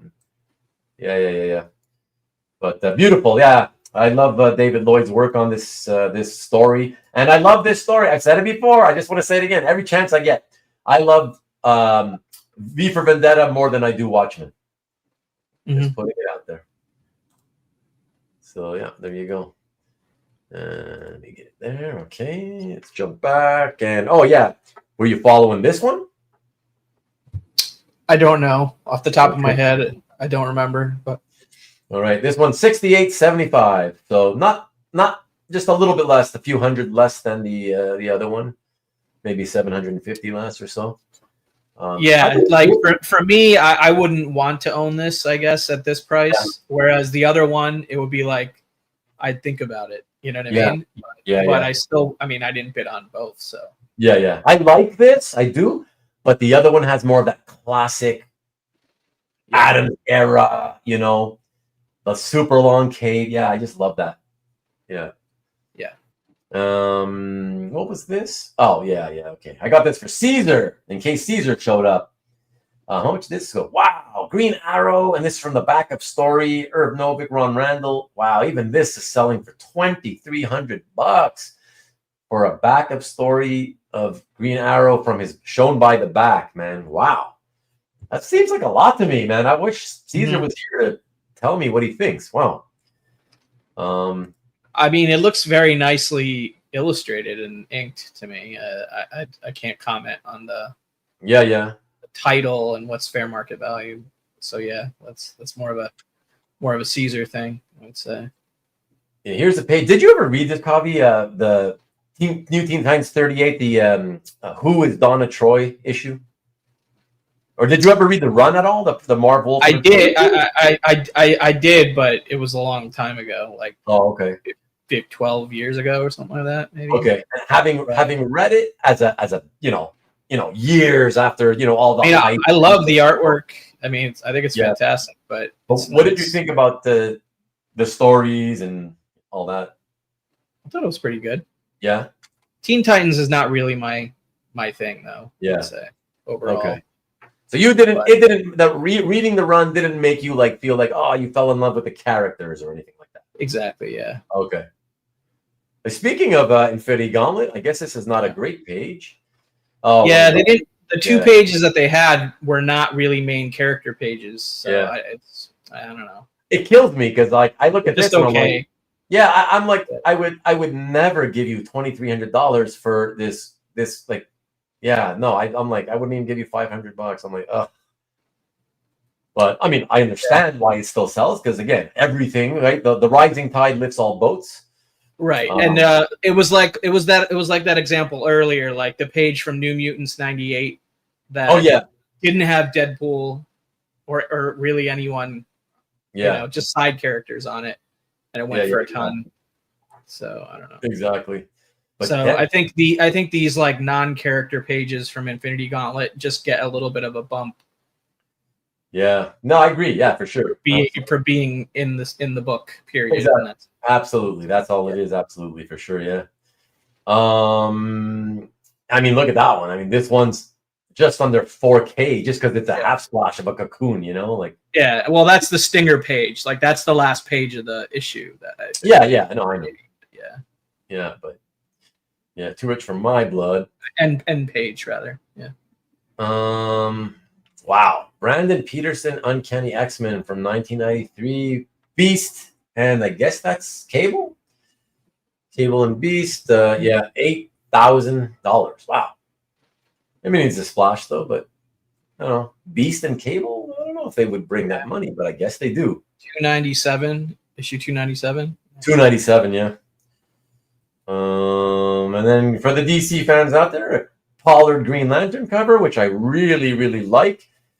And my friend bought this one, so he's really happy with it.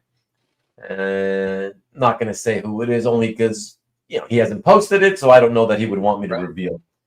But yeah, really great cover. Yeah, beautiful foreground, background. Yeah, that's great. Let me see. How was this? Oh yeah, some women on the Alex Raymond Rip Kirby strip. Very affordable, $1,600 for a Rip Kirby with ladies on it. So that's interesting. Let me see. Yeah, I saw. Yeah, I think I saw that one, and I was like, did that go low or? But I don't. But I don't follow it closely enough to. Yeah. I think it's pretty affordable. Yeah. Here's one with the main sort of female character, Honey Dorian. Later, Carl. Carl's calling tonight. Oh, bye, Carl. Have a good night. Have a great week yourself. And let me see. Cocoon was a good movie. Yeah. We talked about that. Yeah. Yeah. So it's kind of like, I don't know. It's a goofy kind of, her pose is weird. So even though it's one of these bathing suit shots, it's not. It doesn't feel sexy because it's the face doesn't look. I don't know. It just looks weird to me. My favorite part of this is actually Honey Dorian's face in the last panel. Actually. Oh yeah. The expression, Mm-hmm. Yeah. Let's see. What else do we got? So let's see. The redesign, the sketches for the redesigned costume, $5,000 by Ramita. No real opinions from me on this, but it's just kind of fun historic stuff to look at. Yeah, it's a cool process. Yeah, process image, process illustration piece, Yeah. Yeah. This is what kind of really I liked. Or concept. That's more of a concept. Right? Yeah. Process. Yeah. This piece, early from 1992, so before he put out the... that one was crazy. Like, I mean, it's awesome, but yeah. It's so cool. Like, but how much did it go for? $17,500 for a preliminary piece. Right. But it's so cool. Was that the final with the buyer's premium or? Yeah, 17.5. Okay. Yeah, but I don't know. It's fun. I don't know that I'd pay for it, but yeah. Has the final version of that image, like the original art, been out there? Or? No, not to my knowledge.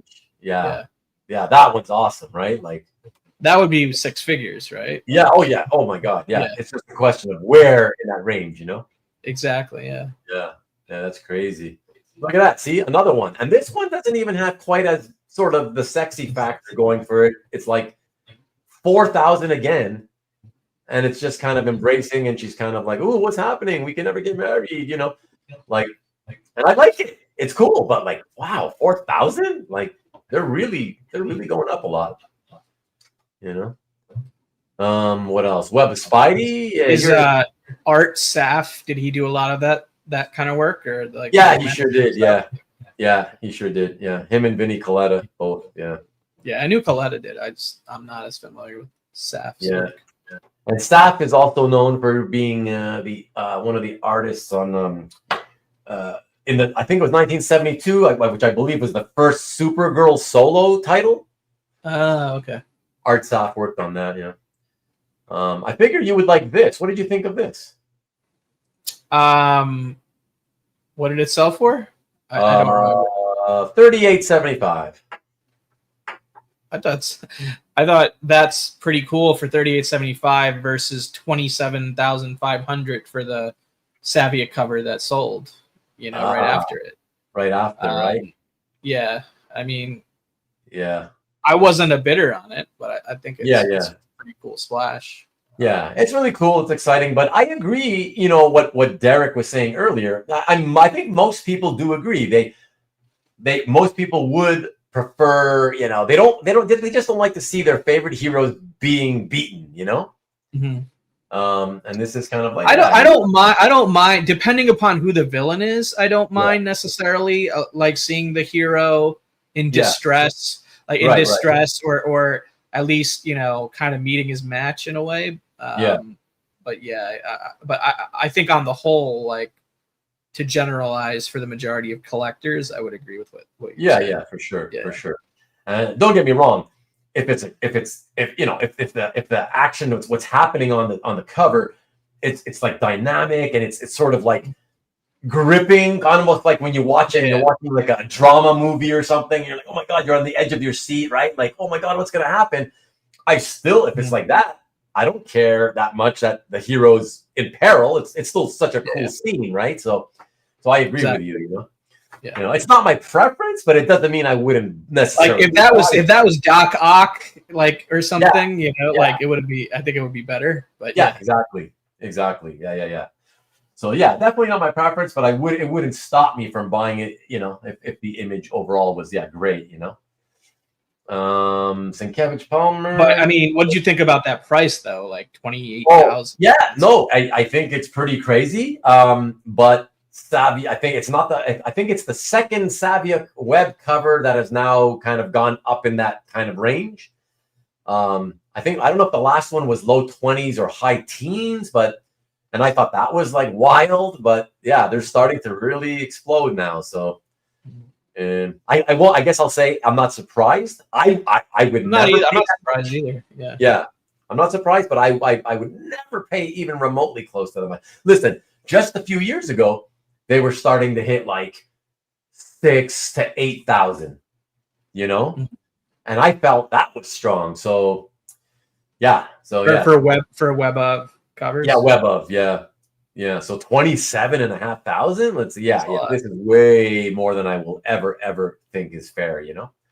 But hey, congrats to the seller. Congrats to the buyer if he loves it. Hopefully they love it, and hopefully they hang on to it at least 5 years. And that's a cool. Preferably 10. And yes, thank you. And preferably 10, exactly.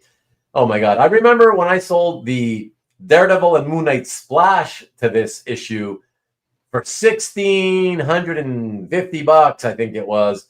And it was like an all-time record for Sienkiewicz art or something, like or Sienkiewicz Moon Knight art, anyways. And that was the splash, for crying out loud. My gosh, now panel page from the issue, $5,500. Wow. That's wild. Yeah.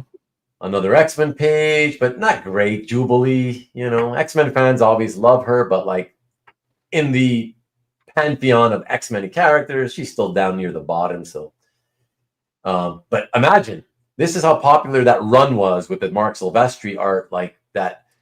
When you only have Jubilee for the most part, and it's still selling you, it's still going to cost you $10,500. Yeah, I mean it's a mix of the rarity of the Silvestri X-Men art specifically, I think, and the character does help too. If the buyer was like a '90s kid, grew up on X-Men the animated series, they probably have more of a connection to Jubilee and the '90s comics. So there you go. There's Mickey jumping in. I agree. Yep, I don't highlighted that already, but what's up, Mickey?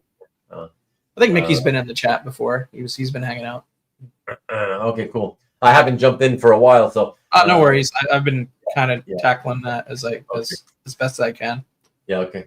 It's just me on a personal level. I hate missing what they're saying. I like to see what they're saying, right? So I wanted to see what you hadn't read one out loud in a while, so I was like, let me see who's still here, you know. That's because I've been doing more talking than I expected with this whole reading off the comments. So I should have brought a like a throat lozenge, like a cough drop or something. I don't know. My throat's getting all.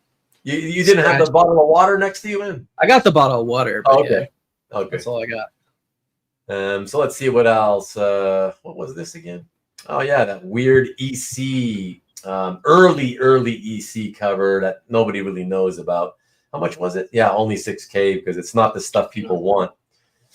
And an unpublished version for only 26. That's actually a deal because there's a lot of sci-fi fans out there, and for a 1940 sci-fi comic book cover, like, wow, that's for $2,600. That seems like a steal to me. But that was unpublished, though, right? Yeah, the second one was unpublished. Yeah. But yeah, EC, science fiction, 1940s. Yeah. Peter Rose going, no. I wonder if that's because maybe he missed out. Oh, really? He wanted it or would have bought it at that price. I don't know why the no. But yeah, it is cool. It's cool. Yeah. Very affordable for sure. And what do we got? Yeah, I thought that Jim Starlin House of Secrets was cool. And like, felt like a Hydra. It felt like a Hydra purchase. Exactly. Yeah. And there he is. I don't know if he was talking about this or the other one. I think he was talking about the other one. But what did he say? He said that is a cool cover, but he was talking about this one. The EC. Yeah. Or whatever before. Yeah. But yeah, he was talking about the EC. But yeah, I like this Starlin House of Secrets too, myself. Let me see a little bit closer.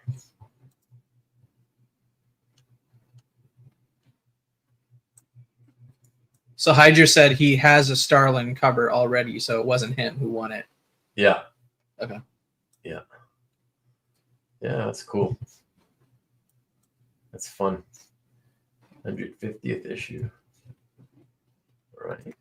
Marcus is saying, but if it went cheap, more likely to come out again. I think he's talking about those EC, that set of EC, EC covers. Yeah, the EC set. Yeah, I look at this and I almost feel like some science fiction fan got a bargain, and who knows, they might think, man, it's too cheap, and they might put it. Mickey gets a lot of sci-fi type stuff too. I know. He's a big sci-fi fan. He's a sci-fi reader in novels from way back. Right. Yeah. So I don't know, Mickey. Let us know what you think about. Well, Hydra says the EC covers were low. Yeah. Even the published one, yeah, because even this one. Maybe I don't know if he means published or the unpublished, but yeah, he said covers. So yeah. So yeah. Were there any like prime, like, A-list EC covers? That Panic one that I talked about at the beginning, that was like the only one, I think, right? In that first round, I think that was the only one. That I can remember, yeah. That's the only one I recall. Yeah. That went, 5-figure level piece. Right. Yeah. I'm actually looking forward to, when I have time to start saving the scans on some of these and looking at the prices that they sold for in the past, because I'm pretty sure this one from Machine Man, I'm not positive, but I think it's been sold in the past, and so I'm kind of to see if it's a loser or a winner. Is it gonna make the next episode of Stop the Insanity or not? How long you don't remember how long in the past? Like, I don't remember it, but I don't. There's so many auctions. So yeah, exactly. It all after a while, it mixes all together, right? Yeah. So a Trimpy recreation of 175. I always love this cover with Black Bolt.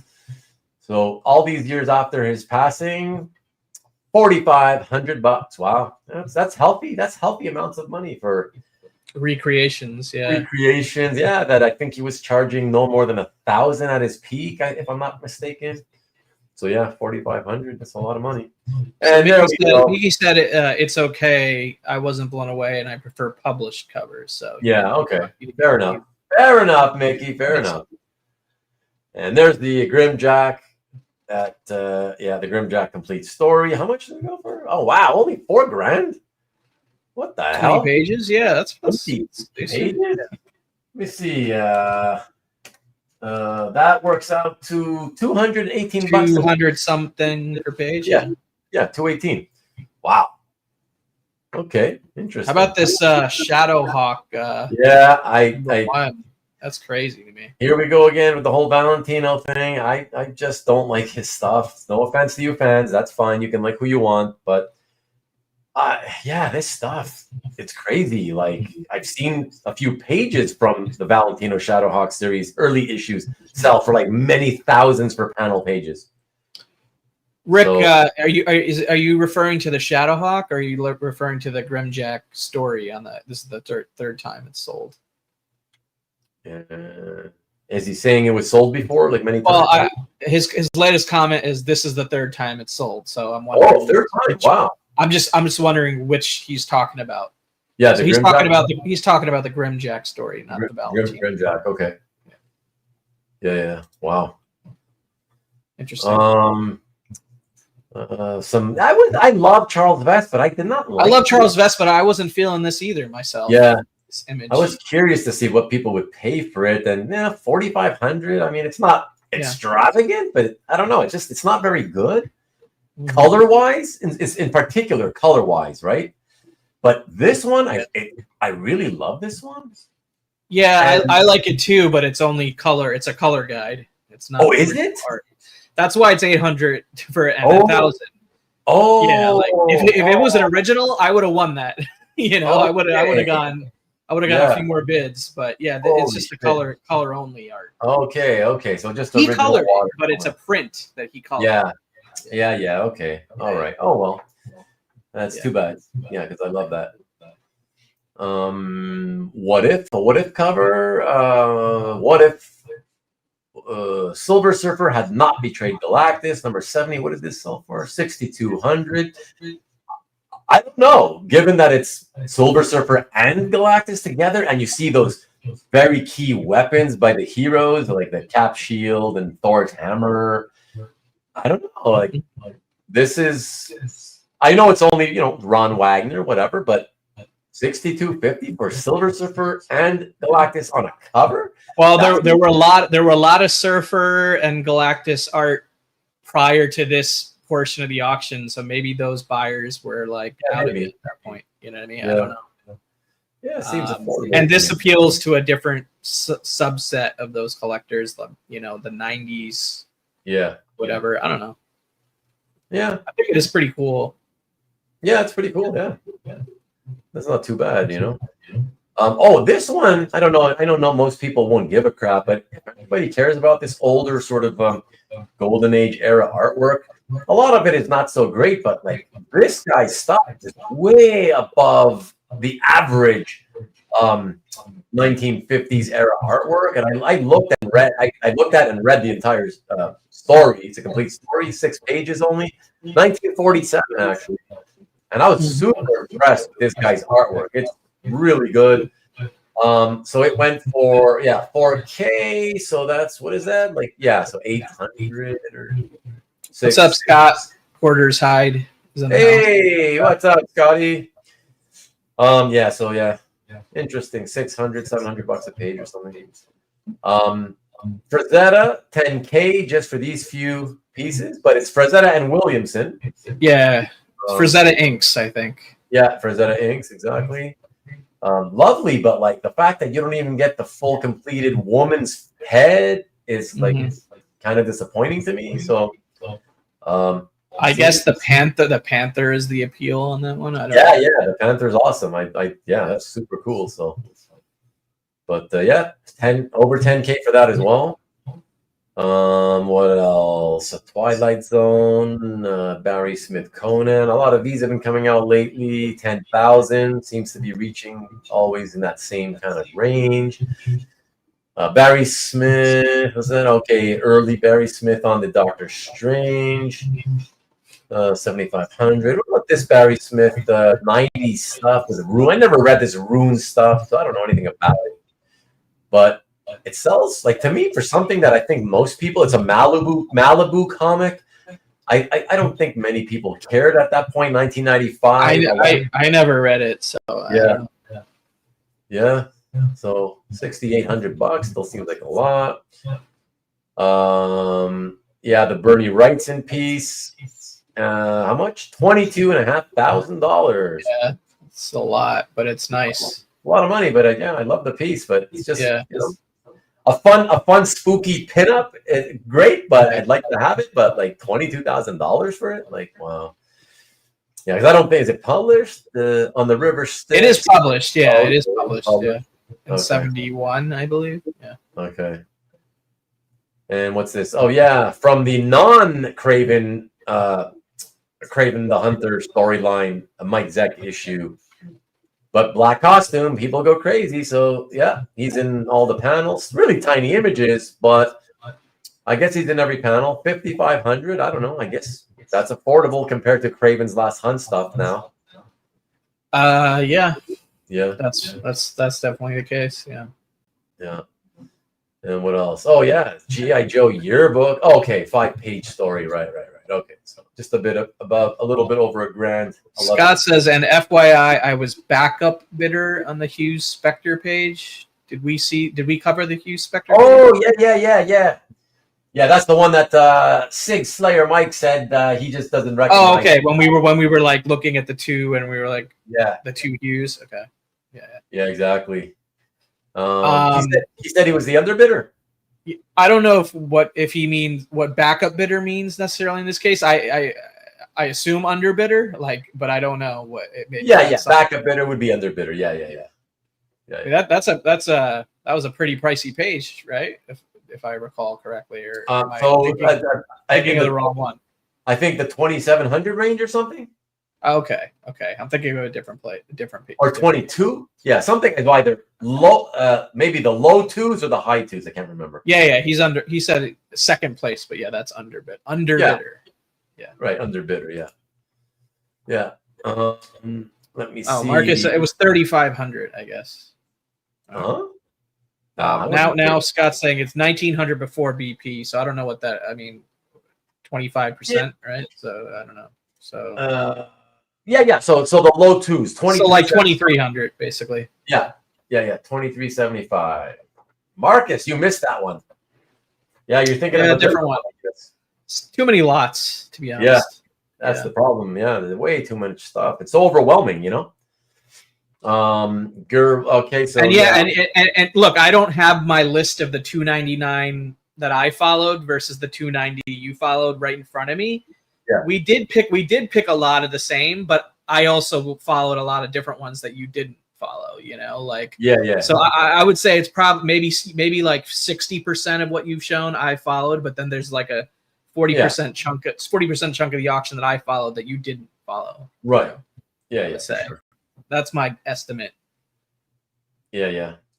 Cerebus, $7,500, number 10 with Red Sophia. I just love the classic Red Sophia panel, and that's fun. That's fun. That's great Cerebus images. So yeah, I love this. Wow, look at the difference between these two. So I know I really like was paying attention to those two because it was at the end. It was at the very end of session 3, I think. Right. That first one went so high, it's like 18,750, and this one's only 8,750. So it's a $10,000 difference. And when you look at it, to me, it's like, okay, yes, I admit I would rather have, if the foreground is going to be, filled with somebody I don't care about, which both of these are, right? It would be better to have a female character. I admit that. But that's what Rick's basically saying too. Jock effect. Yeah, and I admit it. The problem is, it's not like it's some hot, sexy babe. You know what I mean? So that's what makes me think, geez, I don't know. I'd rather, I want to pay for Cerebus. So therefore, let me see. I'd be looking at the Cerebus background image, and I'd see this, and I'd be like, okay, I like this Cerebus image too, but for $10,000, I don't know. It feels like this one ends up being kind of bargainish, But, Marcus says Professor X gets no love. Yeah, I guess not. Oh, and so what happened? So these two Omaha the Cat Dancer pages in the 2-page lots of 2,000 a piece. Yeah, no sex though, so that's pretty healthy. And then they started. I guess this was tonight's thing because they're starting from A again. Yeah, this is now the final 196 lots of art created from the year 2000 onwards. Oh, I see. Okay, right. That's how they broke it up. Right. this session 4. Okay, cool. So we're in the home stretch because I don't think I have too many from this section. I would assume you didn't follow as much of the modern as the vintage. So yeah, no, not quite as much. Yeah. So Art Adams, I don't know. I don't know who that is. So for me, that's like, yeah, I wouldn't buy that. I don't usually like Neil Adams modern stuff, but that was an unused cover too. That Art Adams. Oh, that's right. That right. Yeah. And it was almost 10 grand. Still, I think. still almost 10K. Yeah. Yeah. Unused. Wow. But I love this Neil Adams Miracle Man piece. Yeah. Something weird happened to me in this lot while I was watching it. Like after it sold, it said it didn't sell, but then I had to refresh the page over and over and then it finally showed a number. But like there was like this weird interim period on that lot where it said it didn't sell for some reason. So maybe there was a glitch in Heritage Live's real time tracker or whatever. But yeah, it was weird. It's a great cover though. Great cover.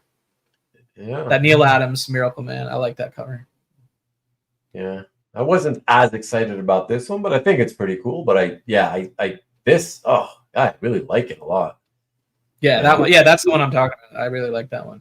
Yeah. I mean, it's not vintage Miracle Man stuff. It's a modern variant cover, but it's still a great image. Yeah. Yeah, great image. Yeah. 8750. And this one, what, 5,500. So all right. Does anybody still care about Walking Dead? I lost interest many, many years ago. But I gotta say, I don't. I read I think maybe the first 20 something issues. Oh, that was it. Yeah, I didn't read the whole book, and then I saw maybe the first 3 seasons of the TV show. Wow. Oh, I thought once upon a time you were a much bigger fan than that. No, not really. To be honest, got into it. Yeah. I liked everything I experienced. I just got busy in other ways and didn't continue. Yeah, sure. And then it started snowballing to the point where there's so much to catch up on that it's like daunting to. Yeah. Try to watch like 18 seasons of TV between 5 shows or something. Yeah, for sure. No, like I can't handle it. I totally get that. But I just want to say that even though I lost interest a long time ago, I expected more for this just because of how people are with their first appearances and Judith, blah, blah, blah. The baby became that cute little girl who was a badass and a kind of, somewhat important character. And her literal birth page, I guess.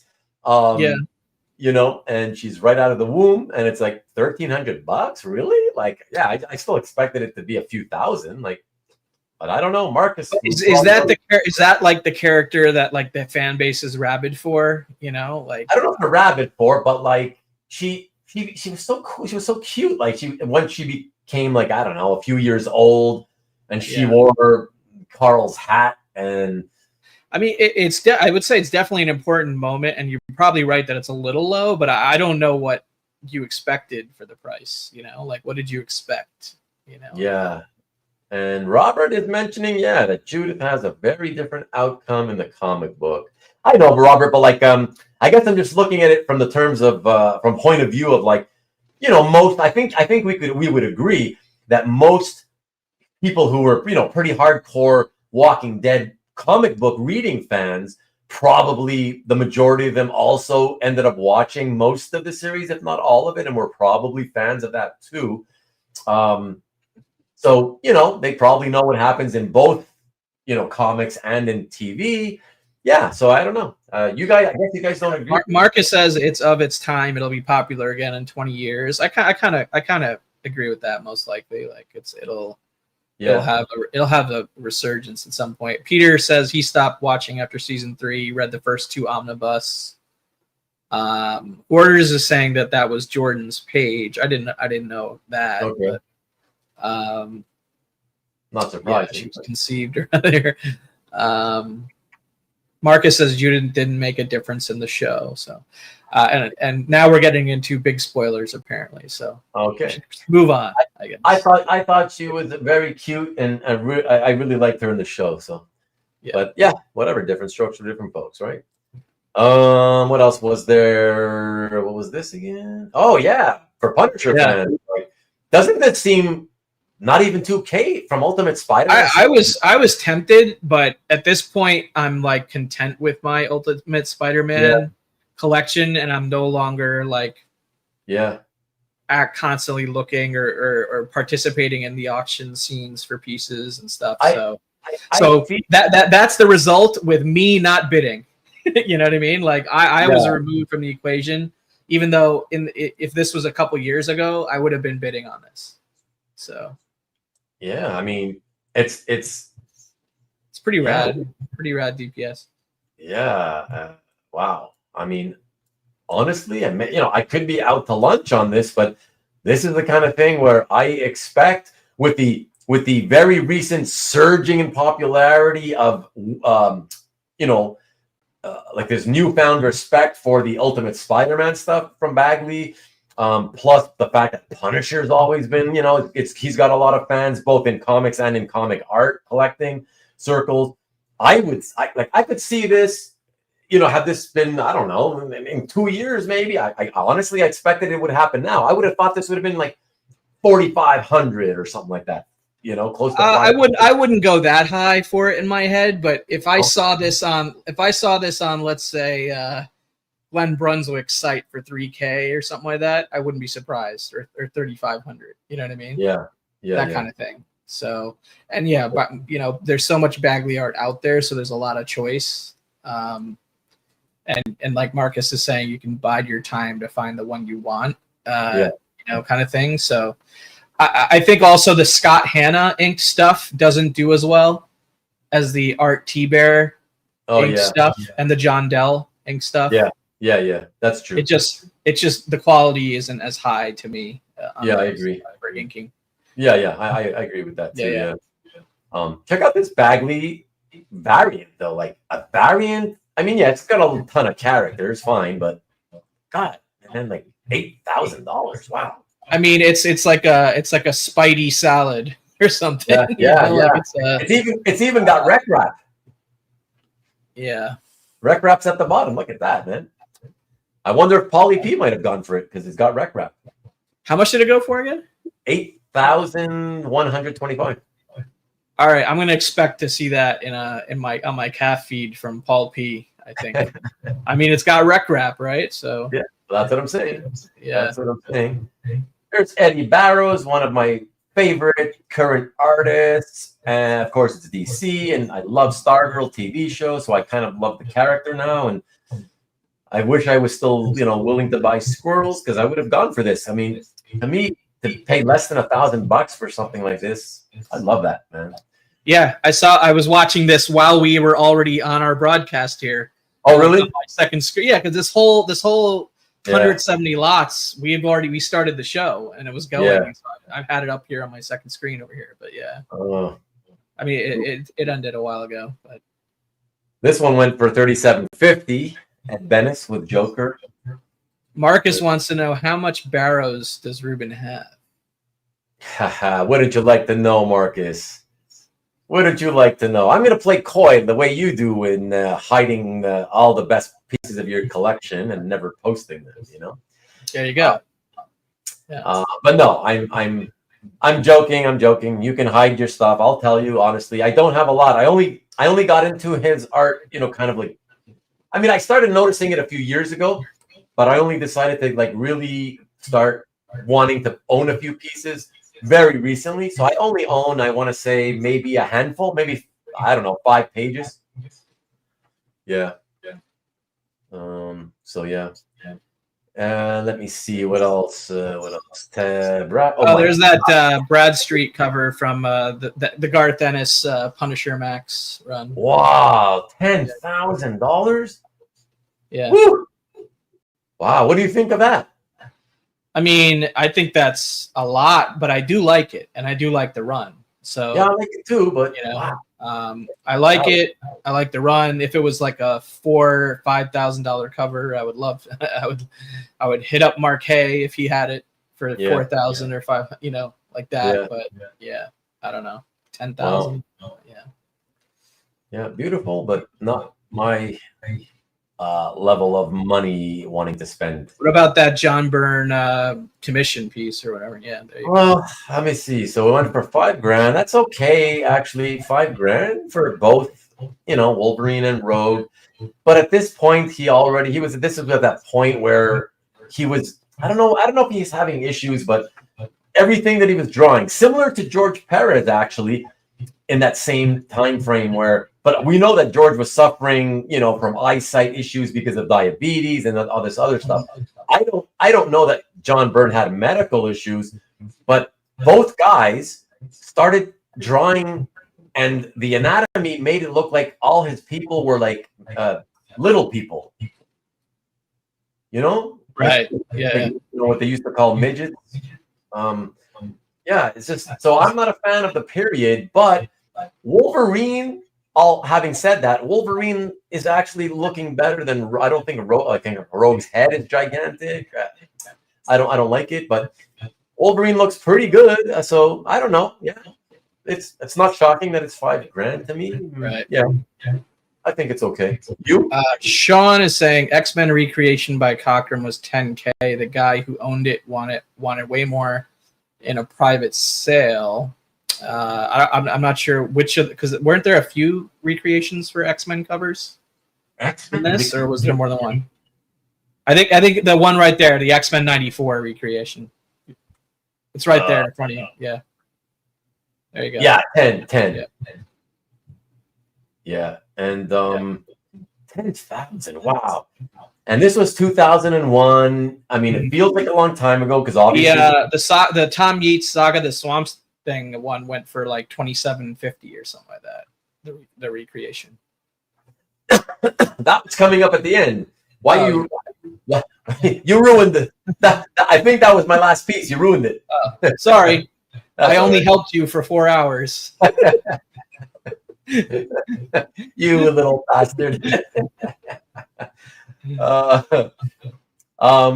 Yeah, so I don't know. Recreations are tough for me to gauge value. I'm not a big recreation person, so yeah, these specialty pieces, recreations. Yeah, another one. This one's $5,500, whatever. I don't know. I guess it's okay when you consider just how much his published stuff is going for. So at least the really, the good stuff, the X-Men and a Fantastic Four, even She-Hulk, So yeah, no, I would never pay this. And he was already kind of having health issues in 2001. So he already didn't draw as well back then, Cockrum. So yeah, it's not for me. But here's the one that we were talking about, Kavi. I think that you were talking about. Yeah. That went for a crazy high price. I mean, yeah. So again, $21,250. Wow. And it's just it's a variant cover to a mini series from 2016. Wow. Yeah, and I like it. It's fine, but I don't love it. I don't know. Yeah, it's okay, but yeah, he's got a huge following. I guess people pay up for his stuff. Am I crazy, or does Coipel does he not usually have a little more color in his pieces, or am I thinking of a different artist? I would say that I feel like I'm more familiar with his non-colored. Sorry, work Stanley. To begin with, I'm more familiar, and I like his non-colored work to begin with. But when I have seen colored work, I would agree that there's barely any color here, right? It's just the red, right? Plus the lightsaber pop, the lighting on a saber. Right. Yeah. And that little bit of green on the chest, so. Yeah. Yeah, but it just seems like a lot. Yeah. For what it is. It's cool, but yeah, it's 22 yeah, for sure. It's a lot. For sure, absolutely. So the next one we go to, what's that? Oh yeah, that's kind of interesting. The 9/11 tribute thing by Darwin Cook. Oh, Darwin Cook. Yeah, it's kind of like a moving piece. So I with a nice rose right through it, with the firefighter helmet and the nice rose through it. I'm like, it's heavily based around symbolism, right? So I love symbolism. I love symbolism, but I'm actually thinking. I get the fact that there's no people on it, but $450, like it seems very cheap to me.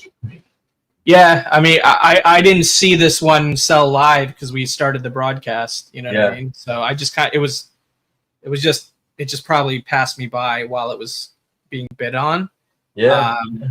If I saw that at that price, I might have thrown in a bid. You know, yeah. At that price. It's yeah. To me, it's cool because I like New York stuff in general. In art. Art, so. I just love that it commemorated it at such a horrific moment in time that we all lived through.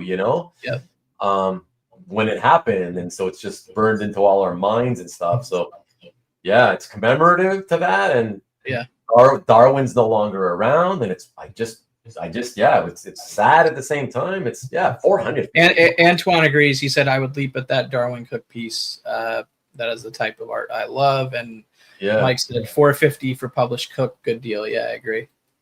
Yeah. So whoever bought it, congratulations. I think you got it. You stole it, I think. So, what else? Oh, one of those Danny pieces. I love the hyenas. And what did that go for? Is that a cover? 1,300, and it is a cover and story panels, whatever that. So was it like made into a variant later or something like that? Like, oh, good question. Maybe that's what it is, because it looks like a part of the story, right? Looks like a panel page. Yeah. Okay, so let's read and see what it says. So perfectly stylized piece was so good it didn't just appear in it was a digital issue first, and then it served as the cover image. Okay, but I guess they mean also digital cover. Yeah, that's kind of a confusing description. Oh yeah, I agree.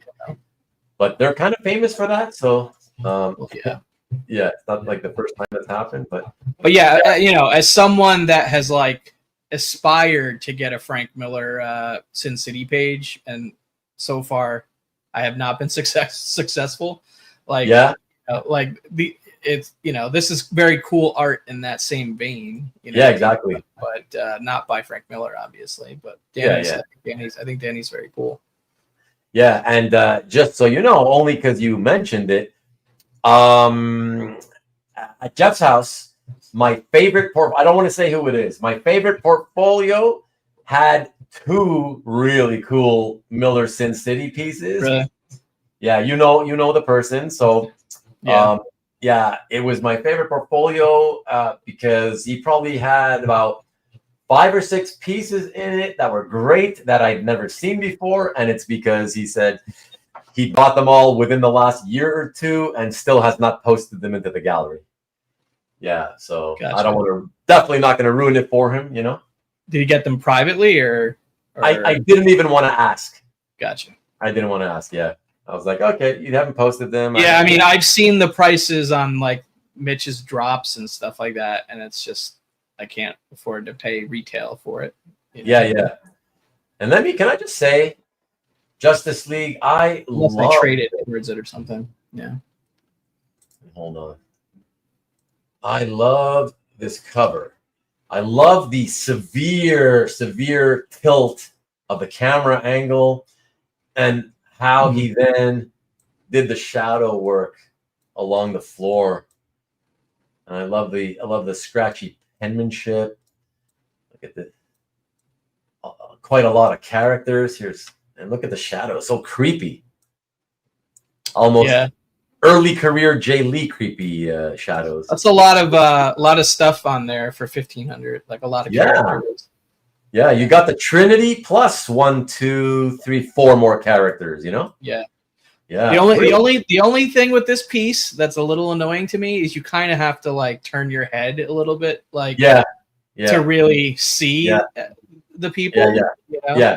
That's what my head's. So can I get a like an angled frame for that? Yeah. I don't know. Yeah, I get it. Let me see. All right, then we're getting close to the end, everybody, and we got what? Only $1,000. Well, I think it's only pencils.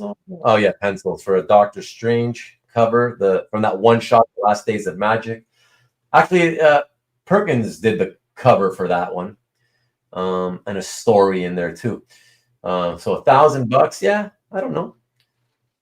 Given what I've seen a lot of other Doctor Strange stuff sell for, seems like it might be a little low, but then again, it is not a big name artist, Shane Davis, and it's not inked, so maybe that makes sense.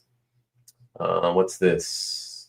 Oh yeah, that Spidey with, I'm assuming, what's her name again?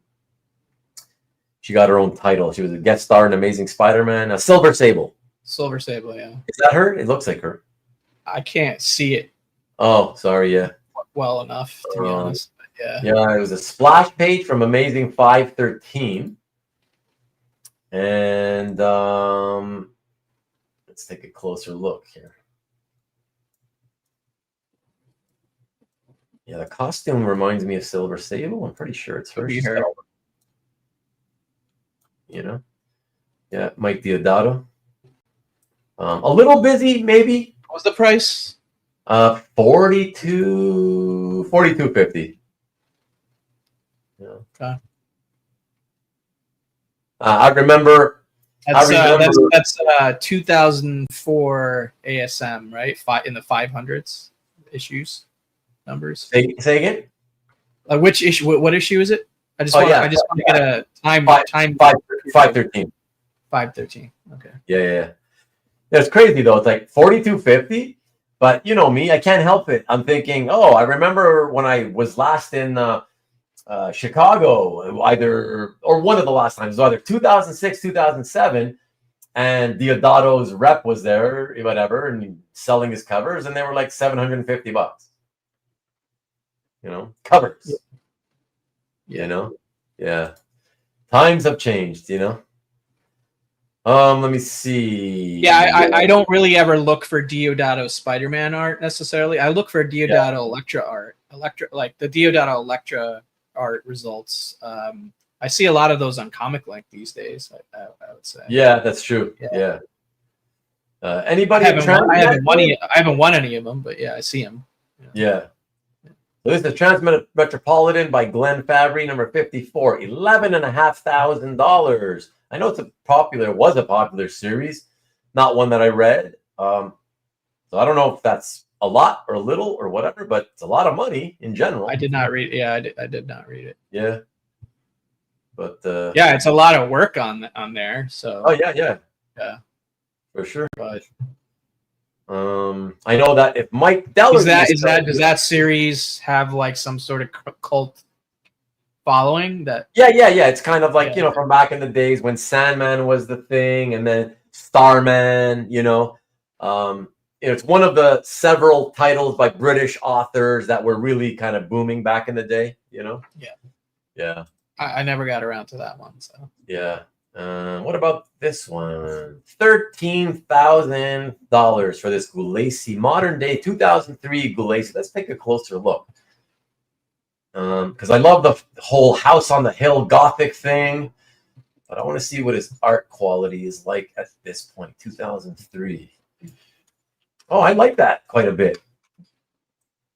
Not so much the faces, the structure of the chin or whatever, but yeah, like for me, I would much rather see all that cool background stuff in the background rather than like inside the cape and stuff like that. Oh, okay.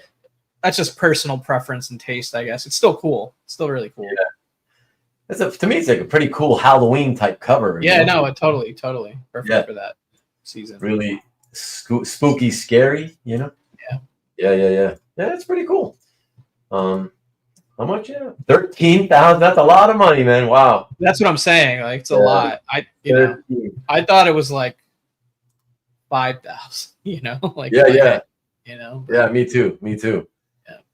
Greg Horn. Wow. I remember back in the 2000s when he was super hot doing those covers for Elektra, the penciled Elektra covers, and then digitally painting them. And he did this pretty interesting looking Wolverine piece, and $3,000. Okay. I don't know if it's not cheap, but it's not high. Yeah, I mean, those are interesting scenarios because like the published cover is so drastically different than the original pencils, and right? Oh, is this one also one that he digitally painted afterwards? I would assume so, because I don't think his covers are ever published like with pencils, right? Like that I can recall. But okay. But it's a variant from 2014, so I would have to like look it up and find the image. But yeah. No, I get it. I do like the ribs. Marcus. Yeah, the ribs on that Gulacy. Yeah. Gulacy's hit or miss. Sometimes his faces are wonky. No, it's always been a fact. Yeah, that's for sure. Mike. Mike, did you give us an answer on the? Oh, you've never been met. Wow. He never read it. Yeah, he never read it. Wow, I'm shocked, Mike. But wow. Okay, cool, interesting. Wow, look at that. Tom loves the ribs too. I wish I had a different kind of ribs in front of me right now. Yeah. A nice rack of them. Something. GameStop exclusives. What about GameStop exclusives? I don't know what you mean. What you're following up on? What comment there? Sorry, Marcus. I don't get that one. Greg Horn sells a lot. He sells a lot of his prints at cons. Yeah. Are you guys able to identify when an artist is getting hot only to fizzle out as opposed to steadily increasing in value? I mean, you kind of notice it just by watching what we're doing now, watching, a lot of sales results. That's when you kind of start noticing, oh, okay, he or she is fizzling out, or they're getting hot, Yeah, it's just by doing what we do, following a lot of sales results. So, baby bat ribs, nice one, Rick, nice one. A lot of glazy faces. Yeah, I mean, I would say that it's sales results and then also like developments in publishing, like, have they gotten the a big Batman book or whatever, you know what I mean? Like I think that's kind of like a indicator as well of buzz around an artist. But yeah, for sure. Yeah. Ultimately for the art side of it, it's the price movement trends are there. Yeah. Thanks, Marcus, for clarifying what you meant about Greg Horn doing a lot of GameStop art or exclusives, I should say. Yeah. Applebee's is open late, Coffee. Bet you get you some ribs. Wow. I'm not allowed to drive. I'm not allowed to drive on this medication this late. Unfortunately, I'm on. Gosh. Yeah. Lona Ranger, thank you again so much, my friend. I could DoorDash maybe, but I'm probably better off just going to sleep. Yeah, exactly. Yeah, you are right. But yeah, 4:48 in the morning, Lona Ranger. I appreciate. Later, Lona Ranger. Yeah. Thanks for hanging out. Amazing. Thank you, and hope to see you again next week. I should get. That's kind of like your thing, though, Marcus. You should get him DoorDash. Cheers, Lone. All right, let's home stretch this bad boy. Yep. Where are we at? Imminent? We had Imminent? Okay. Yeah, we're all. Oh yeah, the Imminent. What did you think of this 4750 for the Star Wars? I like this. Oh man, yeah. See, because I wasn't able to see any of these, like this middle portion, I guess, for the final round. Is that a blue line ink, or is that all on one? Oh, was he? I think that would. Oh, because you feel like it was low. Well, I'm just curious if it's all on one board or if it's blue line inks. Yeah, it says it's inks over blue pencil. Yeah, I think usually Von Grawbadger is not doing blue lines, right? Usually on the same board. I think it's pretty cool for a modern. Von Grawbadger for many years now has actually been doing it all on separate board blue line. Oh, really? Okay. Yeah.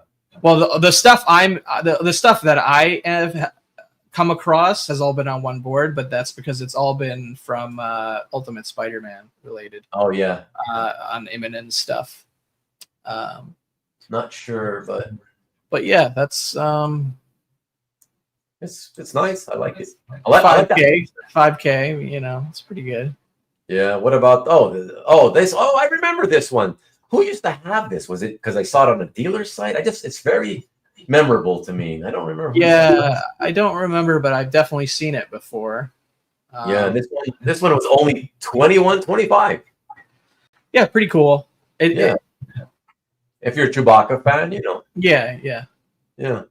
I mean, obviously, it's you know no background, whatever, but at least the figures take up most of the cover. You know, it's cool. Immonen was on the Star Wars title very short amount of time. Yeah. So, yeah. So it's pretty cool. What was this again? This I thought was pretty cool, especially because of the Empire State Building, and it appeals to my New York in art and comic art. I feel like he was kind of doing another. It's obviously got to be another King Kong type homage. Yeah, right? that's what I mean. Like it's another King Kong style. Homage kind of piece. And what do you know his stuff more than I do? What do you think about like a variant cover like this by him being $8,000? Is that normal or low or high? Or you know, I would say that I was more familiar with his market back when I could afford it. You know what I mean? When I could, you know, when I paid, you know, $300 for a 6x9 commission at New York Comic Con, that's when I was like on top of the DWJ market. That was like 5-6 years ago, I guess. Who knows? Like that may be a fair market value price, especially for like the content level of it. Yeah. But I don't want to pay $8,000 for those. But you know. Yeah. Nothing really comes up that that crosses over into, except for like the couple things that he's done in Star Wars, which you know. Yeah. Which people grab up, and I don't have any of it. But Marcus, if I understand, I think I understand what you're asking. I would rather have the Johnny Comet strip, and I'm very positive you would rather have this DWJ cover. And I don't fault you either. I know you're much more into him than I am.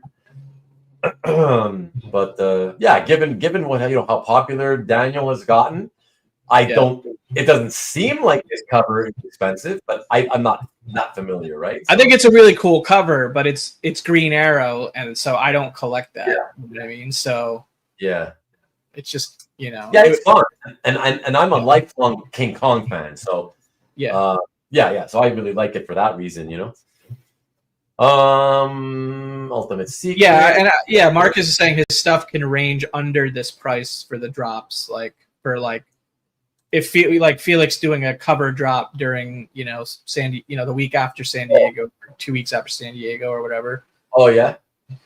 I think there's sub 5-figure, sub 10K or even sub 8K.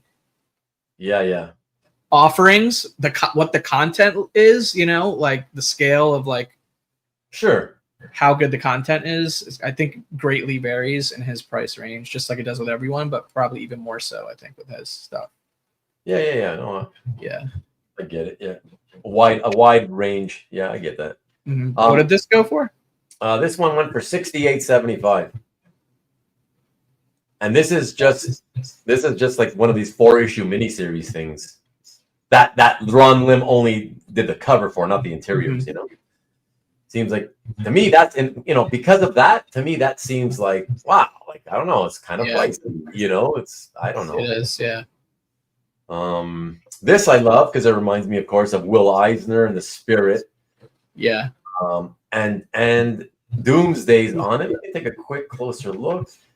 I love how he did the whole lettering thing. Let's see. Mm-hmm. Yeah, small figures, but I don't know. It's interesting. It's kind of fun. It's cool, but it's a variant, right? Or I guess so. Yeah, but that's all. Wow, I only just noticed the price now. $7,500. That's what I'm saying. Like, well, no, I think it's the main cover actually, but still $7,500, and it's less than 10 years old. Yeah. Wow. Oh, here's the one we talked about in private. Yeah, there's the Mayhew. Awesome. Obviously it's kind of paying homage to that Revenge of the Jedi movie poster or whatever. Yeah. Cool. I think it's a little high, you know, but it's a great piece. Yeah, what I like is the red part with Vader's head, right? I like that, but I looked at it closely and I was like, wow, like other than Chewie at the bottom, like the figures, it's a bit muddy. It's a bit muddy in that storytelling section scene, you know, that scene for me. Yeah. But like in that zoomed out view, like on the wall, like it has that movie poster kind of a feel effect, absolutely, because it's literally homaging one. But but it's cool. Exactly. But you know, I didn't bid on it. So this one, interestingly enough, the JLA JSA Virtue and Vice graphic novel wraparound cover. This one actually sold at Heritage only like 3 months ago. Oh wow, really? Yeah, and if I remember correctly, it was for something in the same area, $87.50 that it sold for this time. This one makes me wonder if, like, it didn't get paid for, or you know, because like 3 months later, you know, that means there was no time for the person to even pay and receive it. He probably just said, "Oh, you know what? Like, if somebody did buy it, if they got paid for, they had to have said, you know what? Okay, put it up at the next auction and put it back for sale." You know?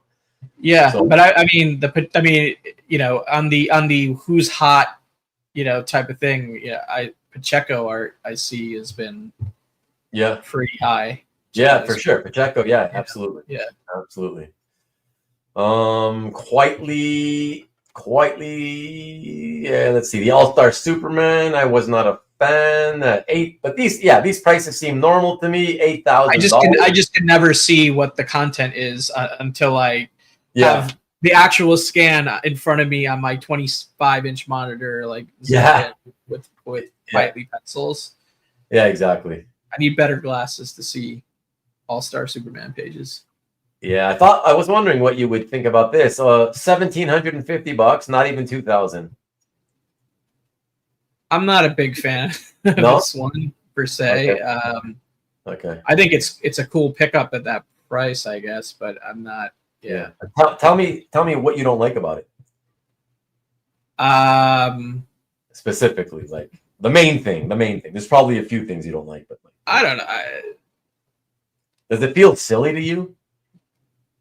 I don't mind the silliness. To me, it's not a great looking Chewbacca to me, like the figure itself. But it's funny.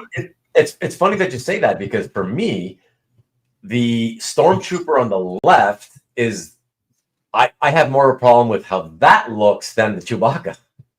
Really? Yeah. Yeah. It seems like it's some weird, like pudgy 5'1" person in the costume. Like, it just, I don't know, it doesn't look like a normal Stormtrooper, you know? Yeah, well, yeah, it could, like Goose saying, it could be Luke and Han in there, I believe.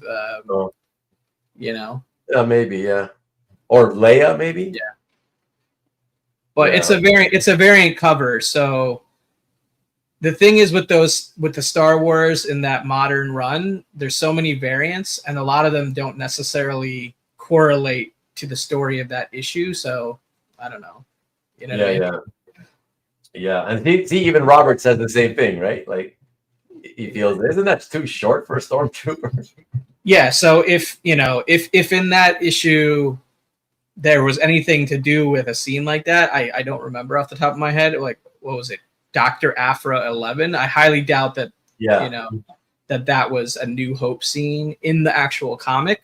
So that means it was just a variant for, you know, because they do all these variants to commemorate the, 40th anniversary of this movie, the 40th anniversary of that movie, or whatever, you know? Yeah. So I love the Ghost Rider on this. Did you follow this one? By the way, isn't he a little short for a Stormtrooper? They're laughing at you in the chat because that's just a quote from A New Hope or whatever. Oh, is it? Oh, is it? Yeah. Oh, okay. Seen it a few times, but not in many years. So yeah. It's when they rescue Princess Leia, and she goes, "Aren't you a little short for a stormtrooper?" Or whatever. Oh, okay, yeah. Okay, all right. Yeah. So it makes me wonder if the art has something to do with that, and it's kind of homaging that scene. Well, that's what I mean. They make variant covers Right. to commemorate movies, Right. like anniversary dates for the movies, but they put it on books that have nothing to do with the movie, like that Dr. Africa and stuff. So I don't know. It doesn't connect to me. Yeah. Only a few more to go, Kavi. Everybody else, only a few more to go. Less than a handful. I love this. I thought you might love this. What do you think of this piece? Sorry, who's the artist? Paulo Tiqueira. Pretty cool. Paulo Tiqueira. Pretty cool. I love the Ghost Rider in particular. Yeah, I love all the fine line rendering here everywhere. It's like, it's Ghost Rider's face, I think, is awesome. Yeah, that's really cool. Is that what book was it for? Is it a variant? Or is it a main cover? Oh, I don't know. So Daredevil Unleash Hell, Red Band, number 4. 2025, brand new. So I have not. Oh, brand new. Wow. I'm not familiar with the book yet. But. Yeah.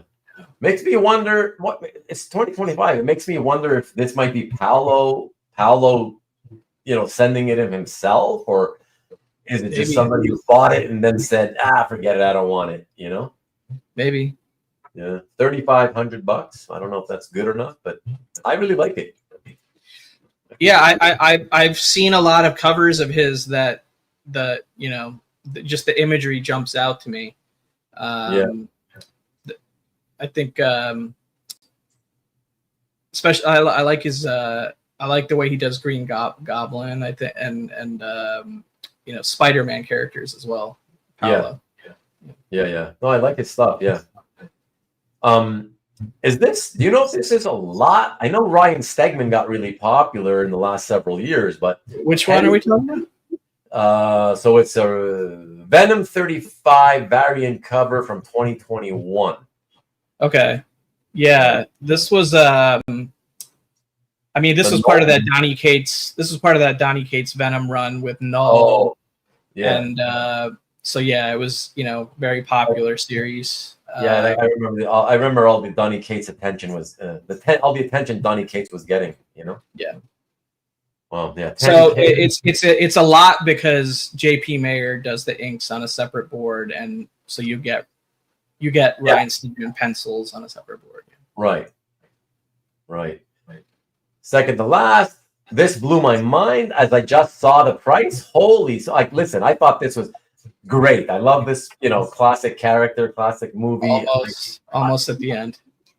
Wow. I love Bruce Timm and everything. And, she's obviously nude underneath. So I knew that was going to get a premium, but $21,000+. That's a lot. Wow.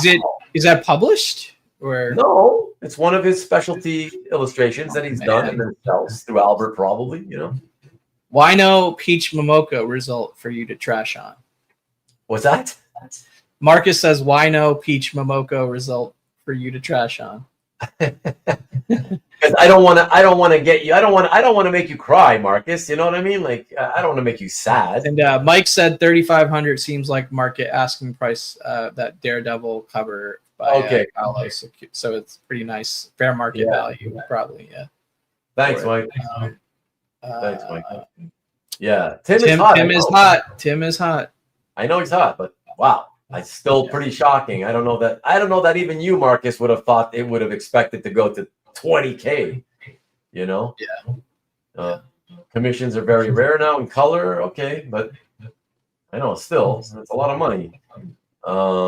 Obviously Disney, Antoine, Disney couldn't publish that, but it's beautiful. I really like it. Yeah. Nice. And so the final one, one of my all-time favorite comic books in history, and I love the cover. I've always loved the Peach Momoko recreation of this. Recreation of this. All colors, rainbows, no shadows. $2,750. What do you think about that for a recreation these days? I mean, I think it's fine. You know, I think it's decent. Like, I'll admit, like, I was tempted to bid on this, and I'm not even a recreation guy. I ultimately didn't. You know, just because every time I've had a recreation, it's just kind of bothered me.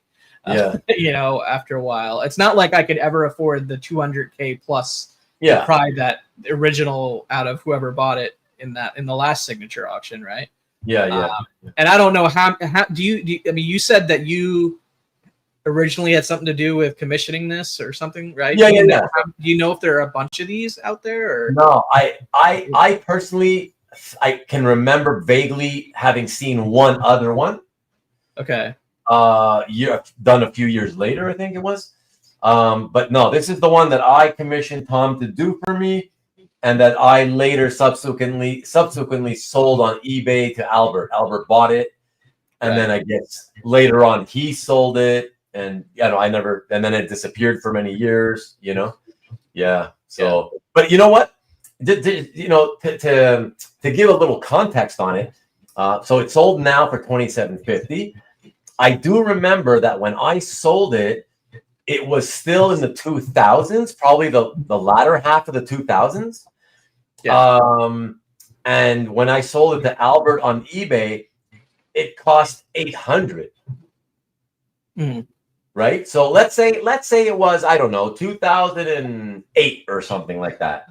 You know, it feels to me like 17 years later, you know, it seems reasonable that if it was 17 years ago, 800, that. I mean, by the time you pay for shipping, and if you're paying taxes on that, it's like a $3,000 item, you know, to the winner in theory, right?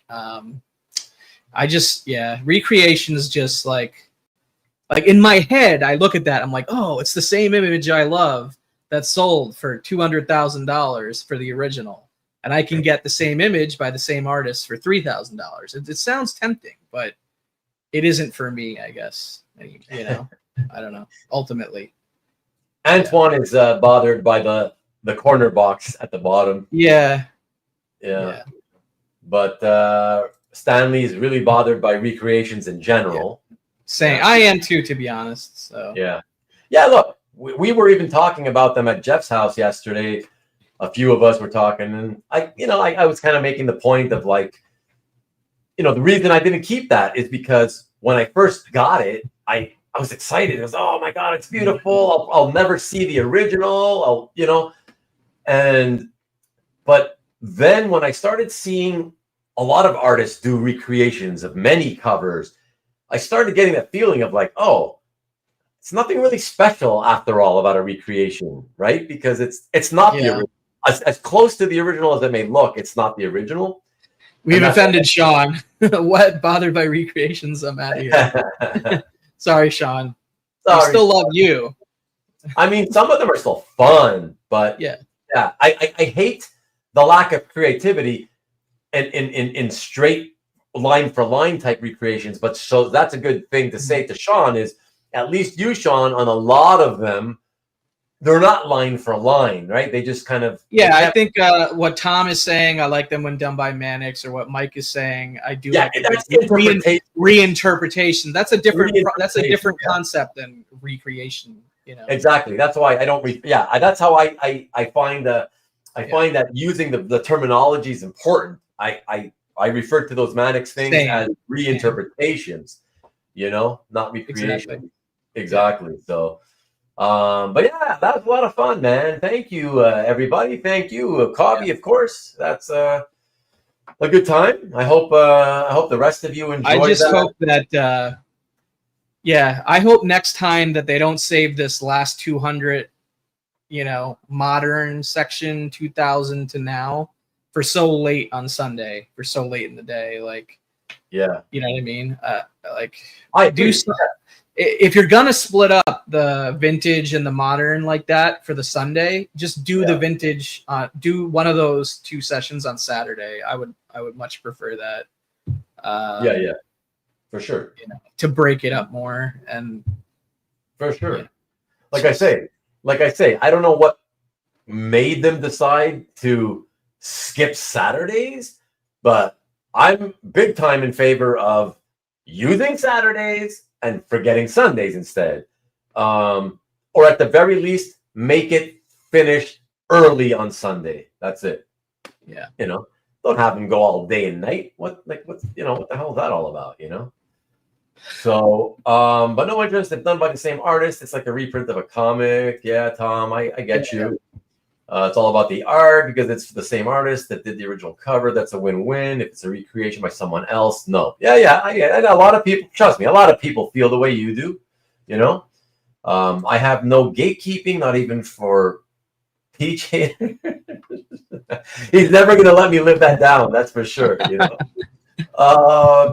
You guys are like Ernie and Bert. I appreciate it. I don't know if that's a compliment or not, but I used to love the Flintstones, one of my all-time favorite cartoons. So I'll take it as a compliment, Antoine. Yeah. Peter, thank you very much. Yeah, excellent job. Peter. Look at that. What a trooper. Absolutely. And Saturdays are college football. I know. I didn't even need my catheter this time.